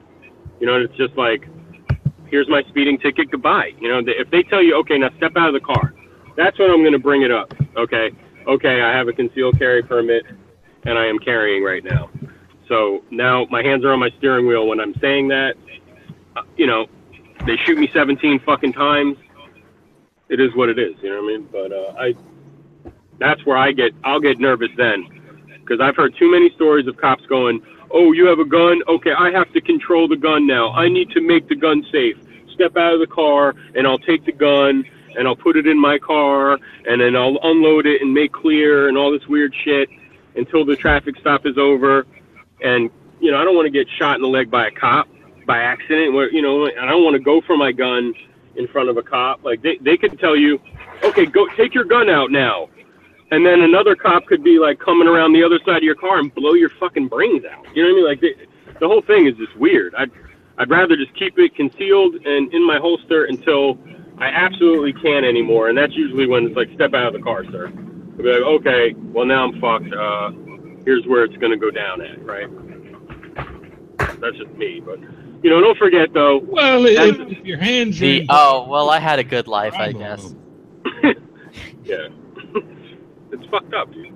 I've been pulled over 3 times. Never mentioned it. They never mentioned it. And that's just me. I know in states that you have to require you to tell them, right? They already know when they ran your plate, from what I understand. Like, no, so it's weird, like this. It's different in every state, because out here, I guess you can put your hands on your steering wheel, but you don't need to get all, like, prepared and shit. If they had what do you call it, like a thing that they wanted you to do, like a little situation they wanted you to do, they'd require that. They'd put it in the fucking traffic laws. You know, we're in Texas. If we don't have a per se duty to notify unless they ask for your ID. If they ask for your ID, you have to give them both your ID and your permit. Is that right? Well, in Texas, like every time I've ever been pulled over carrying, I don't say anything until they actually ask. Yeah. I don't say, is there any think weapons in that's the car? And they're like, yeah, as a matter of fact, there is. When I went through my whole class thing I had to do, they told us that we had to notify because it was law or whatever. But regardless, if they ask for an ID, regardless, in Texas, they know you are they know you have a concealed carry license the second they run your plates. They may or may not, depending on whether the vehicle driving is registered. I know in the state of Florida, when they run your plate, it'll tell them if you have a permit or not. Yeah. And they may do that. No, it says who owns the freaking cars. So the license plate ain't going to tell them shit about who's in the car. No, in Texas, the concealed carry license is run through the DMV. Great. So guess what? You fucking lend cars to people all the time. Cops deal with people who are using other people's cars constantly. They don't assume that whoever the car's registered to is the person driving it all the time. So they may have a clue that the guy who owns the car has a CCW, but that don't mean the driver who they're about to interact with is that person. Well, no, but the minute they walk up to the door and you hand them your ID and it says John Smith and it matches the thing they pulled up on their computer, they're going to know. I mean, they're not stupid. So, I mean, that's kind of a moot point. Was it a moot point to you say that every cop is going to know if you're carrying or not because of that situation? I didn't say every cop will know you're carrying. I said if the person who owns that car has a permit, when they pull it up on the computer, they'll see it. And when they walk up to that car and they get your license and the names match, they'll know. That's what I said. It said that if ever the cop pulls you over, they know right away they got a gun because of that shit. And I'm saying no. I didn't say they know they got a gun. I'm saying they know you got a concealed carry permit. They don't. They know that the owner of the car does. Yeah, so as soon as they see, oh, the owner of the car is a concealed carry permit, they walk up, oh, this is Jameson Ivory or whatever, owner of the car. This dude has a concealed carry permit. Well, but they're not going to know that unless they ask for your ID. And in Texas, the law is when they ask for ID, you have to give them your permit too. Yeah, but that's like the first thing they ask you when they Yeah, get when you they're get like, pulled good over, afternoon, can I see your they're going driver's to ask for license? your ID. Yeah. So it's like the first thing they're trained to ask for. I can't think of a time I've ever seen a pullover been pulled over that they didn't ask for ID. You just don't have enough interaction with cops. I've been pulled over carrying enough times, and I'm not even worried about it anymore. They ask you for your license, you hand it to them, you hand them your insurance, and then they tell you why they pulled you over, and then they ask you specifically, do you have any firearms in the car? And the first thing you say is, as a matter of fact, I do. What would you like to do? And I usually was it ends sitting there amicably. showing my friend my J22s. There's like, I don't know, 17 or 20 of them in this box. J22s, very nice special. I have a box, a looking case of them. We're sitting in my cop car. I have the box open between us, and we're bullshitting about them because I was probably doing a video or something, or showing them a new one or something. And the cops come up and knock on the door, and then I roll down the window, and they go, "Are you supposed to be here?" I'm like, "Yeah, I'm talking to him." I'm like, "Okay," and he walks away. So paranoia that cops give a shit all the time is not the case. They don't constantly care about if you got a gun or not. And I live in a constitutional carry. They don't say anybody got a gun. Well, the note of guns, a Model 29 8-inch for $1,000. Is that a good price? That's a good deal. Yes, it is. All right, I'll buy 2. That's about $200 to $400 under what they typically sell for. Oh, okay. If you're buying that and a police officer walks in, you have to declare that you're buying that.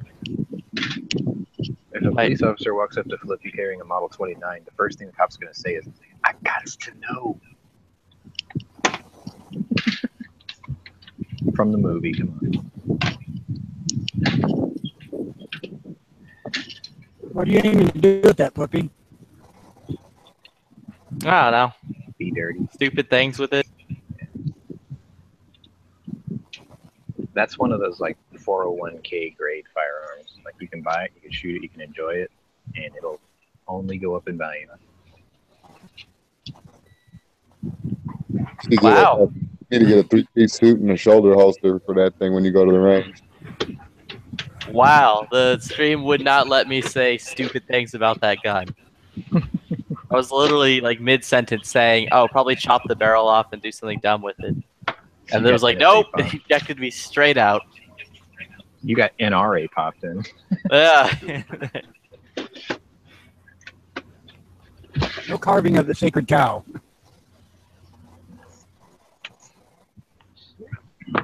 Yeah. I mean, I also might end up getting that Glock 34 today for $400. Oh, you dropped into 4? Yeah, I'm like, I told, because he's like, "Oh, we can meet up and I can hand you the gun," and I'm like, "I'm in Texas, bro." And he's like, "Oh," he's like, "Well, I guess I can put it on my website and you can just buy it off the website." And I'm like, "All right, that'll do." I'm like, $400? I'm like, "You take $400 for it?" In which he was immediately like, "No." And then like he sent me a text message a second afterwards, being like, "Wait, are you talking about the Glock?" I'm like, "Yeah, the 34." He's like, "I'll talk to you after work." I'm like, "Oh, okay."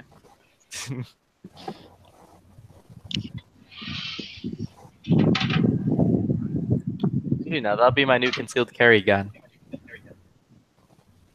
Wait, the MR556 isn't? Nah, dude, it's too heavy. He's pulling my pants down. What about your John Wick gun? Well, you don't have to carry the same gun every day. H&Ks are to be admired, not carried.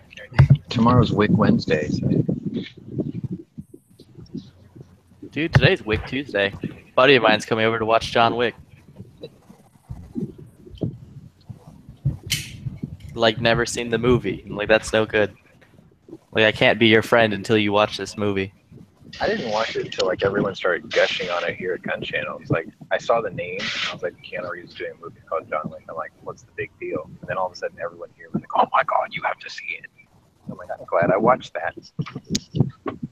Yeah, like, it wasn't Gunchannels. I was just kind of chilling around, and I saw it on my, it was on the Xbox Live Marketplace to, like, rent for, like, I think $3. I'm like, that looks like fun. Yeah. Whatever. I'm in the mood to watch a stupid action movie, and I'm like, oh. So you're having a John Wick and chill night? I guess. They originally marketed it like they did Jack Reacher, which is just a dude in a name. You're like, what's the big deal, right? And that wasn't nearly as good.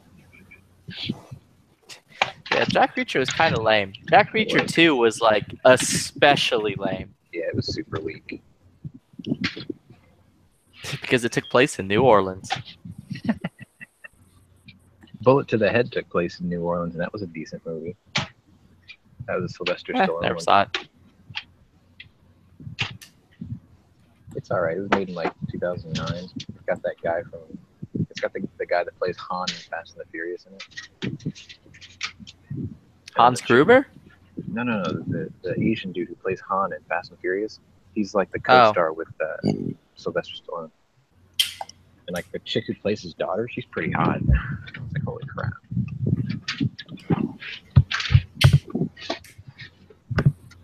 It was an okay movie. He was like he was an assassin or something. And then this dude was like a cop or whatever. He's trying to arrest him. Some shit. He's like, I'm not gonna be arrested today. You ain't gonna arrest me today.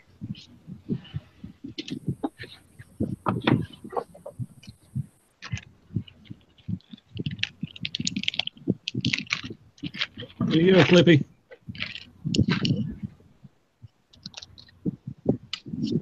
Oh, you still want to get the salient? Neil Blomkamp did what? Neil Blomkamp did a Halo short film? We have a Cuchillos.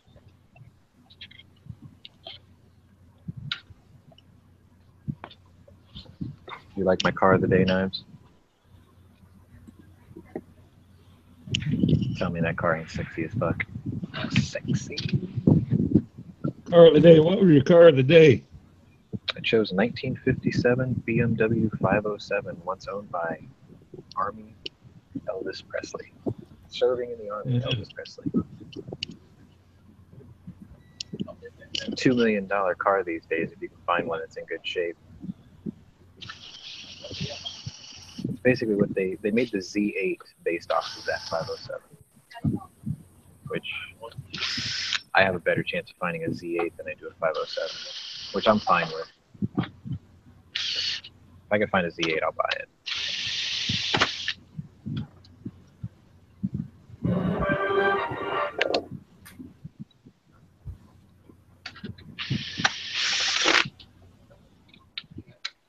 I found a copy of Who Dares Wins in my movies yesterday.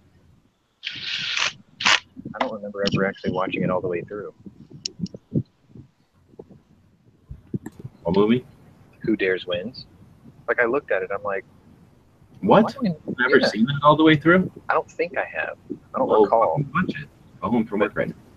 I've had it for a long time, so it's like I must have. Well, you're watching movies wrong.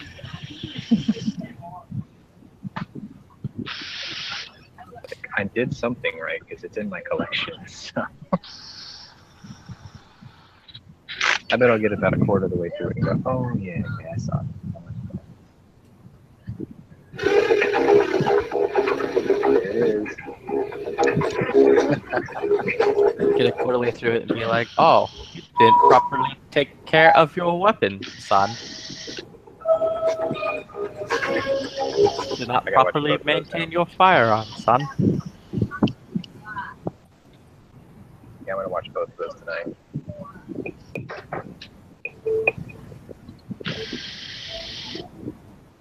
Can't remember if that was my introduction to the UK not having guns and me being like, that's weird. Benny Hill was my introduction to the UK not having guns. I'm like, why are none of these police officers shooting nobody? They don't have guns. What's up, everybody? That's not necessarily true. There's two different divisions of police in England. There's the police, and then there's the armed police. Yeah. Man, that sound sounds hell, like dude. Hitler's secret army or whatever. The armed police.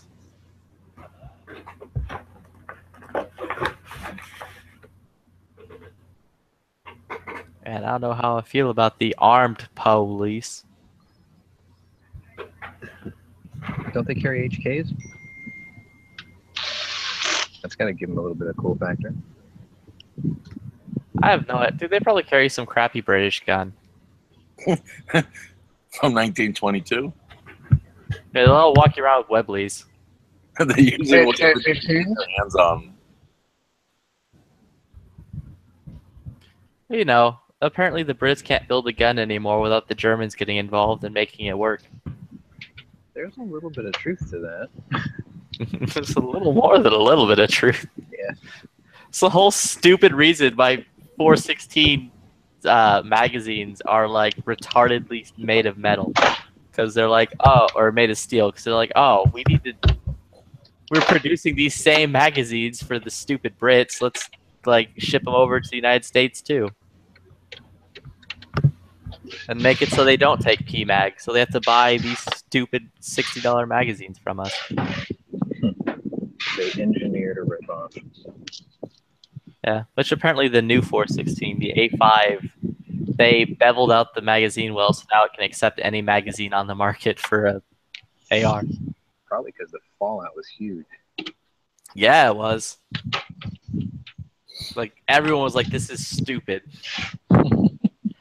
So much so that like Larry Vickers came out with H&K and were like, "Yeah, the reason why this is like this is because of a safety feature to prevent it so that in blank fire. So when you set up your blank fire adapter, you can't put real bullets in your gun, so no one can get killed through training." So no one can get Brandon Lead. Yeah, it was all kinds of retarded.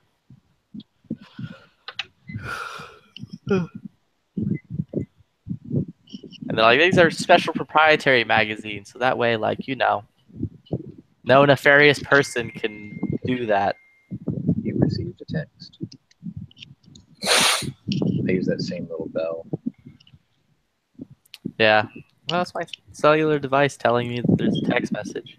I know how to change the ringtone on an iPhone, but I've never found out how to change the text tone, like where you can put a custom one in there. Yeah, I never like dove too deep in that, but yeah, same. Because it's like there's a special ring one for like text messages and messages from Instagram, but like the email one is like a different chime. Yeah, I get that one too. It's weird.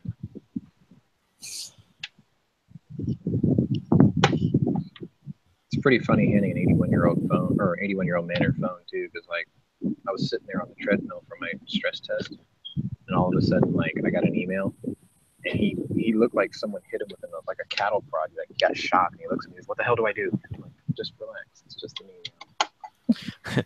What does this mean? Yeah. Are the aliens coming? No, it's fine. Is your heart Instagramming me right now and telling me it's dying? Hey, Tony. Damn, son, where'd you find this? Tony's has like Bluetooth, doesn't it? His pacemaker defibrillator. If he has Bluetooth, he needs to be careful. Some kid from China might think it'd be hilarious to like hack into his heart and cause him to do like the boogie woogie. It's like, we're gonna slow your heart down, so you're gonna feel really tired right now. We're gonna speed your heart up, so that way you're gonna be running around breakdancing all day. It'll be like an episode of Crank. And that movie was stupid. Yeah, but Amy Smart was kind of hot back then. And then it led to just more stupid. Because there's like, what, 3 other Crank movies? F you, Chelios. I think there was 2. It was like Crank 1 was like this: if your heart goes too slow, you'll die from poisons. Yeah. And like Crank 2, like, here's a car battery attached to your heart. Yeah, Crank 2 was pretty much retarded.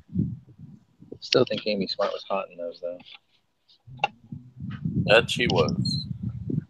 Wasn't she like? Didn't she like bang him in a stadium or something? Yeah, that was the second one. This is in the middle of like a horse Yeah. track. You like, for some reason, they're in the middle of the horse track, just Oh, it's a banging, and rodeo. all of like these audience people are just like cheering them on. No, you're right. You're right. Yeah, it was a horse race. It was weird, and it, like they weren't even banging. Like he was trying to rub up against her to get like friction to jumpstart his heart or some shenanigans. Yeah, the makes static.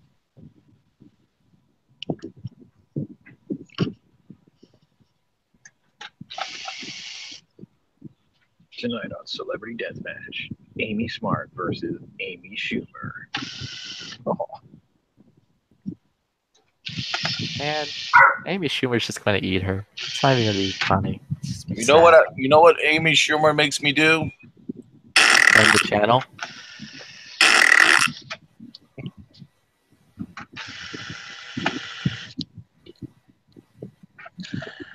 See that? Killed the channel. Good job. Amy Schumer says. Probably what her alarm tone is. No, that's her. No, it's not her. Didn't say anything like weird and disgusting. Well, that's her when she's sleeping. She's laying low. Said something about its vagina, I would believe it. Yeah. If it started singing about sex junk, like, I'd be like, hey, look, there's Amy Schumer. This smelly, squatchy thing is itchy. I'm Amy Schumer. I'm Amy Schumer, and I approve this message. And I approve this squatchy smell.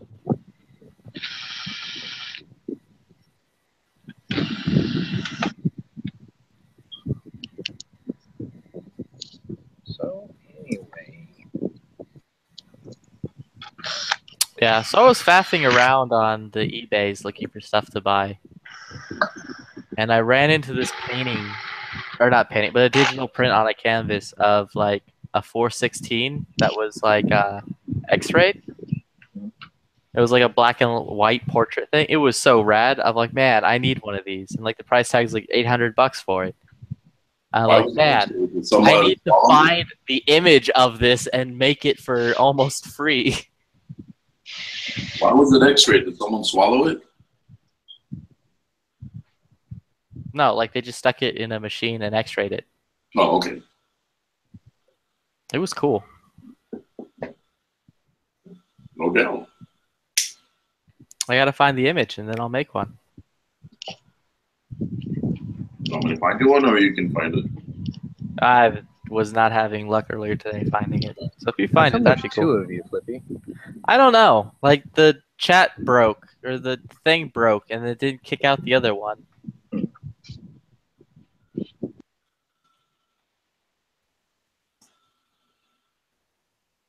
I was talking shenanigans about the Smith & Wesson 29, Model 29. It booted me and left like a fake Flippy in here. Flippy, are you looking for a specific gun? The 416. It also needs to be like a high-res image or else it's going to look like garbage. 416? Who makes a 416? What is that, Smith & Wesson? No, it's H&K.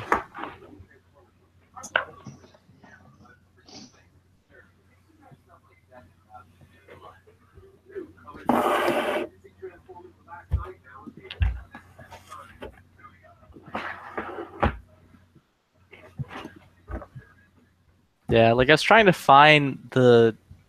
Does this work? No, it's not a good image. You can see on the side where it says the quality of the image, and it's not good.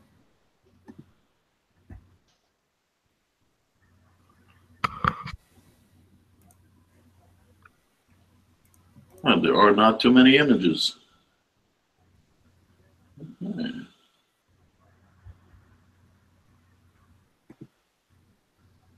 And this one?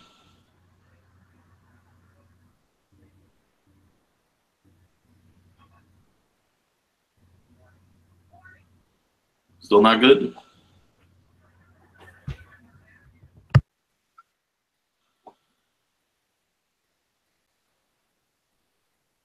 Flipper?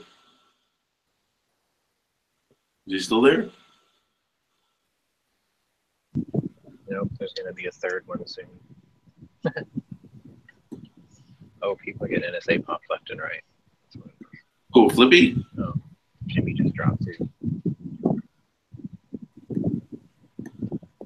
Winter is coming for this chat. Dun, dun, dun. So did you decide where you were moving to yet? Not yet. It's not as easy as you think. I think it's pretty easy. Huh? I think it's pretty easy. I know where I'm retiring to, and I'm only 38. Where are you retiring to? Kodiak. It's like, if I win the lottery, I'll be there the day after. Well, if I win the lottery, I'll go there a hell of a lot sooner. No, it's like for years I used to think that I was going to retire in Norway. I've spent some time there. It's nice, but I can have no guns. I can pretty much have everything Norway has in Kodiak. So, except I'll have Walmart too. Yeah, they're definitely missing out on that. They have IKEA. Screw that. I got IKEA here in Houston. Dude, surprisingly, they make really good Swedish meatballs. I wonder why. They have a cafeteria in IKEA. Because they're Nazis. They're Swedish Nazis.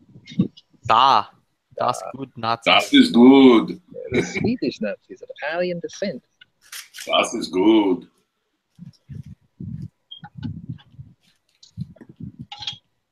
No, the other reason I want to go up there is because I can get crab a hell of a lot cheaper. Oh, this Magpool thing is made of plastic. What kind of garbage is that? Fail.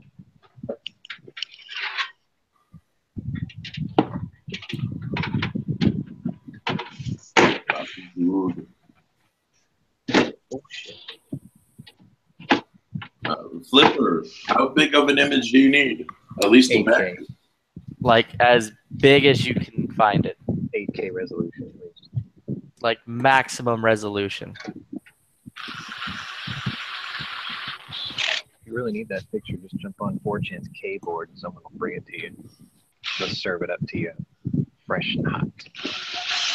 Anytime I needed high-res pictures, I would ask them on there. Somebody would have it within minutes.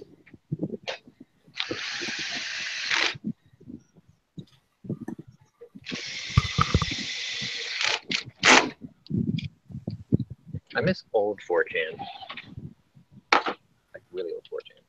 It's not like it used to be. Well, it sort of is and it sort of isn't. Like when they used to do AnimeCon panels and shit. That was fun. And does it matter what format it's in? No, as long as it's high quality. As long as it's high quality, it doesn't really matter. It just needs to be above 1080.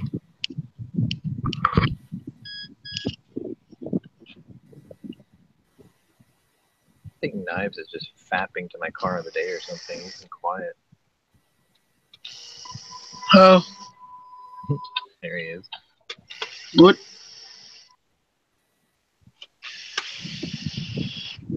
Come on, Lippy. Don't get on Lippy. Don't turn into that guy in the Born Supremacy or whatever, Born Legacy, where he was all happy and cheerful for days and all of a sudden he went on a murderous rampage and all mopey. Don't be that guy.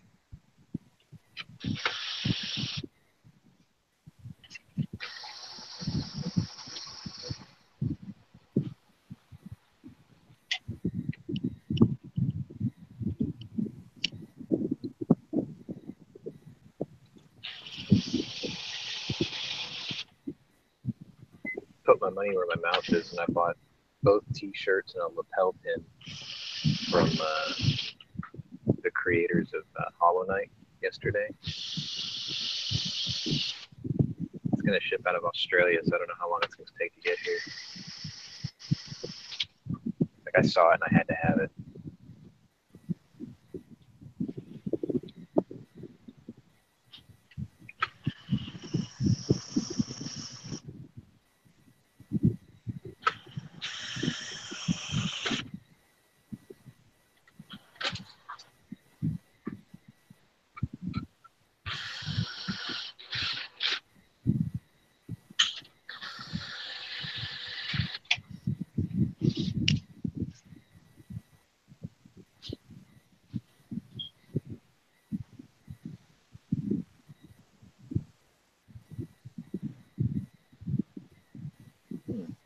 People seem to be having difficulty getting in here.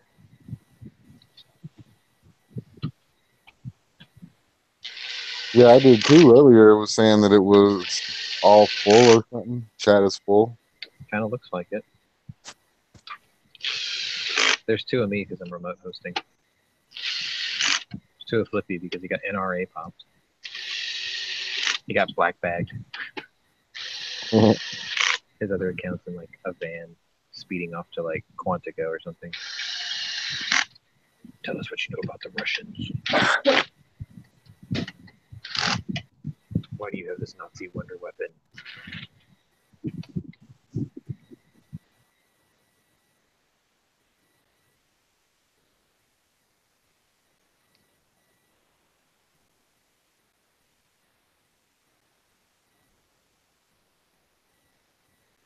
Flippy.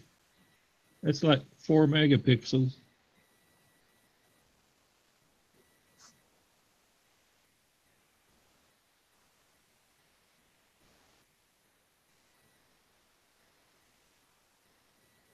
Damn.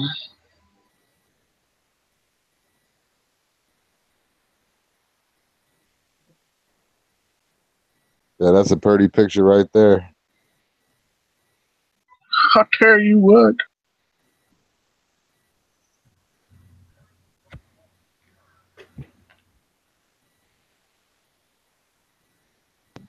Just like that, there was a Tino again. Oh, it dropped out. I was getting ready to tell you that Yankees giving away a Mossberg Shockwave.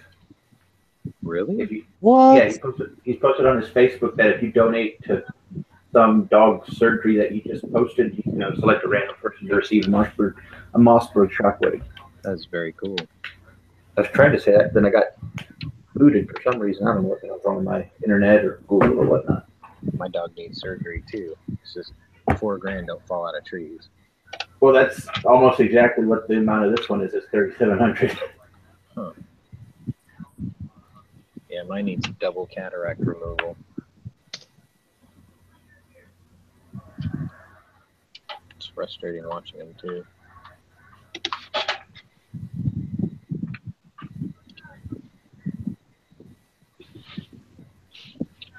Yeah, I'm gonna avoid that entire subject like the plague. Finish shockwave. So I guess what he's going to do is he's going to draw a name out of all the donators. I guess. I don't. He's got like instructions on how to do it. That's cool. Can't have him here.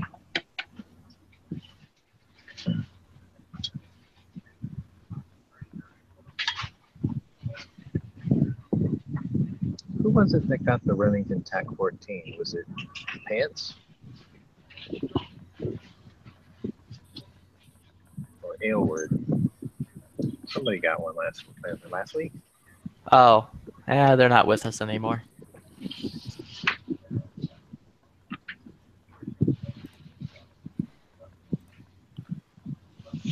They bought a Remington, so it probably blew up and took them with them.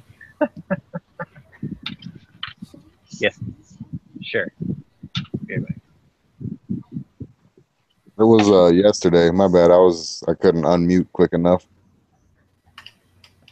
Yesterday's pomade.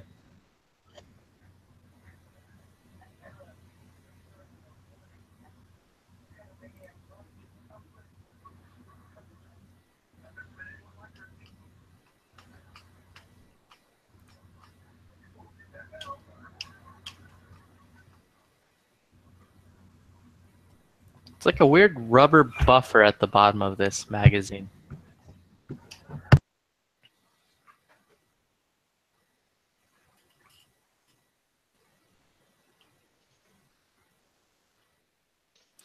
And I still hate this grip.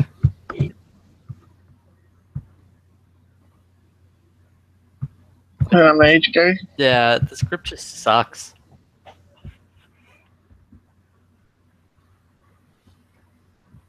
Like the original ones had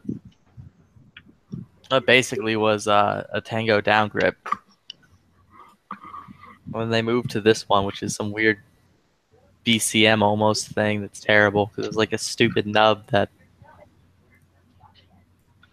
somehow finds a way to like hit your hand in the most annoying spot no matter where you put your hand on the dumb grip.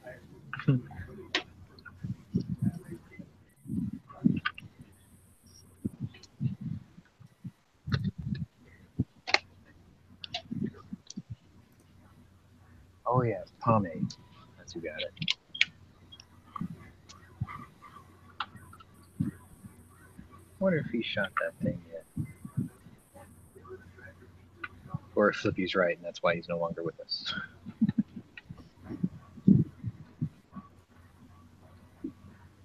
I think I seen him. I'm not, I can't remember. You got me second guessing now. Hold on. I thought I saw him yesterday. Today was the range day. You know what else I haven't looked up yet or even looked into was if the TAC 14 or the Shockwave can take 3-inch Magnum shells or not.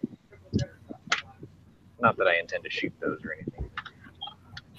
Like I think it can. I think the whatever the thing is called, I think it can. The Mossberg one can. Yeah. I mean, I'm just going to load it up with the Gila shells. So. I'm pretty sure I can get 11 in the Mossberg. I'm going to load them with triple-aught buck. So, like, that's going to be my delving into shotgun reloading. Wait, 10 in the tube and 1 in the hole, or you think you can get 11 in the tube? I think I can get 11 in the tube and 1 in the hole. What? Yeah, that's kind of cool. It might be 10 in the tube and 1 in the hole. That doesn't quote me on that.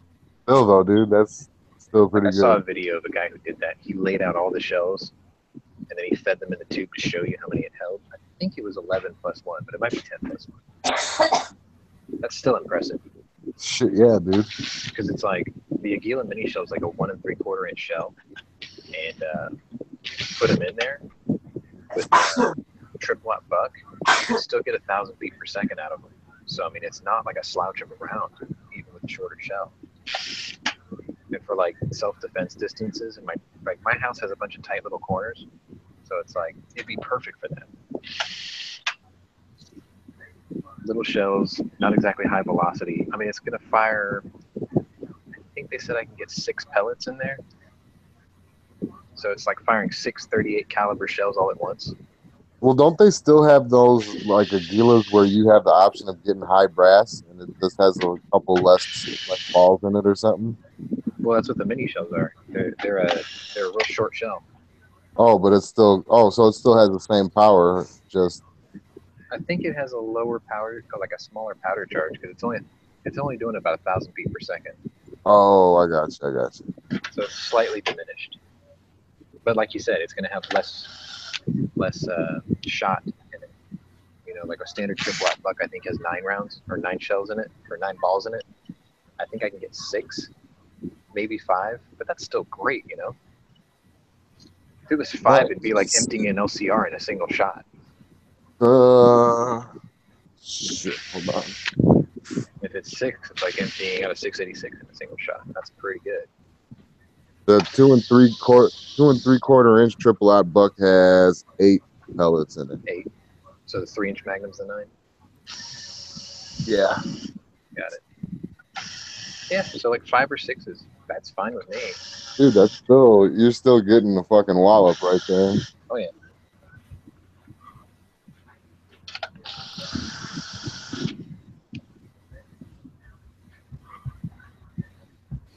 Could you imagine if you can make like customized buckshot that's got like white phosphorus in it? You hit that guy with 5 pellets and he has a burn that'll never stop. Call it the syphilis round. The gift that keeps on giving. Yeah. Call it, you got caponed. Didn't he die of syphilis? Yeah. Yeah. Caponed. See, that's my dream job right there. If I win Powerball or something, I'll start like my own version of Clark Custom Cartridge Company. Make all these crazy ass bullets. This shotgun shell fires 5 corkscrews. I call it the screw you, hippie.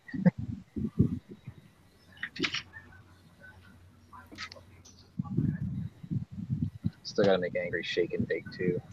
Like my peppers are just about to start like ripening or blooming or whatever the hell it is. Then I gotta dry them out and powderize them. I gotta weaponize my cooked chilies. Yeah. Where'd you get one of these? Here, look. On my screen.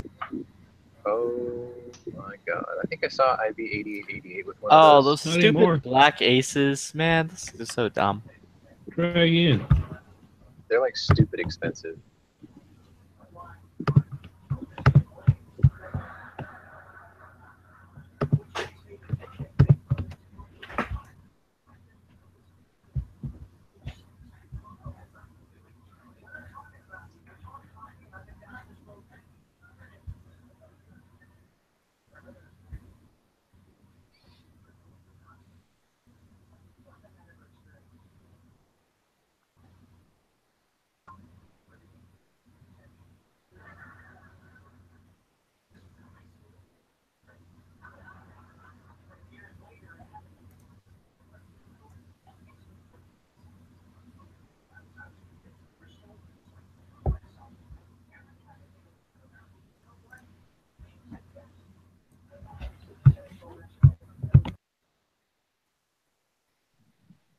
Hey, Knives.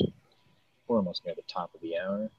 What if I wanted to... Why don't you tell me about where I can get my hoodie game on? Go get that at gearwebsites.com. We also got patches, and we also got AK bandits for your collection. We also got some Gear Websites apparel. And Man, this is so dumb. They're like stupid expensive. Oh, I'm playing back. make sure you go to gearwebsites.com. G-corked your bump. Yep.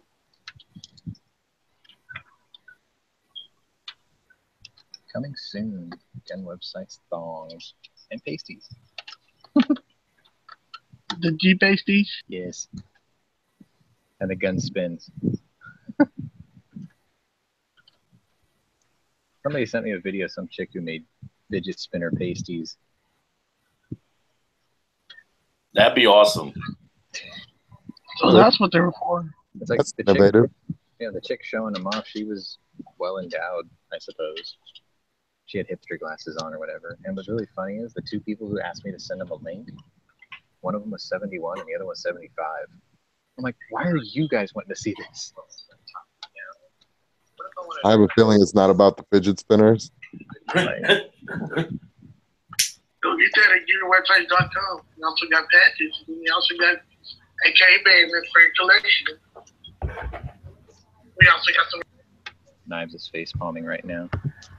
Oh God, is that how it sounds? I was trying to figure out what the hell was going on because my God. John was Yeah, talking, but it was Knives' voice. I was like, something ain't right here. Yeah, Knives, that's what you sound like, dude. It sounds like you woke up from a hangover after like $2 Tecate night. Had a long day. All right. You sound bushed. Is my thing screwing up, or do we have 2 Flippies, 2 Seans, and 2 Johns in here? There's 2 of me because I'm remote hosting. There's 2 of Flippy because it didn't drop his second one after he got NSA pumped. Oh, okay. I don't know about John. I'm not logged on my phone. I'm only logged on my computer. So I don't It's showing on my screen that there's 2 of you in here. Yeah, I see that also, but It is a bit odd. I'm only logged on once, so I don't know. Google's fucking up. YouTube's fucking up too. Like I kept getting this notification on my TV that the YouTube app wasn't going to work on my TV anymore. I was like, oh, thanks. You just upgraded my shit into obsolescence. And then they said it was going to take place after the 30th. Nope, it started last night on the 26th. What the fuck? So maybe it's just that. Whatever they're doing now is screwing with everything else. It's the They're butterfly downgrading. I mean upgrading. I think what's going to happen is a lot of people are going to complain that their smart TVs are no longer smart. Force the manufacturer to do another update. That's what they're going to call Google Smart. I mean, it's a clever gimmick. I've been thinking about buying a new TV anyway. I was going to give my dad my current one, so he can have a 47-inch monitor. Is that big enough for you? For my desk, like from where I sit at my desk, it's perfect because the edges of the screen are just in my peripheral vision. Even a 55-inch, you'll be happy. It's going to be, I tried that because I got a 55 in my living room, and it's actually just a little bit too big. I literally sit arm's distance away from the screen because it's a corner desk. So like if I sit at my desk and I reach out, I can't touch my screen. It's like still a quarter of an inch away from the tip of my finger. And What about those screens that are like 80 feet wide, but they're the same size height-wise as a regular screen? Are you talking about like that super panoramic thing? Yeah. I've seen those. I think it's just a gimmick because it has like a fisheye effect when you do like flight simulators. Right. So I'm not really a fan of that. Okay. I've never seen one in person. I've only seen it in pictures. I saw it at like, what was it, E3? I think they showed one off at South by Southwest once too. Right. I mean, they're okay. They're cool looking and all. It's just, you can tell that technology is still sort of in its infancy. I do like the seamlessness of it though. Yeah, definitely. I thought about getting like a 55-inch Samsung Curve. I'm not trying to buy into the hype of it, but I could squeeze a couple of extra inches of view space with the curve. And the curve is subtle enough to where it doesn't bend the image. I was just thinking about getting something I could stick on the small space on my wall, which would probably be about maybe 36, 38 inches. Yeah. Yeah, I thought about getting like I think they make a 37. I was going to put one in my dining room because it faces the kitchen. Right. Because my mom likes to watch cooking shows or whatever. So she can watch them while she's actually cooking or something if she wanted to. And then she can record. Yeah, I was just figuring getting one of those because they're a lot less expensive and they're also and you could also I guess some of them come wireless these days, so you could just do everything through the computer anyway. Mm-hmm. And if you needed to have like 2, 3, 4 windows open, you'd have room for all of those. Well, it depends on what resolution you have it at. I mean, you can have a big screen that has crappy resolution. You're still going to have huge panes. I'll be right back.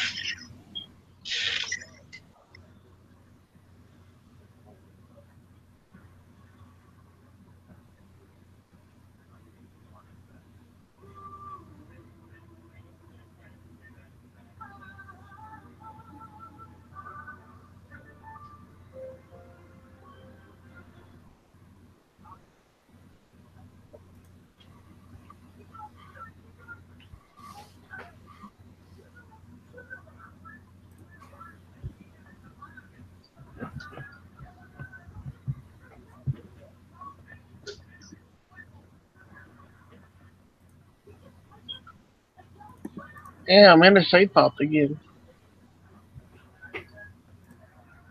You got fisted by the NSA, huh?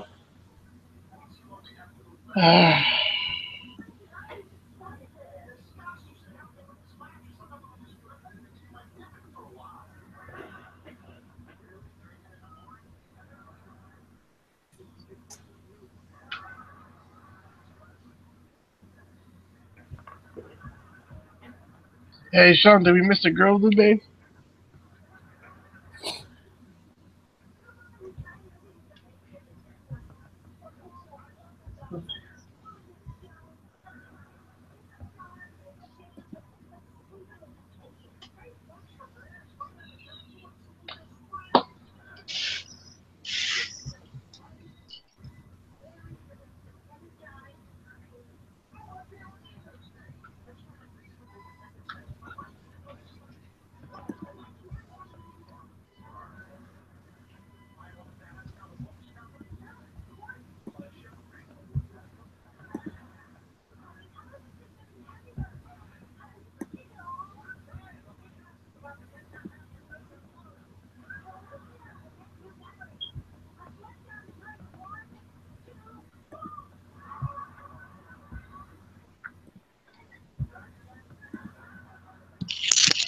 So this is pretty cool. LG has a ultra wide full HD 2560 by 1080 for 160 bucks. Is that a good price?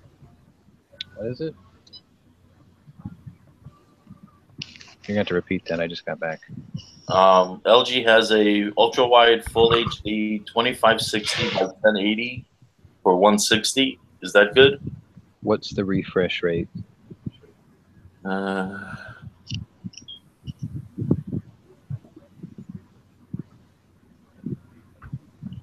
60, 120, 240, or 480. 75.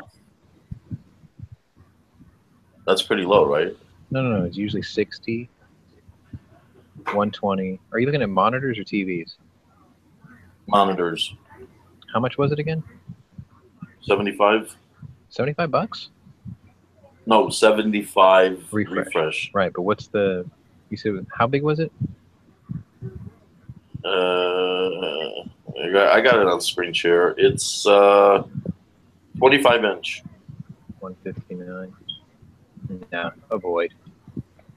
Avoid. Avoid. Okay. I got my dad a 27-inch that had 120 hertz refresh and a built-in webcam, and I think I only paid like 179 for it. Yeah. Really? How was the webcam though? Only like 2 megapixel. It's basic. Like I've got the exact same monitor that I use as a TV screen next to my 47, which is funny because that's a TV. But when I'm broadcasting from home, that's the camera. It's like 2 megapixels. It's real basic. Yeah, those little things are not like a big deal to me. But if you say I can get it for less, you can is get that more what you're size saying? for like 20 bucks more, with a lot more features and a better refresh rate. Check with Asus for the monitors. Asus.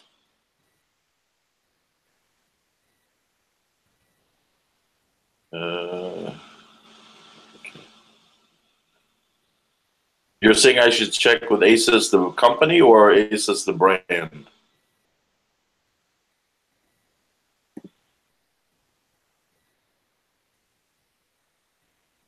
Sean?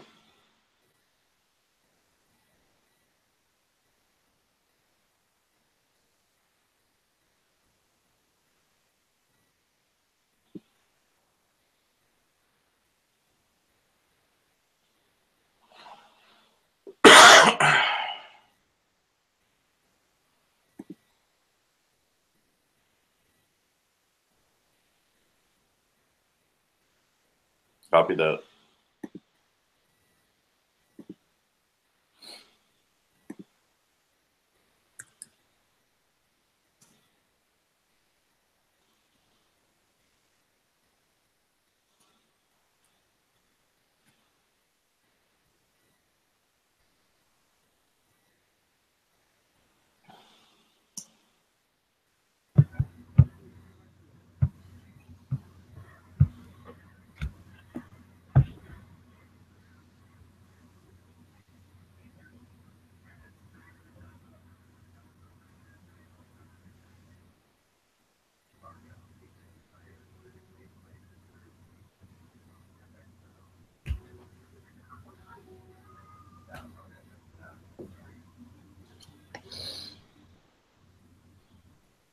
good place if you're looking for monitors, check Walmart, because sometimes I got my dad one. It was a 32-inch, I think, and it was like 75 bucks. They had it on sale, and it has HDMI and all that stuff.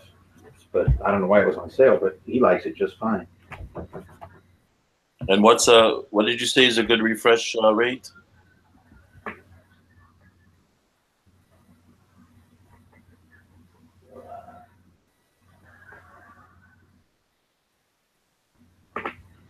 Anybody? Oh, I have no idea.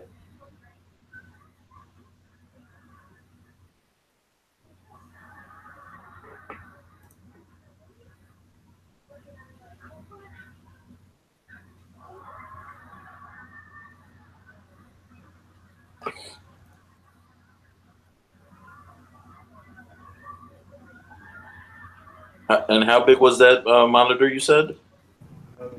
It was 32. I believe it was 32 inches. Walmart. Wow. Okay. Well, let me see if they have an option for the doors. Yeah, I don't need 4K. Hey, DB. Big thing. What happened, man? What did I miss? Not much. Did I miss anything? Apparently, there's now 2s of everything. Apparently, there's now this FN 509 is supposed to be the best gun in the world now. So it's pretty cool. Is primary and secondary still saying it's the greatest gun ever with the best trigger? Well, no, Sage Dynamics, Aaron Cowan is now like, no, he was saying the trigger kind of sucks, but he's like, this is the gun I would carry, like, if I would start now, like, picking all my gear, like, spare mags and holsters and all my accessories, like, he said that that's the gun that he would go with. I don't know why. I like how it looks, and I'm going to get one. I'm actually looking at one my local store has, but I don't think it's the greatest gun that's ever been invented. Yeah, I'm like, I don't know.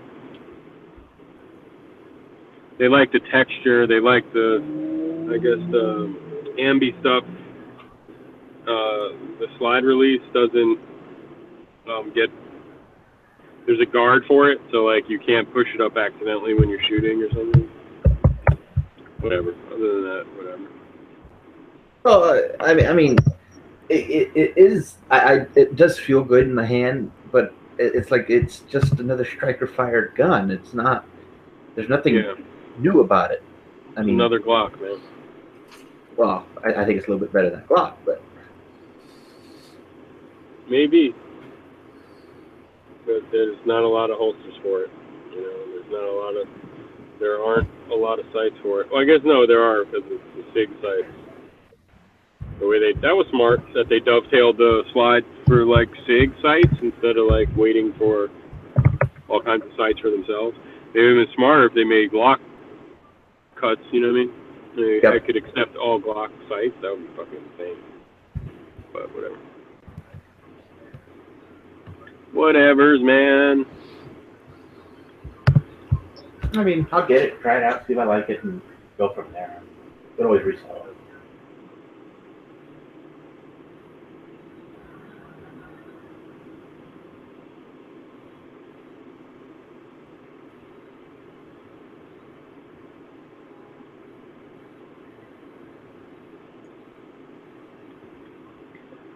Well, sitting in fucking traffic, dude. Just got my hair cut. It's pretty fucking awesome, dude. Just awesomeness. Why? Oh, got man, your my hair fade on fleek. Got my fade on fleeky. You know, I'm looking like Forrest Gump. There's a Jenny. What's the event? You gotta go to work. Looking like Jenny. Where's Jenny at? Look at this, man. Look at my face. Where's Jenny? Oh, Jenny. Oh. Nice dude. So what, you got looking sharp over there, DB. What happened? Looking sharp or something? I went to Supercuts and was like, give me that Forrest Gump cut. Want to see my buttocks? I said, look, man, I want a haircut where, like, everyone knows I mean business. But a party in the back, business on the top, baby. Don't say party in the back like that. Mullet man, extremo.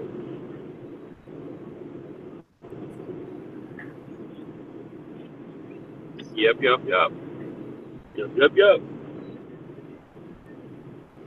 Mm-hmm.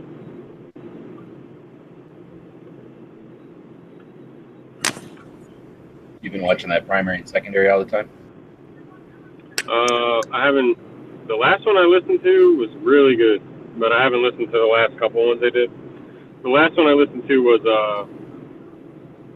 762 NATO versus 556, and how the Army is allegedly going to issue 308 rifles to everybody, like very soon, like doing a trial very soon. Like they picked their new handgun, they want to pick a new rifle, and they want it to be 308. And it was like a 3-hour chat with Forgotten Weapons was there.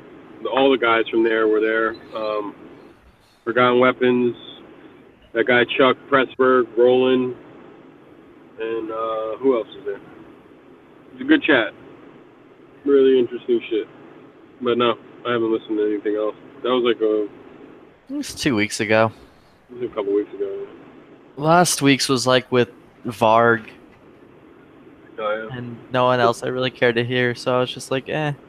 They do it once a week. Yeah, do it once a week. For how long? A few hours. Until they just kind of stop. They usually do a couple hours at least. Yeah. Steve Fisher hasn't been on there. Yeah, He's Steve like Fisher's the guy- been on there in a while. He's a good guest. Ever since Chuck shot his brother-in-law, he's like, gotta stay away from you guys. Well, Yeah, Steve Fisher's like, yo, I can't be hanging around that shenanigans, dude. What happened? now, one of the guys from primary and secondary shot his brother-in-law either by accident or on purpose, but he was drunk and they got arrested. And he was active duty, I think, at the time, or he just retired. I think he just retired when he shot his brother-in-law. He was Army Ninja, apparently. Someone was telling me asymmetric warfare group, which was what he was doing, was like super secret squirrel shit, and he was doing it for a long time. And before that, he was a ranger. But then while he was a ranger, he was pretty fucking high up in that. And then he's got a lot of testing experience, like overseas, like with weapons, guns. He was in the chat that they did 2 weeks ago. It was interesting because like Forgotten Weapons and his friends are all like super nerds, but none of them really had that real world experience. So you have those guys and this guy who has like nothing but real world experience talking about the nerd. They're just nerding out on gun stuff. And like, but at one point he was like, he would travel from forward operating base to forward operating base with gigantic Pelican cases full of like the coolest guns you could imagine. Like anything he wanted, he could get. And he was like doing testing and evaluations in the field, you know, in Afghanistan and Iraq, I guess. Anyway, I never even heard of that shit until I heard that show. Asymmetric Warfare Group, I guess, is like they're, you know, it's fucking army, but it's guys that can carry whatever they want, can use any gear they, you know, like, I don't know. Have you ever heard of them? Do you have? Asymmetric warfare just means like guerrilla. So I've never heard it. That's an actual. No, it's a division. It's like it's like AWG. If you Google it, like I did, it comes up with some weird fucking army.mil website, like, and it trying to. I think they explain it like it's for veterans. They needed guys with a lot of experience on the ground fighting, and a lot of times those guys would age out and they'd be too old or whatever, you know. And this was just a way for them to be on the ground fighting with the younger guys, teaching them stuff, doing a lot of research, on weapons and stuff. Like, it sounded like fucking, like dev group type of dudes. Like, it was like armies, you know, SEALs or some shit. I don't know. But anyway, he's good. And I like it because they got those Forgotten Weapons guys on all the time now. And they're fucking nerds. So, like, they just love, like, theorize, you know, like theory, you know. Well, hey, what if we tried this? What if the Army selected 5-7 or something? You know, like, just weird. That's not what they said. But, you know, I mean, like, weird things. And then you got guys, I think everyone on that panel was, like, hardcore warfighters and then hardcore gun nerd dudes. That just interesting mix, man. That's that show. It's like We Like Shooting, but like better. I listen to We Like Shooting and I What wonder was that thing you sometimes. said? It's like We Like Shooting, but like it should be called We Like Shooting People. At some point, yeah, it gets like that. But yeah, because We Like Shooting. I'm listening to it, and sometimes I wonder, like, does anyone know what the fuck they're talking about at all? I don't know. Sometimes I don't know. And they lost their girl, that redhead chick, and I had a feeling she knew what she was talking about with gear and scopes and rifles and stuff. And she kind of had a clue.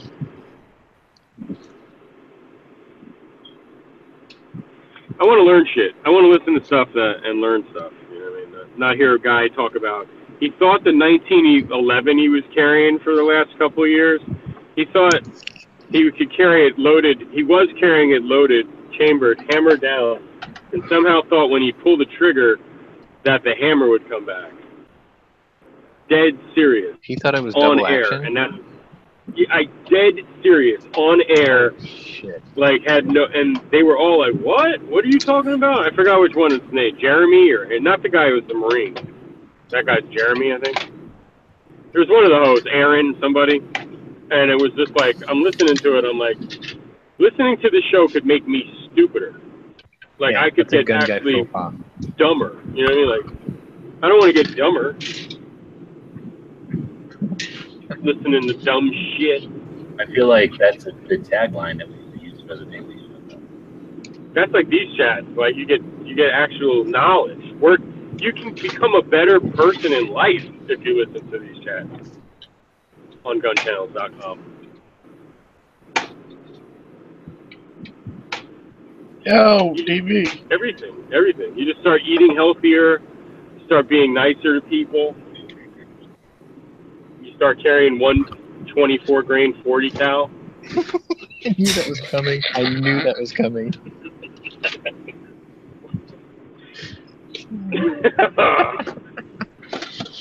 Doing 3,000 feet per second. 135 grain 40. What up? You keep saying yo, what's up then? Yeah, knives, strap up. Yeah, what's up then? What you going to do then? Let me get my burner real quick. Why did they leave you off Bad and Bougie? Oh, you think I'm bad and bougie? Do I look like no Bad Bougie? Do I look like it's Bad Bougie? What? What are you saying? Joe Button walks off stage. Yo, Academic said the reason I asked him what, like, was because I couldn't fucking hear him because the mics were hooked up to, you know, a mixing board, like, across the hall, and it was so loud in there that you couldn't hear anything. So, anyway, is that what you were asking about? Yeah, we're done here. We're done. Oh, we're done. Wrap. It's a wrap. Close it. Close the interview up.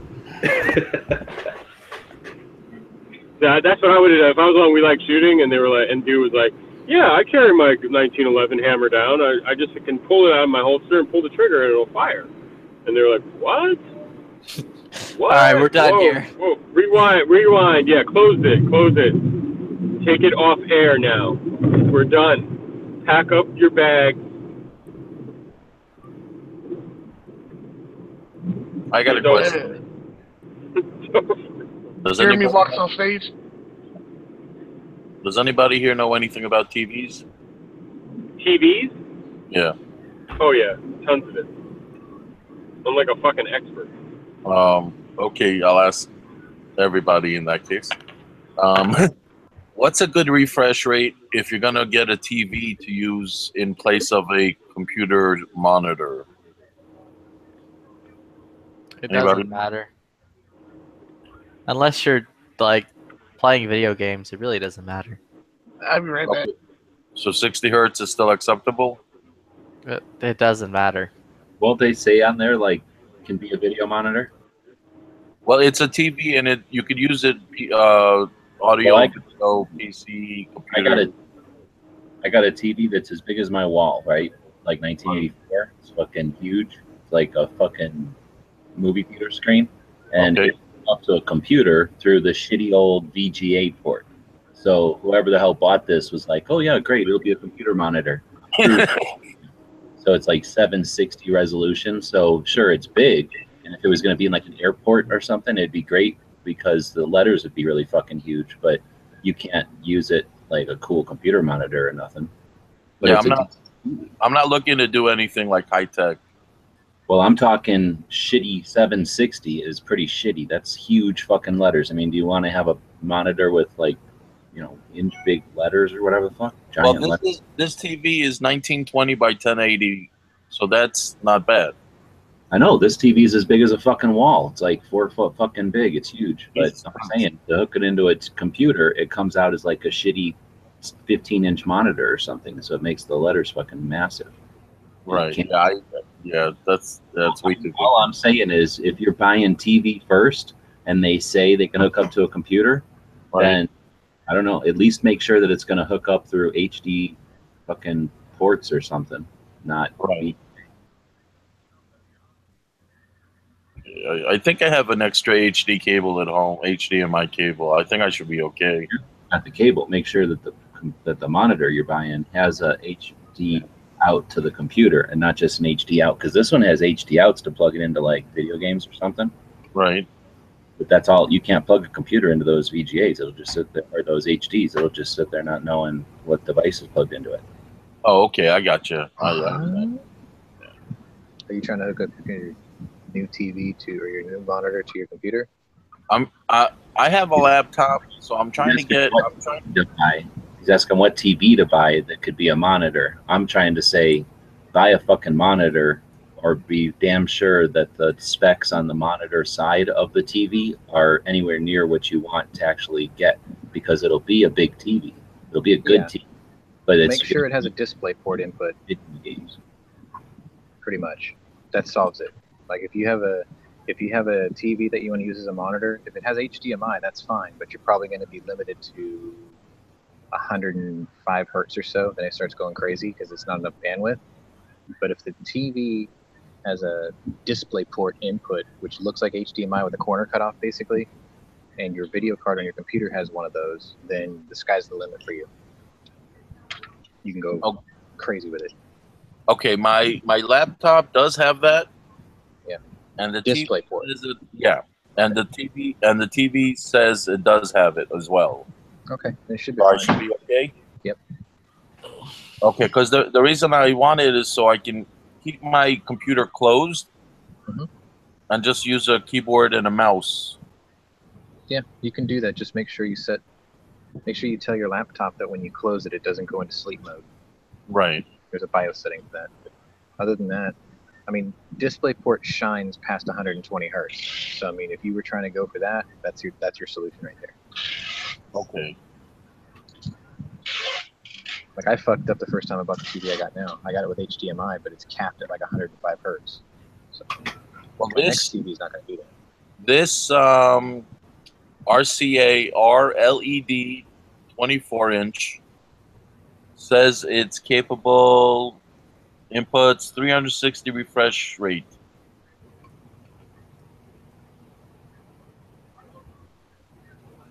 Okay. Does I mean, that make a difference?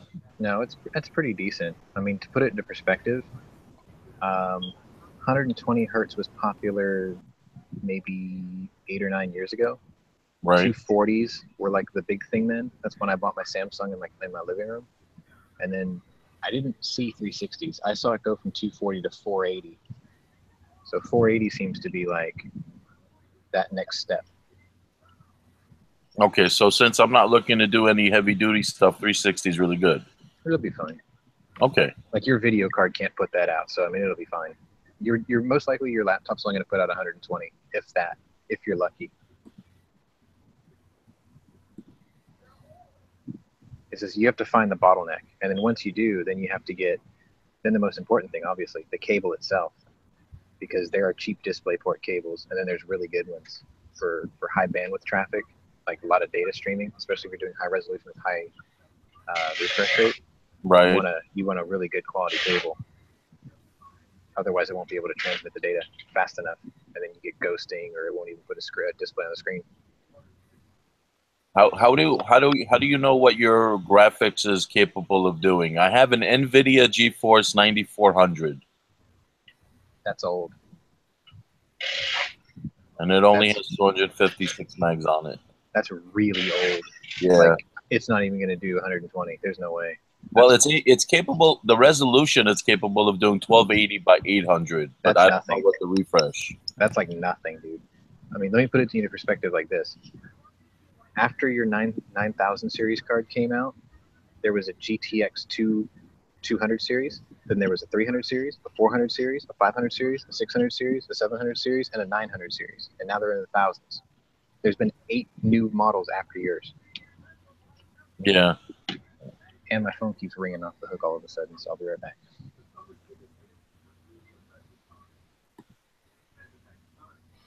Not today, ISIS. Not today. What happened? So what about getting a fidget spinner so when you spin it, there's like LED lights make words. You can have it say words on there like juicy. It's a novel idea, G. YOLO. It would have to know what its own RPM was in order for the words to like show up correctly. You talking about Tasties? I'm not saying it can't be done. I'm just saying that it'd be a lot more processing power needed for that to work. You talking about for pasties, G? Yeah, that's probably exactly what he said. Also known as, not what he was talking about. Pasty lights.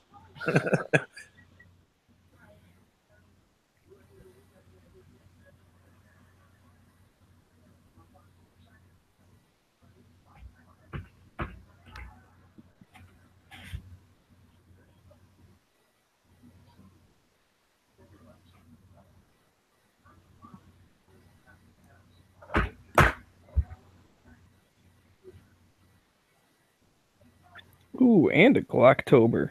Nice. I don't know who this person is, but they have an Every Second Matters patch and a Glocktober patch. Are you showdown in it? Oh, Smeggy made it. No, I am not. That's for tomorrow. Oh, what are you just looking at pictures? Or? Oh, and he has a Gunchannels shirt.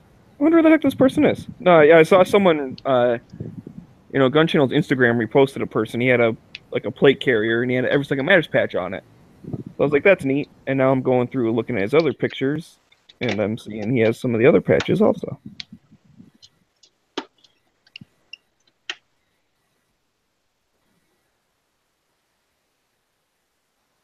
Trying to see if I can figure out if he's a Gunchannels person. It would kind of seem like he is, but I don't know. Depending on where he came from, I gave away a lot of stickers and patches with the Every Second Matter stuff in my local range. So it could be one of those two. But I always invite people to join the site too. I just don't have to draw like. Did you give him away a Gunchannels shirt and a Glocktober patch? Because he has those also. Glocktober patch, but if he's not from Texas, then chances are it wasn't me. I don't know where he's from. God damn it. Ooh, CSGO. I like Counter-Strike. Oh, shit. Adidas too. Man, it's always so weird to see other ranges that aren't mine. There's just like a hook and a stick. There's like no one around to go retrieve your targets. This fucking Flippy had me at Cigar Lounge yesterday.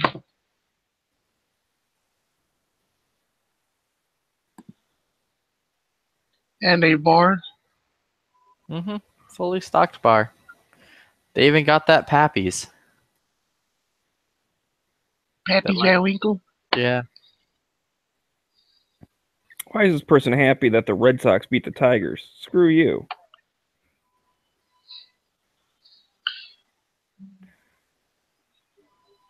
So I'm guessing he's a Boston fan. Who are the Tigers? The Japanese team? The Detroit Tigers? Oh, okay. Yeah, you know about sports just as much as I do.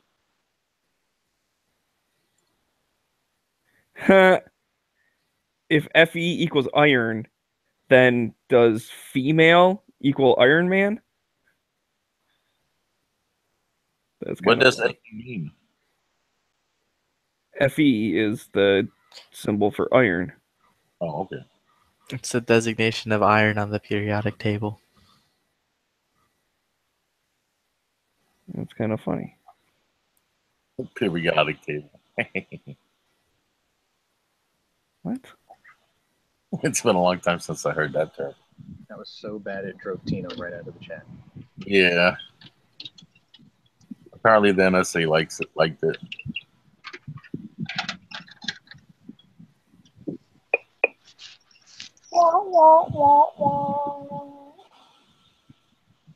So do we all have to join twice, or is that just for Sean and Flippy? I'm just here once. G-Webs was doing it for a little bit too because he wanted to be cool. Before it killed it, well, it killed me with some kind of weird error, and then it wouldn't let me in. It said the chat was full. It's like, you're going to join a room with 7 people. Oh, chat's full. You're going to join a room with 7 people. Oh, chat's full. It did that like an hour. This is the place to be today. Very cool, very cool. See, this is what happens when Obama sells the internet. This is what happens when I remote host.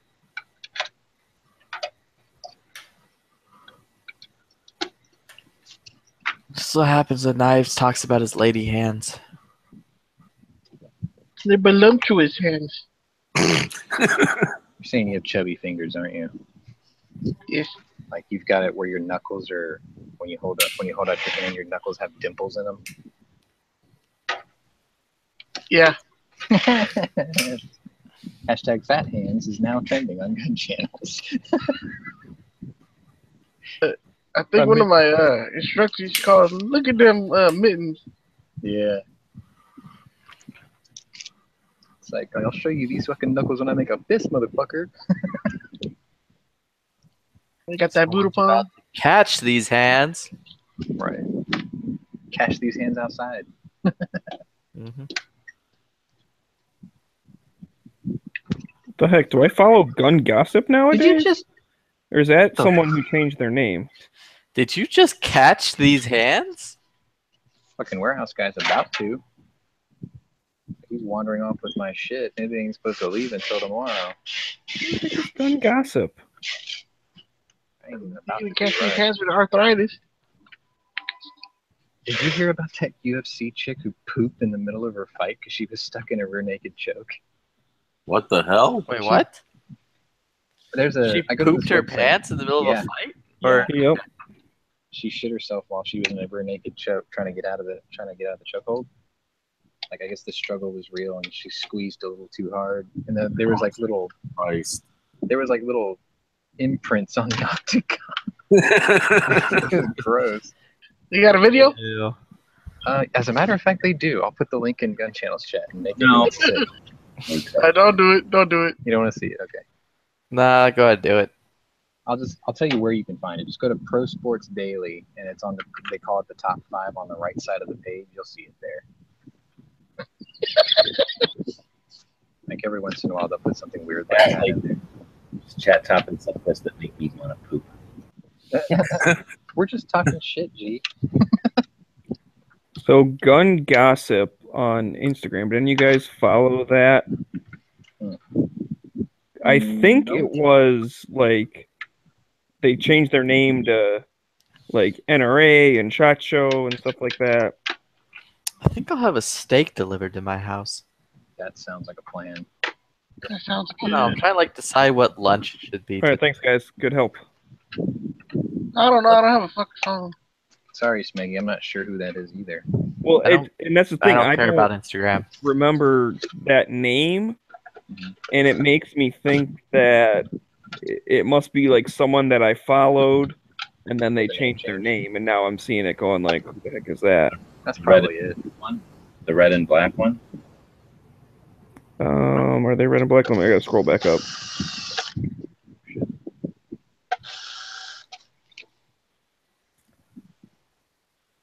Just a reposter.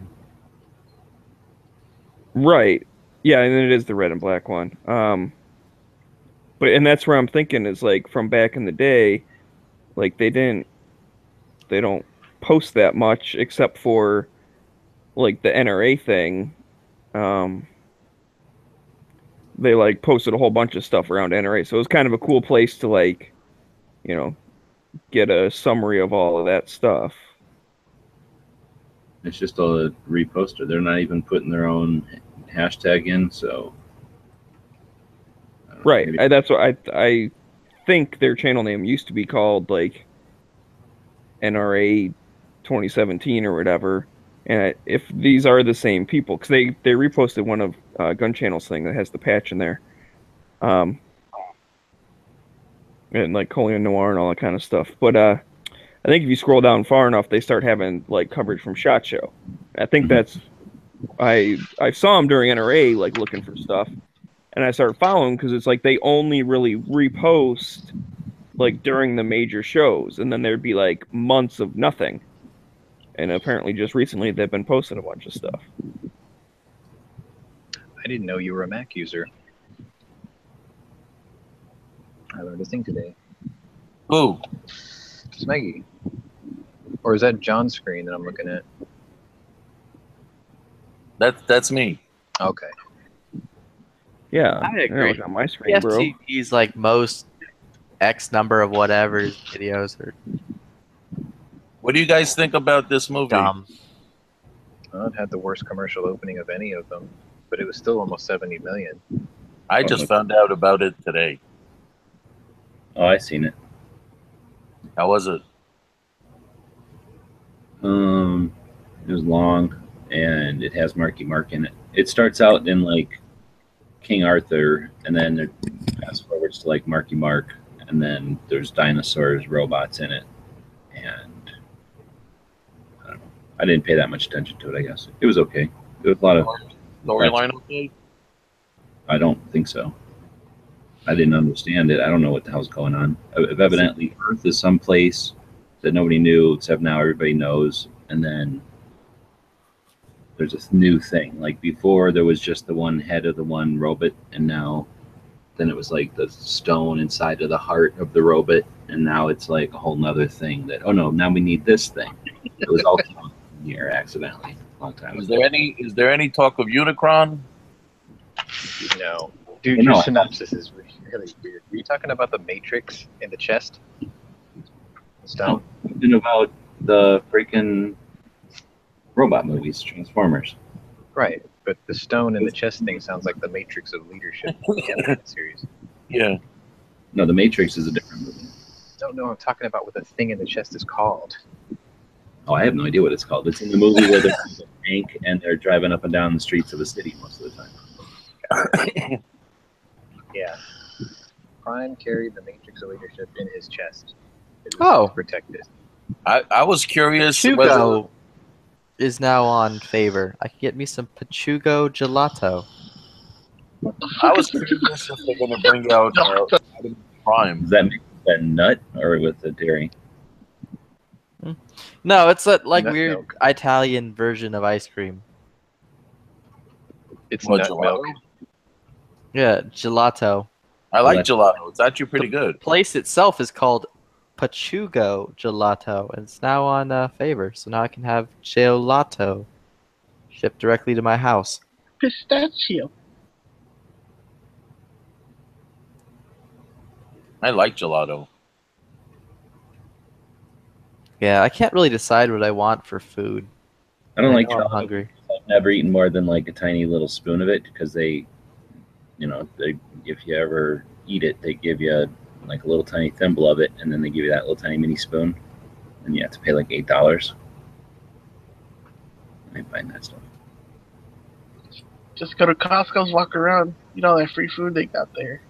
They have gelato out there though. I ain't giving away that. That's like caviar. You can get full walking around at Costco. Yeah, definitely. It's totally worth the $120 membership. $120. What? That is highway robbery. That's $50. Yeah, that sounds not anymore. Wait, hold on. $125 for your Costco? Yeah, it's going up to 130. I think you're getting ripped off, man. Yeah. Where the hell do you go at? Shit. Nail, dude. $50. Like, Yeah. Someone don't- like Don't take the money from the guy who says, "All right, meet me out back, and I'll take your photo." it Get was in the the weirdest van. thing. The guy kept telling me he needed a photo of me without pants on. Right. Figured, all right, well, whatever. Next time that guy makes that offer, just look at him and go, "Not today, ISIS." Not today, sleazy Pete. I ain't getting in that van. Fool me 3 times, and that's just rape. Fool me 4 times, and it's no longer rape. Then we're That's going what we down call the marriage. hole. Yeah, 4th time it's called Stockholm Syndrome. Like, ooh, I'm starting to like this. Oh, Red, I could have fuzzies delivered. Fuzzies is awesome. Pizza? Tacos. What's fuzzy? Tacos should not be fuzzy. Your tacos with those fuzzy caterpillars in there. Ugh. Oh. Is Smeggy still in here? That Smeggy guy still in here? I see a snowman. That's cool. There's Arby's. Arby's. I don't really feel like Arby's because I don't feel like getting AIDS. There's like no Arby's left in my area. They all But- shut down. The good thing about being in a lobby with a bunch of people that have ADD is I didn't want to hear about that movie, so I took my headphones off, and I knew if I came back 30 seconds later, you guys would be talking about something completely random. So thanks for talking about Arby's now. Right on. Are you talking about the Transformer movie? No, we're not talking about that. Wait, because we were talking about the Transformer movie? trying to avoid. I haven't seen that yet. Is there salient arms guns in that movie? Or is what's his face? Is he done with the salient? It's gonna be a lone wolf commercial. I was asking if that Smeggy character is still in here because of a comment he made on the thing. I wanted to address. He made a comment on the Instagrams. Oh, What comment did he make? Yeah, what comment did I make? He said something to the effect of the Peruta, maybe they'll pick it up whenever they do the other thing. Right. From what I understand, when they say they're not taking it, it's now they're not taking it. Not like we're not going to take it at this moment, but we're not taking it. Oh, really? See, that's what I wasn't 100% sure on. That's what I'm getting the impression of reacting to. Yeah, they're just holding off for the summer. No, what G's saying is once they say we're not going to hear this, they mean Ever. they're not going to hear it. Yeah, No, so that's- it's done. You have to wait for another case to get put back up again or whatever. See, all I have playing in my head right now is just we're not gonna take it. I heard that too, actually. Just out of nowhere, just bursted out in my head. I heard that exactly. DB. No, we're not gonna take this. We're not. So anyway, where do you get that from, though, G? You said it's just kind of based on reaction or whatever, but if you, like, I'd Correct. be interested to see someone from, like, that, like some lawyer that's taken cases at the Supreme Court or whatever say something to that effect. Just reaction. We have to still talk to somebody who's what they're talking about, find out what the deal is. Maybe on Every Second Matters we can ask about that, because hopefully we'll have some heavy hitters in there this month. It's coming up on Sunday, right? Is it already? Yeah. Yep. I'm probably going to open up a little bit early and do some prep work for it today. I just want to see the Supreme Court bust out into song singing "We're not going to take this." Oh, Jesus, whatever, dude.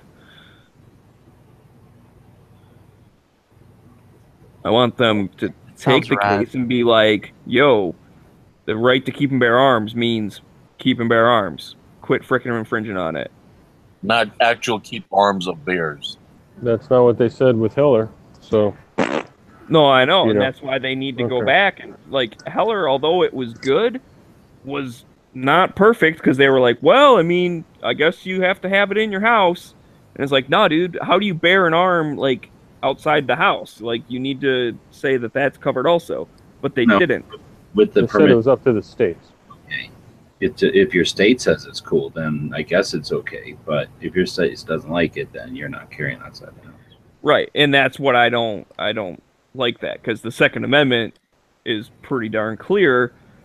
And I don't know. I know that's just how the courts work, and that's how politics and blah blah blah, all this crap. It's just frustrating when I wish the Supreme Court would just once and for all be like, listen, you're allowed to own guns, you're allowed to carry guns, problem solved. The state can't take that away from you.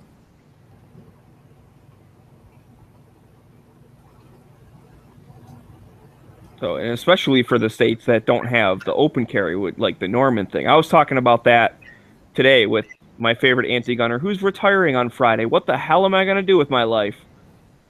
I don't know how I'm going to get through the workday if I don't get to argue anti-gun stuff with him. You have to wait for the other two to retire on the Supreme Court. What? Anyways, so anti-gunners. I was talking with him, and I said something about the Norman case and all that stuff. And then he's like, well, I have no idea what you're talking about. I'm like, well, I know you don't, which I knew he wouldn't, so that's fine. So I explained it to him.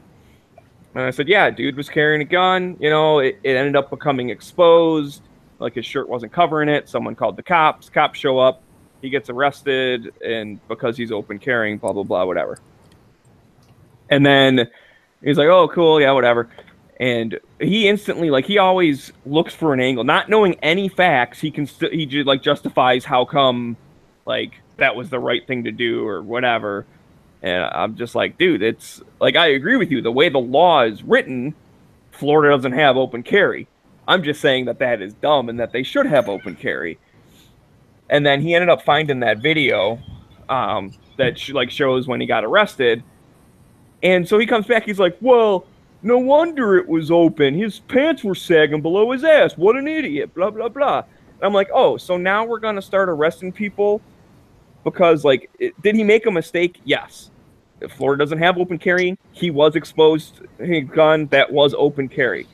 He didn't mean to, under my understanding of it. But we're going to start charging people based on their wardrobe? I mean, that's freaking ridiculous. We already do and charge his whole people thing was he based was on their sagging his wardrobe. pants, he deserves it. I'm like, fuck you, he deserves it. No. Well, is that a bad choice to, wear saggy pants when you have a gun on? Yeah, it probably was if your state doesn't have open carry. But that doesn't mean he should be in jail for it. Like, he made a mistake.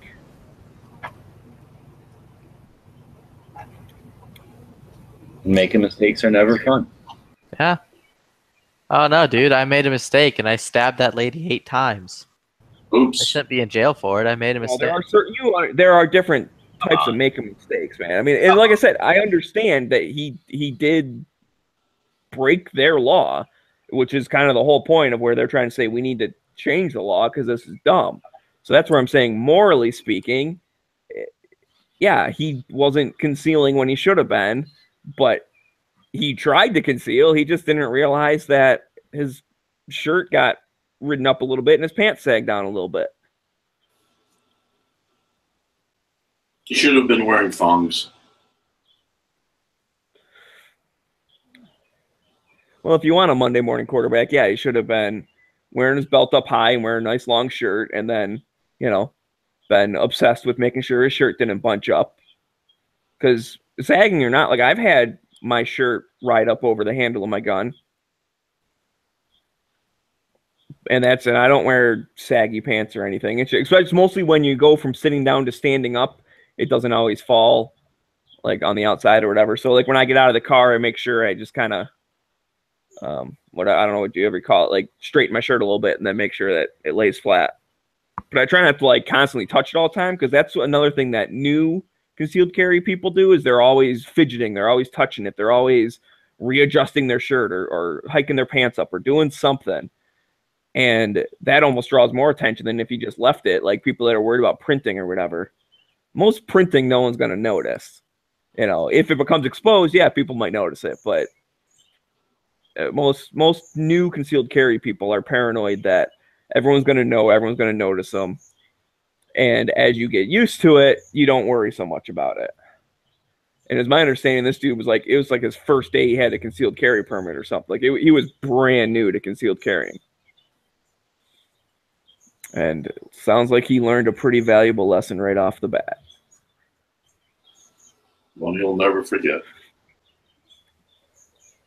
Yeah. If he can even get a concealed carry permit now. I don't know if that's something that, like, they revoked it because now he has, like, a gun charge or whatever, you know? Yeah. Like you said, I don't think he belonged in jail for that either. Which, and to be fair, I mean, because that's one thing I'm like, yeah, now he's going to jail or whatever. I couldn't find him being sentenced to anything, so I don't know if it's because it got appealed so many times, they just never sentenced him or whatever. Or, I mean, it was a class 2 misdemeanor, which under Florida law is punishable by up to 90 days in jail. So it's not like he's going to jail for a long time, even if they did give him the harshest penalties. They probably just fined him, but I don't know for sure, so I can't say. But there is at least possibility of some jail time, even under that charge, second-degree misdemeanor. Yeah, it sucks to have even that. But I do know a lot of states, when they have concealed carry permits, there is a lot of stuff that, like, you can still own a gun by having certain misdemeanors and stuff, but you can't get a concealed carry permit if you have those misdemeanors. Really? Yeah. Michigan's got one. If you've had your like if you've driven drunk in the past like 7 years or something, you can't get a concealed carry permit. You know, there's stuff with I forget what else. There's like other things that you can't get a concealed carry permit, even though it's not a felony. And it sometimes, even though it has nothing to do with firearms, if you have a certain thing, then you can't get it. Again, you can still own, and we do have open carry in Michigan, so you can always open carry. That's always been a thing. So there's nothing to worry about there. But yeah, so anyways, I don't know about Florida, but they might have something like that where your permit will get revoked if you have some type of, you know, like gun charge or whatever, even if it's a second-degree misdemeanor. That sucks. Well, it sucks if they have it. I don't know if they do or not.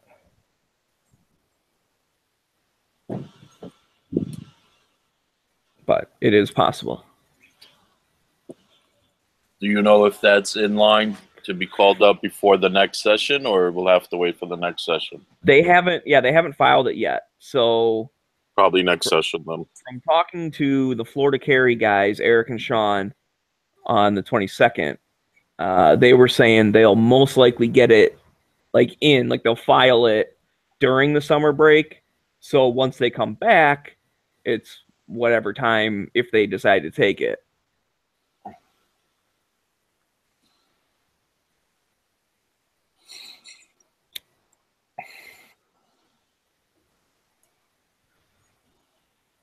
But unfortunately, that one would only if they decide to take it and they rule on the side of the Second Amendment, it's really only going to make open carry for the 6 states that don't have it, which is still cool, but it's not I think, as big of a win as Peruta would have been if they took it and they ruled on the side of the Second Amendment and said, yeah, you can't deny people just because you don't feel like it.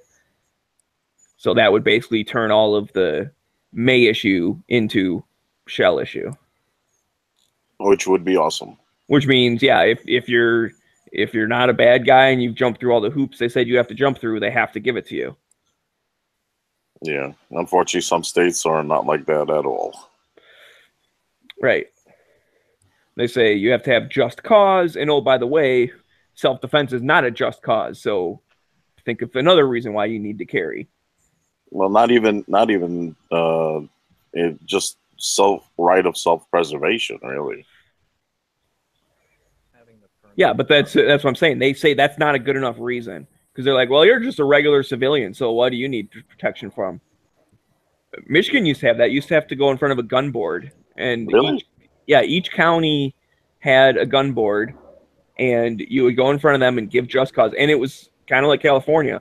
A lot of the gun boards, they'd say, "Okay, what's your justification?" Say, "Well, I'd like to carry for self-defense," and they say, "Okay, that's a good reason. Here you go." And then they make sure you don't have, like I said, all those like other misdemeanors and the other stuff. But then some places that they wouldn't take that unless you're like, well, I'm a business owner. I take large sums of money to the bank. So like I'm a higher risk target than like, someone who works at McDonald's or whatever. Like they're not a high risk target because they're just a person, but I'm like a special person. And then they would give it to you. I think that's bad. I mean, that's the definition of freaking, I don't know, like corruption and like it's just it's like New York City. You got to really know someone if you want to get a permit in New York City. Exactly. In fact, then I see something. I don't know, a month ago or something. Maybe it was kind of recently, but they just I don't know if they convicted or they just pressed charges or whatever. Someone in like the gun boards or whatever their equivalent is, they just got in trouble for like taking bribes and stuff. Where? In New York. Oh, the police department, their gun section, the police officers, a civilian was paying them so they can get the permits. Right. Wait a minute. You're talking about a government official taking bribes. I don't believe it. It wasn't just a gun official. There were police officers. Well, because they're the ones that sign off on the thing or whatever there. Right. So it's the equivalent. Like I said, I don't know if they necessarily have a gun board like Michigan had. I was just using the terms I was familiar with. They don't have the gun board. The NYPD runs it all. Okay, but either way, so the citizens were bribing the people that are in charge of saying if you can have a permit or not. Exactly. And that's when you're a may issue thing, you're inviting corruption. Like you set up the system to be corrupted, and it encourages people that want to have a permit to bribe the right people to get one, because if you don't, they won't give it to you. Exactly. And you can take up to 1 year and there's still no guarantee you'll get it. Right. And that's the thing. And if you don't get it, it's not like you get reimbursed the money you spent to file. It's not like you get reimbursed the money you spent on the class. It's not like you've wasted all that time and money. And then it goes, and then you break $1,000 just trying to get the lawyer. Now you're, God knows, spending how much to appeal it. Yeah, I remember at one point, and this is not necessarily a hard, fast number or whatever, but one of our members on Gunchannels was in New York City and was talking about, man, I really wish I could get a permit. And someone else was like, well, I know a lawyer in New York City. Like, if you're serious, I can put you in contact with someone that can help you, but it's going to be like $7,000 or $8,000 by the time you're all done. Yeah, that's not worth it. That's a lie. That's so fucking bullshit. My stepfather had an HK, a SIG, a fucking Benelli shotgun, all kinds of guns in Manhattan. I think it was a few $100s. It was definitely not thousands of dollars. He couldn't carry it. That's what I'm talking, carry permit in New York City. Actual concealed carry? Yes. Dude, no, you have to go, you have to prove New York City, death you're not threats, getting a carry concealed permit. New York City, not happening. You're not getting a concealed carry unless you have like active death threats, or you're dealing with so much cash or whatever. Right. And you can't bribe. I mean, bribing a judge is like a fucking felony. I wouldn't you? Good luck. How would you even approach it? Like some lawyer's like, yeah, I know a guy. You just got to give this judge like $7,000. You know, I wouldn't even want to deal with it. No, I'm just talking about. The 7 or 8 grand. I wasn't talking. That part was not talking about a bribe, because the person who mentioned that said he has a friend who's a lawyer in New York City, I don't think he was implying my friend knows who to bribe. I'm saying that it's going to be that much money worth of like lawyer costs. And again, that included everything: filing the permit, doing the training, doing all the other stuff. Like, it included all that also. But he was saying, like, that's how much time it's going to take for a lawyer to write up a little thing and put the paperwork in front of the right people, and like, and so that's a rough estimate. Yeah, in New York City, you're not getting a carry at all. It's not happening unless Again, it comes back down to you carry a lot of money, or you know you're well connected, which is the corruption part, or like serious death threats and whatever. But you're not getting a carry permit. It's not happening. All you can get is a permit to have in your home. But you're not getting that either because they make it so impossible and so expensive. Without the guarantee, after up to 1 year, you could still get denied. And that's where the lawyer would come in to appeal it. But who has the time and money for that? Not a lot of people have it. The people that have the money are the ones getting the carry concealed. That's not a lot of people. Hey guys. It's for your own safety. Like, the uber rich, they're not going to do anything like try to stick you up. They already got money. So you don't need to worry about the uber rich rolling around with guns. It's the poor people with guns you need to worry about. There's a New York legislator right now. I'll find the article. My friend just sent it to me on WhatsApp yesterday. My friend's about to send me his New York State concealed carry application, firearms application, and then I think it's like you check a box on it. Do you want, a carry permit? It's up to the judge when you finally get approved. But he's about to send me it, and I forgot. It's like 7. You need like 7 references. None of them can be relatives, and none of them can be police officers, and then they're gonna permission to contact your job. Can you imagine? Like they need your current job job information, and it's like, it's just nuts, man. So you don't know who they're gonna contact, and when they contact them, what they're gonna say. And I know my stepfather applied for the premises permit, and they called my mother and asked my mother if she thought he was going to kill her. Oh, if he had, so you know what I mean? Like this kind of, and she was like, no. Like and then they asked her, why do you think he wants a gun? And she was like, he's German and he likes shooting target practice and stuff. Like, I don't know. He grew up around guns. He had guns his whole life. Whatever. Like, whatever the fucking reason is. So the other part is like when you give them the job information. Do you want fucking law enforcement contacting your job and being like, hey, Joe is interested?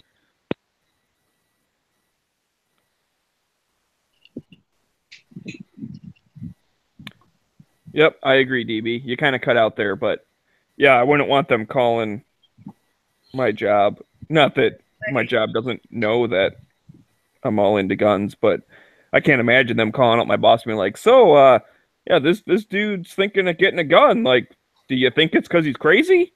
Like, what the hell, dude? It's none of their business. Yeah, so those are the kind You of. waited on firing this guy this week, were you? Because he just got a permit for a gun. Just hope you know. You better give him a raise or else. Do you think this employee wants to come in and shoot up your gun place? Or your place of work with his gun that he's trying to get? See, dude, it's for, like, the other people's safety. Because it's like, oh, they called up and like, yo, do you think this guy's going to shoot up the, like, place?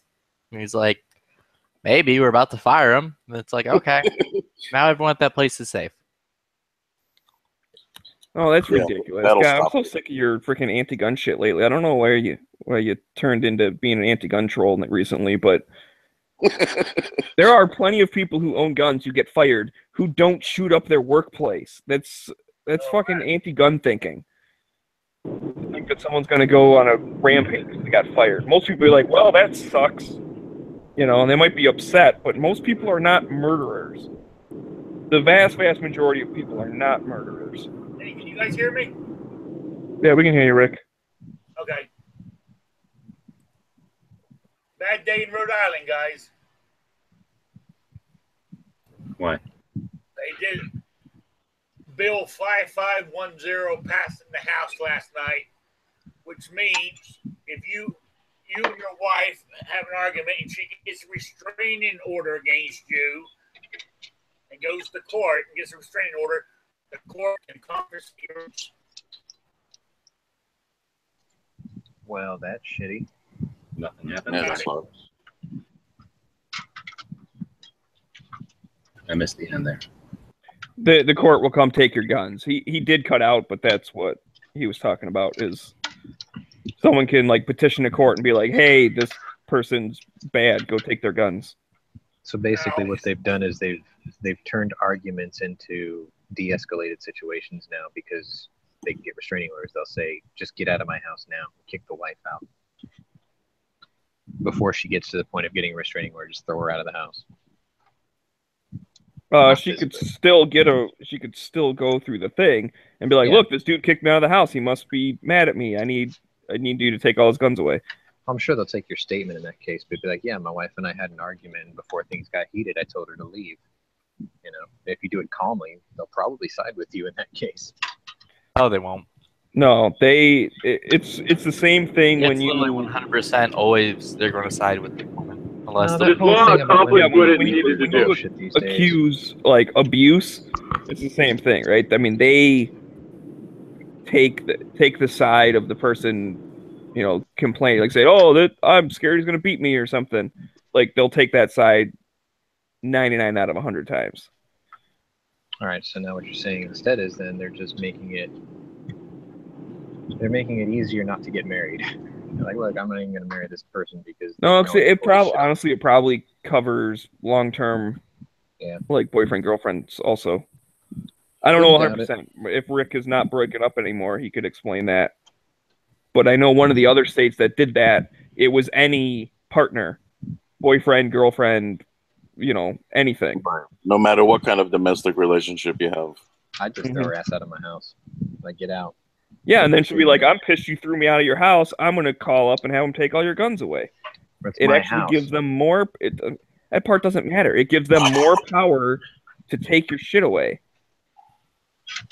I could call him up right now. I could be like, "Yeah, me and Sean Ponery are, you know, in Gunchannels relations. Take his guns away." They'd probably be like, "Yeah, okay, fine." They're going to take my statement, though. See what I'm saying? Like, it's not one-sided. It can't be just be one-sided. Yeah, but the default is you're guilty until you get around to proving you're innocent. They'll take your statement eventually, but default is you're guilty. Take all your guns away. They just cured all arguments in the state of Rhode Island. Yeah. I would just be like, whatever. You fucked my best friend. Okay, cool. I'm watching the game right now. Okay, like, why would I ever kick you out of my house, yo? I mean, ever. Just stay, hang out. Right, and again, they just gave another bargaining chip for when someone's splitting up, going, "Well, you better give me the car, or else I'm going to tell them that, you know, you're not safe with your gun, or whatever."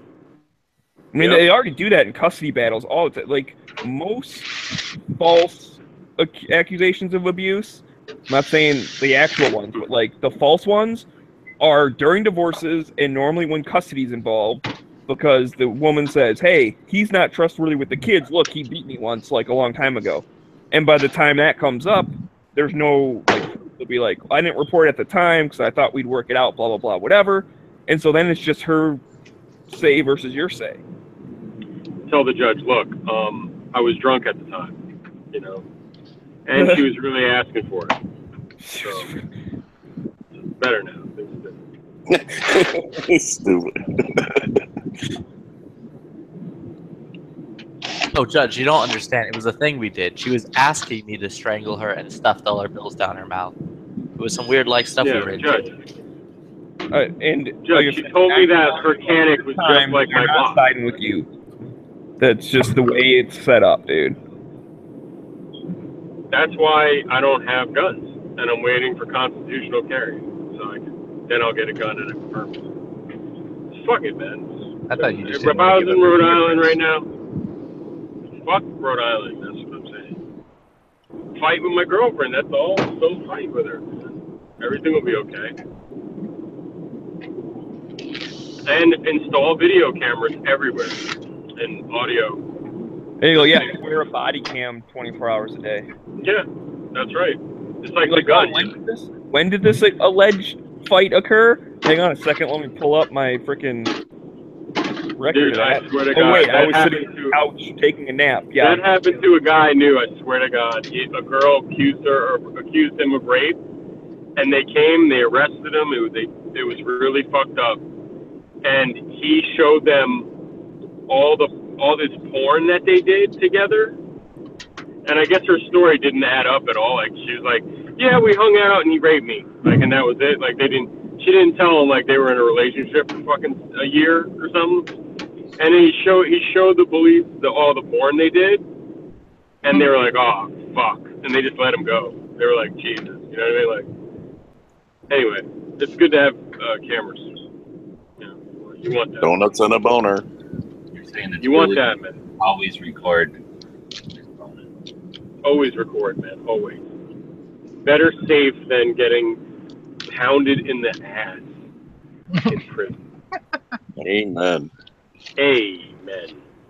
Because you can always, like, when you're in prison, you can always go, like, speak to the counselor or the warden people and tell them, look, you know, I'm sexy and I know it. You know what I mean? And guys are gonna want to rape me. So can I go home? And they'll go, yeah, sure. And usually they go, yeah, you want to live by yourself in a box? Cool, man. That's fine.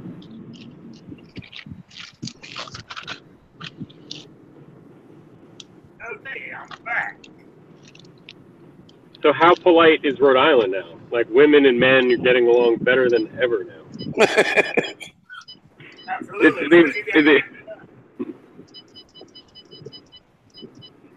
Yep. That's It really sucks. It really sucks. You can't tell your wife to get the fuck out anymore. You just got to tell her, go to your room, bitch. Oh, but you can still call and get a restraining order against you for abuse. Yeah. Well, I used to live next to this gay couple, and they used to beat the shit out of each other. You think domestic violence is bad, man on woman, you know? Can you imagine man on man? It's like, it's crazy. No, and I don't try to either. That's Tyson and Oh, Holyfield. I had to imagine it every weekend. They would literally kick the shit out of each other. And there was like blood, and it was just the most crazy domestic violence. I called the police so many times that I only brought this up because I've called the police on them so many times. Eventually, like, the one dude in the relationship, if it started getting heated, he would just leave. He would just, like, he'd walk out. He'd leave and go hang out in his car. Was he the alpha? Yeah. I think they call it the giver. He was the giver. He wasn't the taker, I don't know. I don't think so. I'm pretty sure he was like the man. He was the man. The pitcher. Yeah. Not the catcher. I'm assuming this because the boyfriend, the other boyfriend, was taller and bigger than him, but he sounded like Richard Simmons.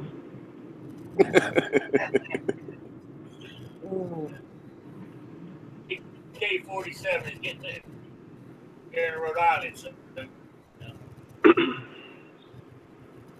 Yeah. Sometimes, you know, you just got to be, sometimes when the shit hits the fan, you just got to be polite to the women in your life.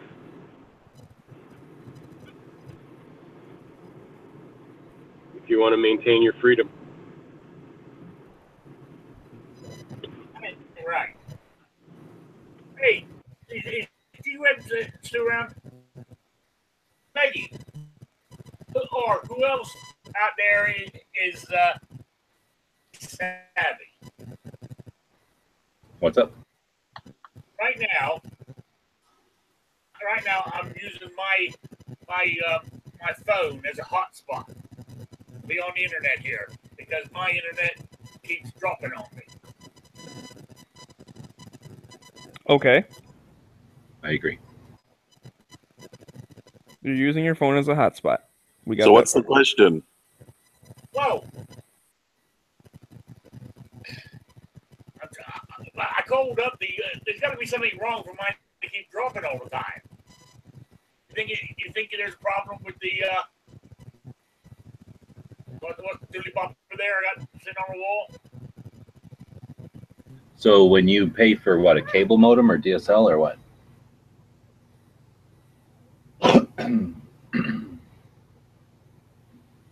Huh?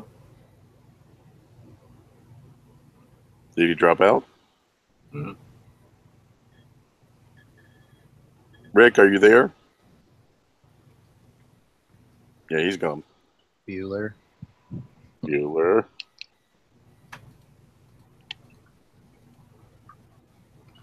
I don't think that hotspot's very reliable either.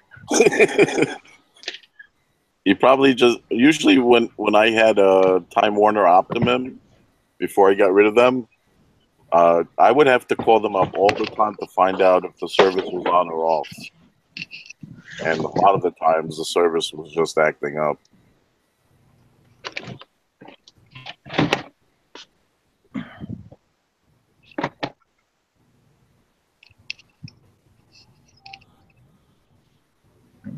My female man. You back, Rick?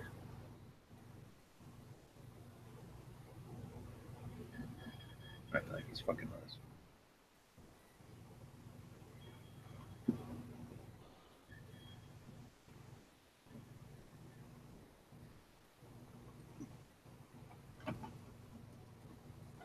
Yep.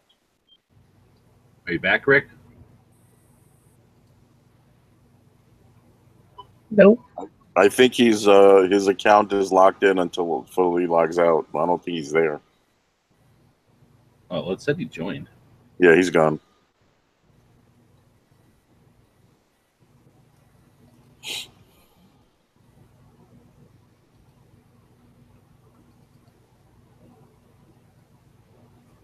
If he comes on again and someone's able to tell him, ask him if he's able to try to reset his modem.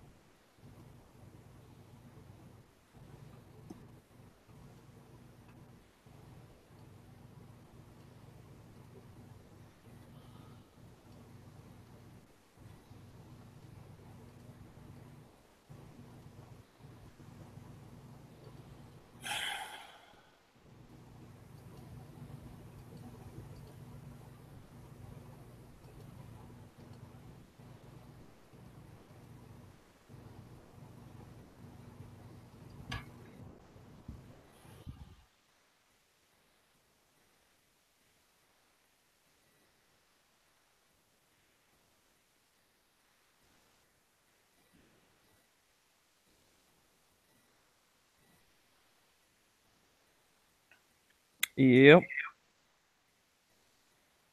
Yep.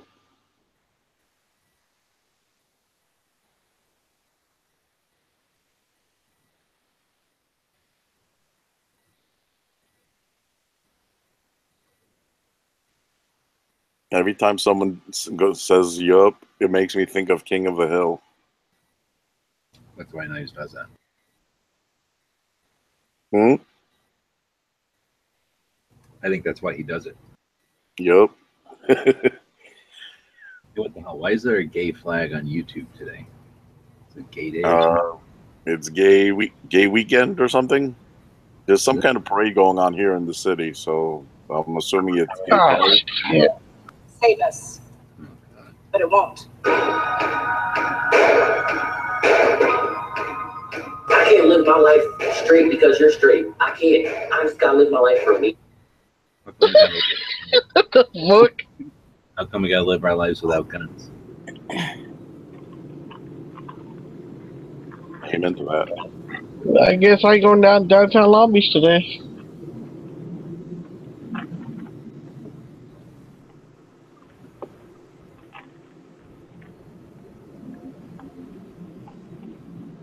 What about not living with guns? What the heck are you talking about? There's a show called Queer Brunching. Do we want to know? I dare ask. No, I'm changing the channel. Don't click on the gay flag on YouTube unless you want to know all kinds of shit you need to know. Where's the normal YouTube? Oops. Gay tube and YouTube.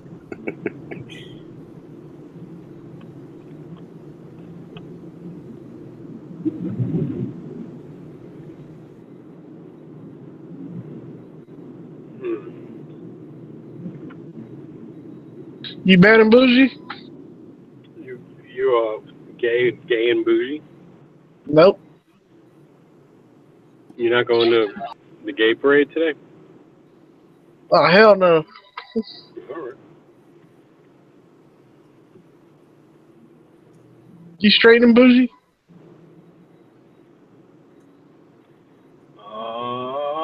Don't call it a comeback. Oh boy.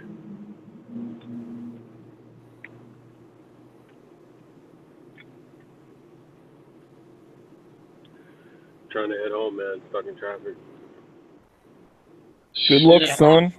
Do my shopping. I drove 5 miles in a half hour in that damn city. Good luck getting home. Waiting for constitutional self-defense. Constitutional road rage. That would be dope.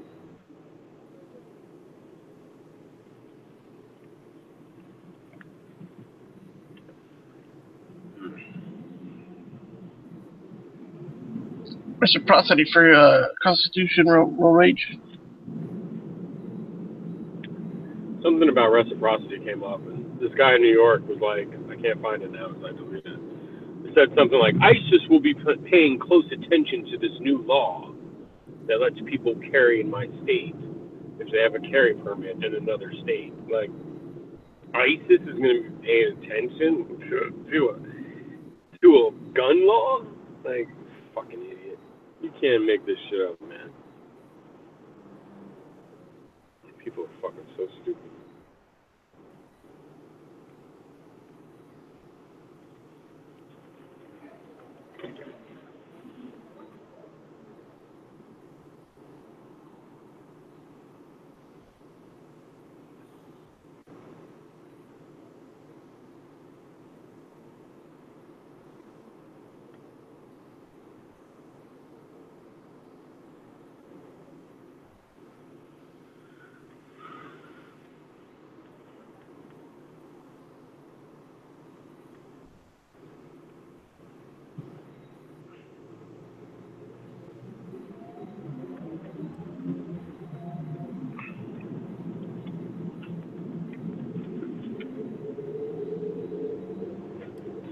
Ow. Fuck, son. Well.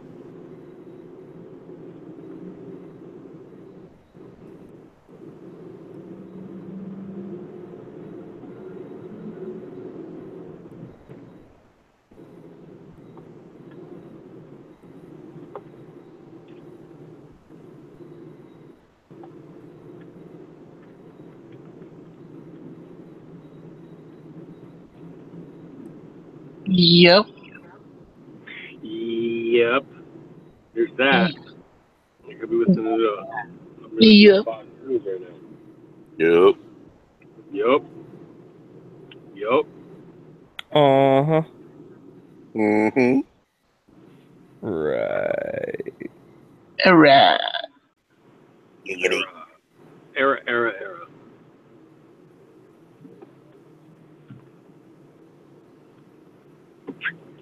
So you think there should be some like the wheel of topics or some sort of like a thing that people can go, oh, you need a topic like bounce or whatever, like do something and then have a place somewhere. Remember the wheel of topics? That was pretty cool. Exactly. So we had this problem where everybody was sitting around fucking being boring, talking about cats or some shit. Or if you waited 2 seconds, it would be like cats and prepping. So I remember that chat. So we made this topic wheel. I don't know. It lasted for a while, but then the sound was certainly annoying. Well, but people started figuring out how to keep fucking chatting, and we didn't use it after a while, right? Only had to use it for a while, and then people were like used to chatting, and jumping in and sitting I think it was to get back on topic, though. Like, it was like to pick a gun topic. when like no one was talking about guns anymore. Yeah, everybody was just sitting there talking about whatever or nothing like that. Yeah. It must have looked good. Yep. Gun topics, man. Gun topicals. Gun topics. I'll tell you one. Here's the gun topic. Night sights. I'm a fan of night sights. You're a fan. I'm a fan of them. Oh, did you see the picture of the Gen 5 Glock? That's out. I've not seen that picture. What's so special about it? It says Gen 5 on it. It's the new Glock. It's the new FBI Glock, but it's for us. So I think it'll be out soon because that picture is like recent in the last couple days. It was a Glock 19 Gen 5. What's so special about it? It has like Gen 4 texture. It doesn't have finger grooves. Has ambidextrous slide release. Has a slightly longer recoil spring than the Gen 4. And I think ambi mag release. And it's the you can just Google 19M or 17M. You'll see the FBI gun. It's pretty much that. I don't know if it's going to have the button traditional rifling that the FBI gun has. Why would they announce it in the middle of nothing? Like, there's no. They didn't. Not show or They nothing. didn't.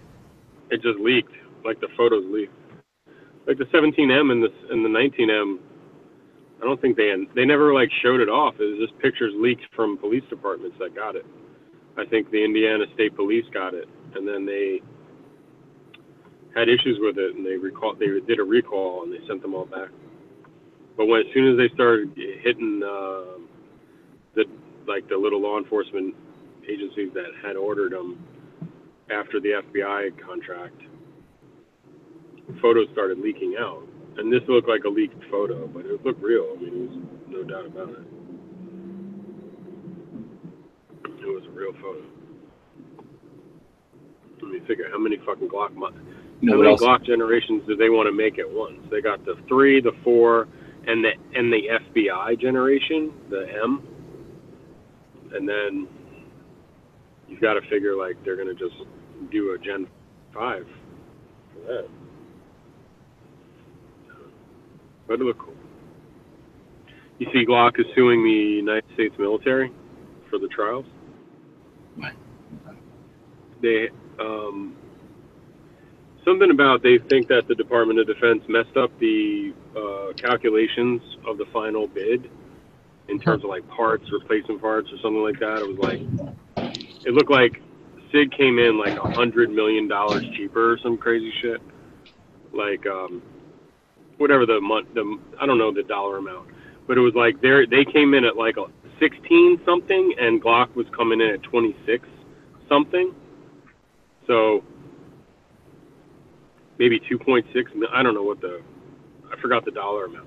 But Glock is suing right now, saying that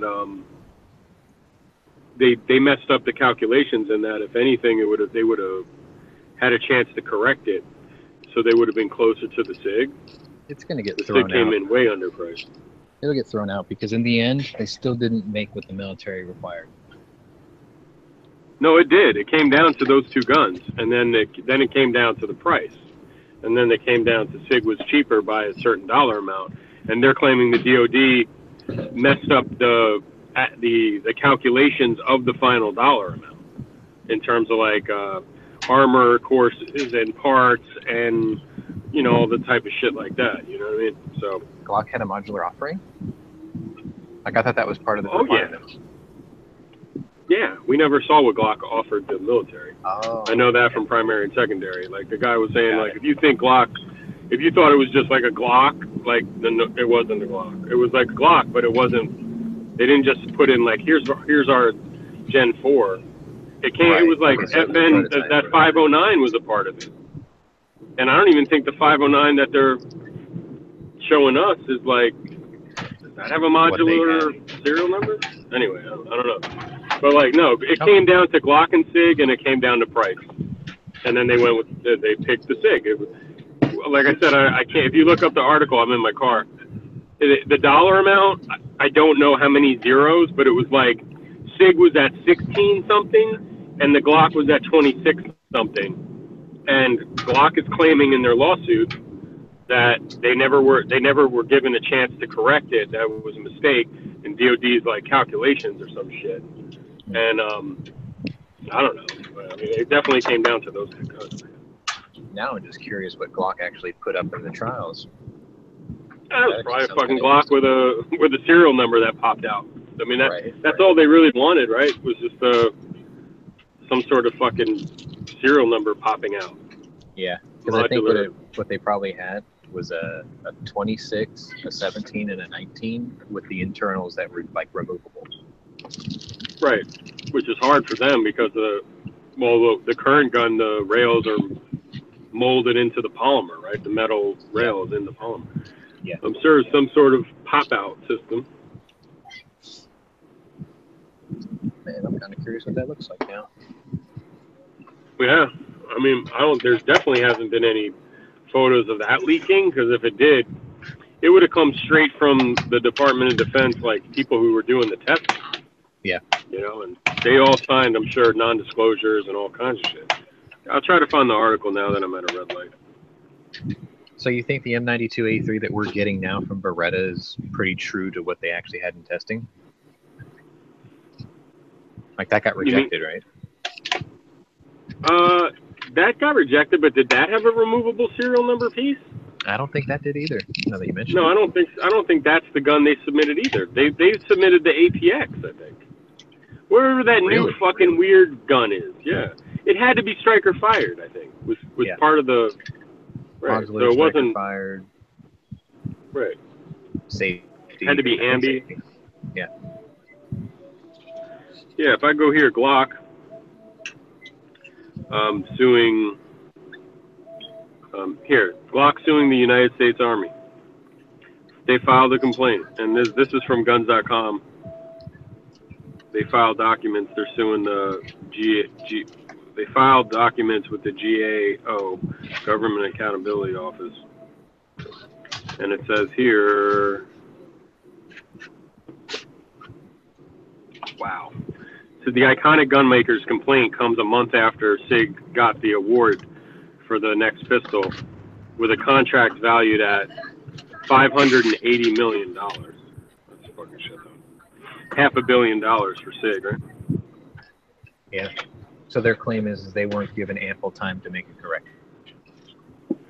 Their claim is that the DOD they just fucked it up. Like that wasn't even the price that they came in at or something. Like that they botched the math. Like maybe they gave them a whole bunch of like, here's what this would cost, this is what this would cost, replacement frames, replacement strikers, whatever, and that they fucked up at the end and was like, man, you didn't even give us a chance to correct it. Like it was incorrect numbers. See, this is I want to find like the latest article. So this is February 27th. I just read an article like 3 days ago. So what is their aim with this lawsuit, though? It can't be purely monetary reasons, right? I mean, I'm sure there's a lot of R&D that went into it, but not the amount they're probably claiming for. Yeah. Or is it just more like a moral victory for them if they win? I don't know. Maybe get a chance, since it's not all done, to do it. I mean, it seems like it's over with. It's done. It is. You know? Yeah. Like units are already shipping, aren't they? Oh, look. But they might be able to still get in on some of it or whatever somehow.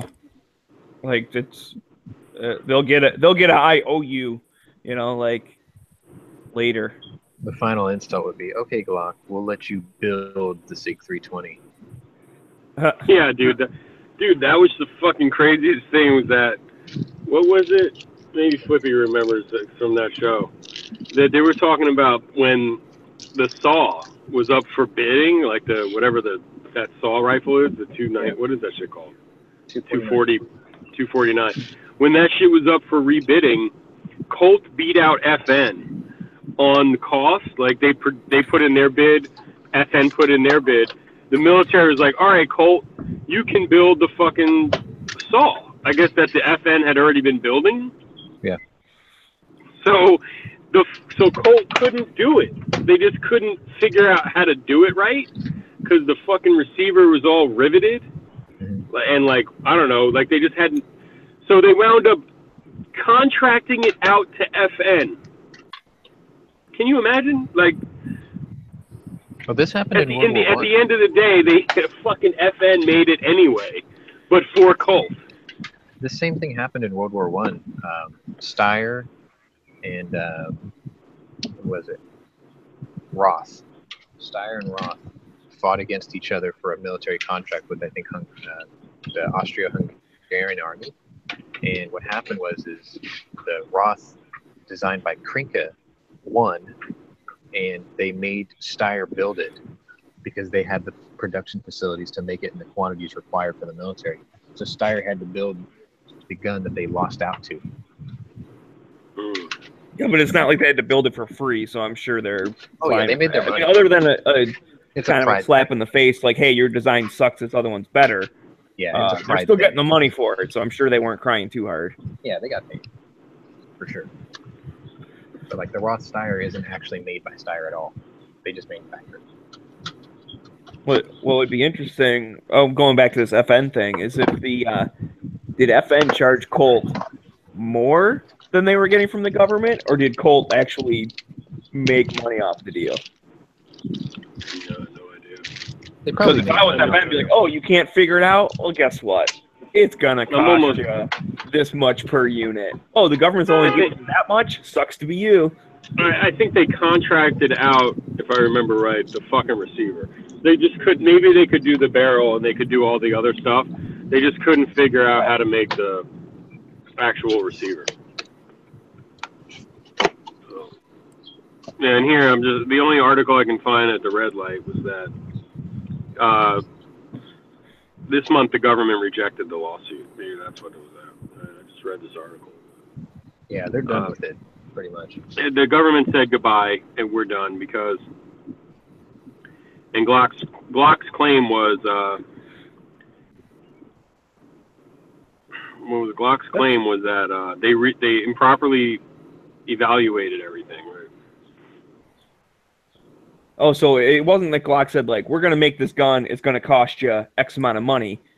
No, the government's the one that figured out how much money it's going to cost, and then Glock is saying they did that incorrectly. They made, exactly. It says, Glock challenged the Army's, quote-unquote, interpretation of the solicitation regarding the minimum number of contract awards required for the request for the proposal, whatever the fuck that means, right?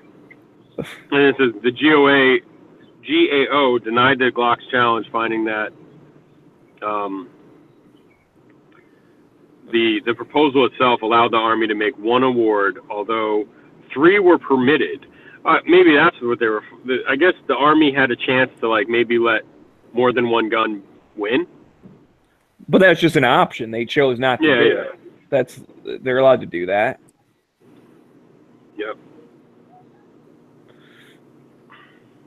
That happens. Oh, and then about the arrow. Glock alleged that in the protest that the Army improperly evaluated its own proposal, and then it says that the government also denied that challenge, saying that any errors in the proposal that were made didn't prejudice Glock in the competition. Like maybe it was like, well, we were off, but not enough to really fucking matter. You know what I mean? Like maybe it didn't really matter at the end. Who knows what the dollar amount was? But I remember reading this shit. The dollar amount maybe 2 days ago. I forgot where that fucking article was. But it was actually in the lawsuit, I guess, or their You know what the weird thing is I guess decades past when something like this would have happened, the manufacturer would just move on to the next branch or move on to the next country. They would just lick their wounds and move on. So it's like, okay, you lost the Army contract. Why don't you provide it to the Navy board? Or why don't you provide it to the Marines? You know? The Marines, the Navy, they all got the SIG. Yeah, everybody got it. And it's not like unusual for a different company that didn't win the contract to get to contest it. It happens all the time. I read.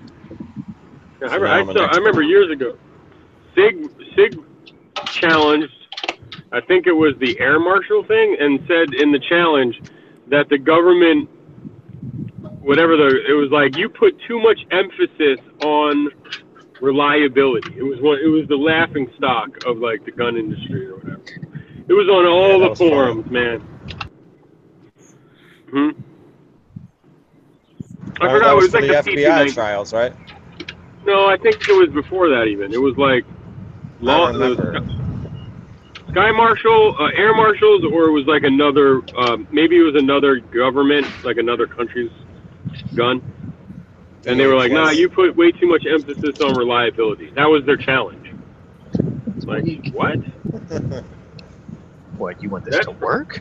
That's the only thing that matters, right? Like, fuck, man. Ergonomics could suck if the shit don't work, man. It just don't work. I'll take a gun with, like, ergonomics of a Glock. Yeah, but it could have been a thing where, you know, gun 1 in the trial had, you know, 1 failure in 1,000 rounds, and gun 2 had 2 failures in 1,000 rounds. They're like, well, we better go with gun 1 because it's more reliable. And they're like, dude, you're splitting hairs. I think I was talking to someone. Way better on everything else. It had 1 extra failure, and now you're, you know. They usually test awarding several the other models one. of each gun, though, not just one of each. No, I know, but yeah, but if you get go what through I'm saying. 50,000 gun brand guns, 1 and gun brand 2, yeah. I'm just saying that could be their line of thinking, was that like it was a hair more reliable than the ones we had, but you put 90% of the weight on reliability. Now my whole thing is, dude, they're the ones picking it. They can pick it however the hell they want. Like, get over it's it. their choice. Again, like I'm no, looking at my they can't industry, pick whatever they want because we pay the taxes and we know that Glock is better. So pick the Glock because I pay taxes. You would have them use CZ P10Cs. Let's not kid ourselves. I forgot what the. Nah, there's too many roll pins, just like in that SIG. There's 1 too many roll pins. Dude, G-Webs might agree. I remember hearing his idea on this. This SIG has the worst trigger. It feels great when you're shooting it. The reset's fine, right? But the gun, the trigger feels the same every time you pull it, no matter if there's a round in the chamber or not. Like, or it's jammed or failure to feed or not. It fucking literally feels exactly the same. So that's not a good thing. That's not a good thing, no. Like, that is not because I'm thinking like if guns were going off all around you and bombs and shit, and you were pointing your gun at somebody and you're just pulling the fucking trigger, like nothing's telling you. I mean, probably not. You know, like. The gun could be jammed, but you're just going to keep pulling the trigger, like click, click, click, click. It feels the same to you. I mean, the gun's not going to recoil, but that's probably what they're banking on. That sensation of the recoil will be your telltale. Yeah, exactly. It's just very weird. I've never felt a gun like that, except like double action SIGs and double action revolvers and shit. But like a striker fired gun, either like will click the striker and you can either the trigger will be dead like a Glock, it's to the rear and it won't go anywhere, or it'll move but it will have no tension on it. You know what I mean? Like an M&P or something like that. You know, like my Beretta, the trigger goes completely dead.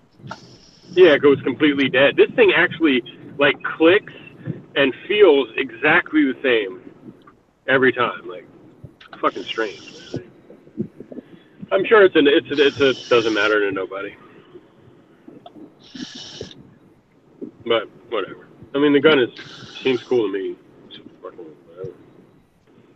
I've dry fired it. I never shot it. It feels good in the hand. Okay. The trigger doesn't suck at all. Well, I heard that Yankee was giving away a Mossberg Shockwave. He put out a video of that today. Oh, word? Yeah. If you donate to what do you got to do? You donate to a GoFundMe type thing for some sort of animals surgery. It's like $3,700. I guess he'll draw a name from all the people who donated for that. Which is really strange because my dog needs double cataract surgery and it's about $4,000 also. And I'm like, I should start a GoFundMe. Oh yeah, fuck yeah. You'd be stupid not to at this point. All you need is like a little video, photos. Yeah, then just put them down and keep the money. Problem solved. No, I wouldn't. Don't do that. I think that might be fraud. No, I would I probably. don't know if there is, like, I don't know if GoFundMe has it. Like, when you give to someone, you're just assuming they're going to spend it on what they say they're going to spend it on. I don't think you can get in trouble for not spending it on that. Oh no, I would totally do it. I mean, I think there is such thing as mail fraud. Like, you can't sell something and then not give it to somebody. But yeah, I mean, maybe Kickstarter is different, or GoFundMe. Well, I know, like, with Kickstarter, the whole thing, like, it's all in there because, you know, Kickstarter is supposed to be like, I have this idea for a company or whatever. I'm going to try and make this thing. And it says right on there, like, there's no guarantee that they're actually going to make the thing. Like, and even if, like, they can try, like, I've been watching a bunch of these, like, debunk videos of, you know, tech-related stuff. And the dude goes through and, like, actually does the calculations on everything. Like, you know, kind of pretty high-level science type stuff, but just like, dude, there's no, like, there was one, it was a self-filling water bottle. Basically, it's a fucking dehumidifier that has a solar panel on it. And they're like, yeah, like, you could be out hiking and not have to bring water with you because this will just pull water from the air. And then he did the calculations of, like, how many watts you would need to run the thing in order to fill up, like, the entire bottle, and what the humidity of the air would have to be, and all this. And he's basically like, there's no way you'll get, like, a liter of water after, like, a month. Like, this is not go out hiking for the afternoon and drink a bottle of water. Don't they have, like, it's water not going to work. suits or something like that? What's that? Did they ever make something called a water reclamator suit? Where it takes, like, your sweat and basically filters it or something? I'm not familiar with that. That seems weird. All right, so I guess I'm gonna have to give away my 686 and do a GoFundMe type thing. That might actually work. Have a chance to win an $800 gun. So you got to be. Yeah, I know you have to be careful if you're doing, like, raffles or giveaways and stuff like that. Like, even Yankee has said stuff like that. Like, well, I'm just giving it to a friend. I just happen to have friends who give to the charity or something. Like, you do have to be careful of that kind of stuff. You don't want to end up getting in trouble for. Right. I mean, I would have to send it to an FFL, and obviously. I'm just saying, like, honestly, you should just do the GoFundMe part of it, and people will fund it. Just go like, oh, that's a sad story. That'd be cool. I mean, technically, it's my dad's dog, so maybe I should give away his Ruger. Again, I think you're missing the point. I think you should just do the thing and not even mess with the gun part of it. Yeah. If you want to turn that gun into money, just sell the fucker. Right. And just do the GoFundMe, and people will, like, give you money for. Yeah, because I mean, I saw this one dude, right? He started one because he needed to get a wheelchair, like, ramp thing installed in his van, and he only had like 6 donators because the GoFundMe on the same page, like right next to his, was some like 21-year-old douchebag that had like $800 worth of speeding tickets, and he got something like $11,000 from like 2,500 fucking donators. I'm like, what the fuck? That stuff's that is all about, you know, whatever catches, like whatever turns into the best meme or what. Like, that's all. It's crazy though. That's all that kind of stuff works. It ends up showing up on the front page of Facebook or something. Next thing you know, it's huge. Yeah. And you're right. There's one right next to it, super way more deserving, and like nobody cares. Right. Shocking. Fuck, dude, my leg itches. I'll donate to Yankees thing just because I like dogs, so I'll do it anyway. I put up an idea for a GoFundMe on the side, on the internal chat, if anybody wants to support me. The one thing I can't see. I have a question on that. What would you do if I was the one that donated the most? Well, you know what you're getting, right? Do you know what you're getting? I mean, come on. That seems pretty silly. I mean, I guess if you don't care either way, but listen, I'm a man of my word. You know. I'm just saying that's. I don't think that's an encouraging thing. But what if you're like the biggest, and you didn't have a lot of money, but you had just enough to get yourself one gun, and you bought yourself a Chiappa Rhino. You started carrying it, and then you watched another Yankee video, and he was carrying that piece of shit anymore, and he's on to his next gun the next week later. Isn't like, Yankee hey, Right, so, I mean, if you only care what Yankee carries and you don't care about the fact that he's so ADD he changes his shit every day, well, then you get what you get. Like, if that's the only reason you made that decision, then I feel sorry for you. Do you think there's a lot of people that you feel sorry for right now out there? No. If you could find a fucking, he had to do a video like where to find a holster for that piece of shit. The You Rhino? can't even find a fucking holster. Yeah, he had like some Joe Bob's leather custom guy like makes his fucking holster for this thing or whatever. Isn't he Maybe a spokesman? Isn't Yankee a spokesman for Chiappa? No. I don't know. Maybe Chiappa makes a holster for it. I'm Yeah, just they saying there do. wasn't a lot of options. Like, you buy a gun like that, like your options are pretty fucking limited on holsters. Like, I think like one of them. I think the Chiappa comes with its own leather holster, and then like there was one other company that he found that made it. It was leather too. Then it looked like the same exact holster that Chiappa like probably sources from. They don't even make blue guns for those, so Nathan can't make them yet. I'm good on that though. You know what? I remember when Yankee was sensible and had the Glock 26 or whatever, Glock 27, 11 rounds, 10 rounds. Oh, he's carrying a ported 586 now, isn't he?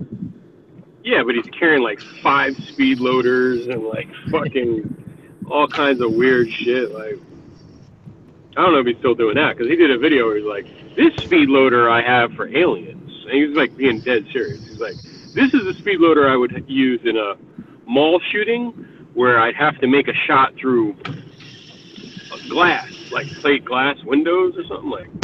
This is the speed loader I would use on animals." Oh, so you're saying he triple X'd it, like they're all marked What? This is crazy, son. What happened to the Glock 27, man? He carried a baby 40? Because he's so anti-tactical. He makes, all the tactical, tactards.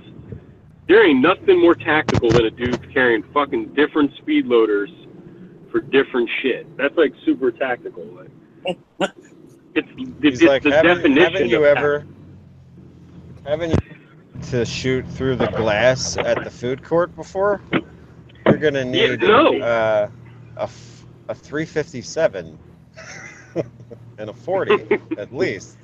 Oh my god, dude! The last video he did where it was like hearing loss is a byproduct of picking an efficient self-defense round, and in that case, I'm okay with it, like, because hearing loss is hearing loss, but you need this round for like self-defense. It was like 357 Magnum.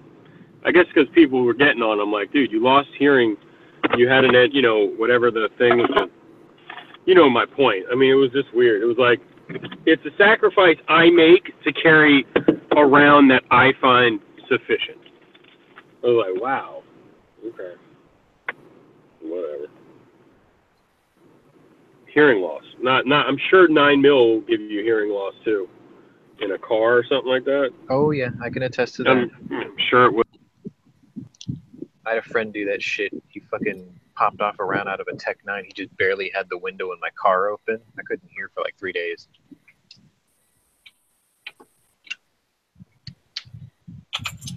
Just stuck the barrel out and let one fly. I'm like, what the fuck are you doing? He's like, I told you it was jammed in there. This is the only way I could get it out. I'm like, what? Sorry about that. It's like a little warning next time. Yeah, you need better friends. Sorry about that, Sean. Cool, man. It's all right. My hearing came back. We're good. Somewhat. I don't know. People wonder if I'm getting hearing loss when I fire my 500. I just use little foam earplugs, man. They work fine. Like, I don't turn up the TV any more than I usually do. So because you've had hearing loss from a long time ago, then it's fine because you're not getting more hearing loss. Well, no, I mean, like, when I took my ASVAB in my military, you know, sight and vision and hearing tests and everything, I fucking aced all of it, so I mean, it wasn't that big of a deal.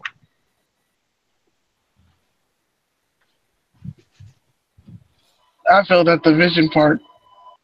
I wonder why. Oh, just to let you guys know, this is going to run a little bit longer than usual since I started it at 9:30, so this will cut short just before the Daily Gun Show, because I'll be on the road by then. Neat. Yes, sir. Neat-o. Neat-o-rooney. Ayo.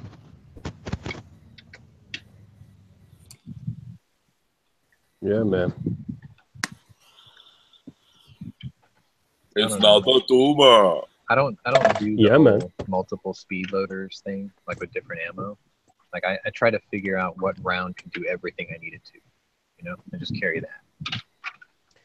Not so much him, but his fans, because he attracts these people too. That like his you know, would be like, "You're a tactard. You're a tactard. You're a tactard. You're a tactical tard." You know, like, like, dude, I don't even carry a spare mag, man. What the fuck are you talking about? Your boy over here has got 5 speed loaders. Each situational, you know, dependent on situations. Like, fucking, I don't even carry a spare mag. I'm not saying that as a cool thing. I'm just saying, like, I'm not worried about it. I carry a spare mag in my toolbox, just not on me. I carry a spare mag in my car. Mm-hmm. Yeah, like I carry a my spare mag toolbox in my everywhere. bag. Yep. Carry one in my jacket. Yep. Really, Jay? Really, No, though. not really. No, not really. Really, though. Really, though. Really, Dad? Really, though. Really, though. Illuminati. Jesus. Frilly dough. You know, you're a fucking tactard. You know, yeah. It's been orders for wolves. I have a Mini 14 because I'm not a tactard. Mini 14 is cool. Tactards want Glocks and ARs. What are you doing, son? Fucking tactard. Yeah, it is interesting sometimes reading the comments and stuff. I mean, like you said, he talking about he attracts a certain class of people. He attracts a certain FUD. You know. Well, I wouldn't even say that. I think a certain anti-training FUD. It's better than Nut and Fancy's typical audience, though. It's like definitely a certain anti-semi-auto, anti-training FUD. And it's not always been like that. I think it's been getting worse in the last few years. He's definitely got way more subs now. I don't know. I remember talking. There was a dude down in Indiana, and I was stuck with him on a lift because I had to have like another person driving the lift, and then I was like taking measurements or whatever. Which was kind of annoying, but whatever. That was fine. At least I didn't crash into nothing because he was better driver than I am. But so we're up there like in this basket, and I'm doing my shit or whatever, and we're talking, and we got talking about guns and all this stuff. And he said something about like, yeah, you know, there's this dude I watch on YouTube, like he's pretty funny, and you know, he's got a bunch of revolvers and stuff. He's like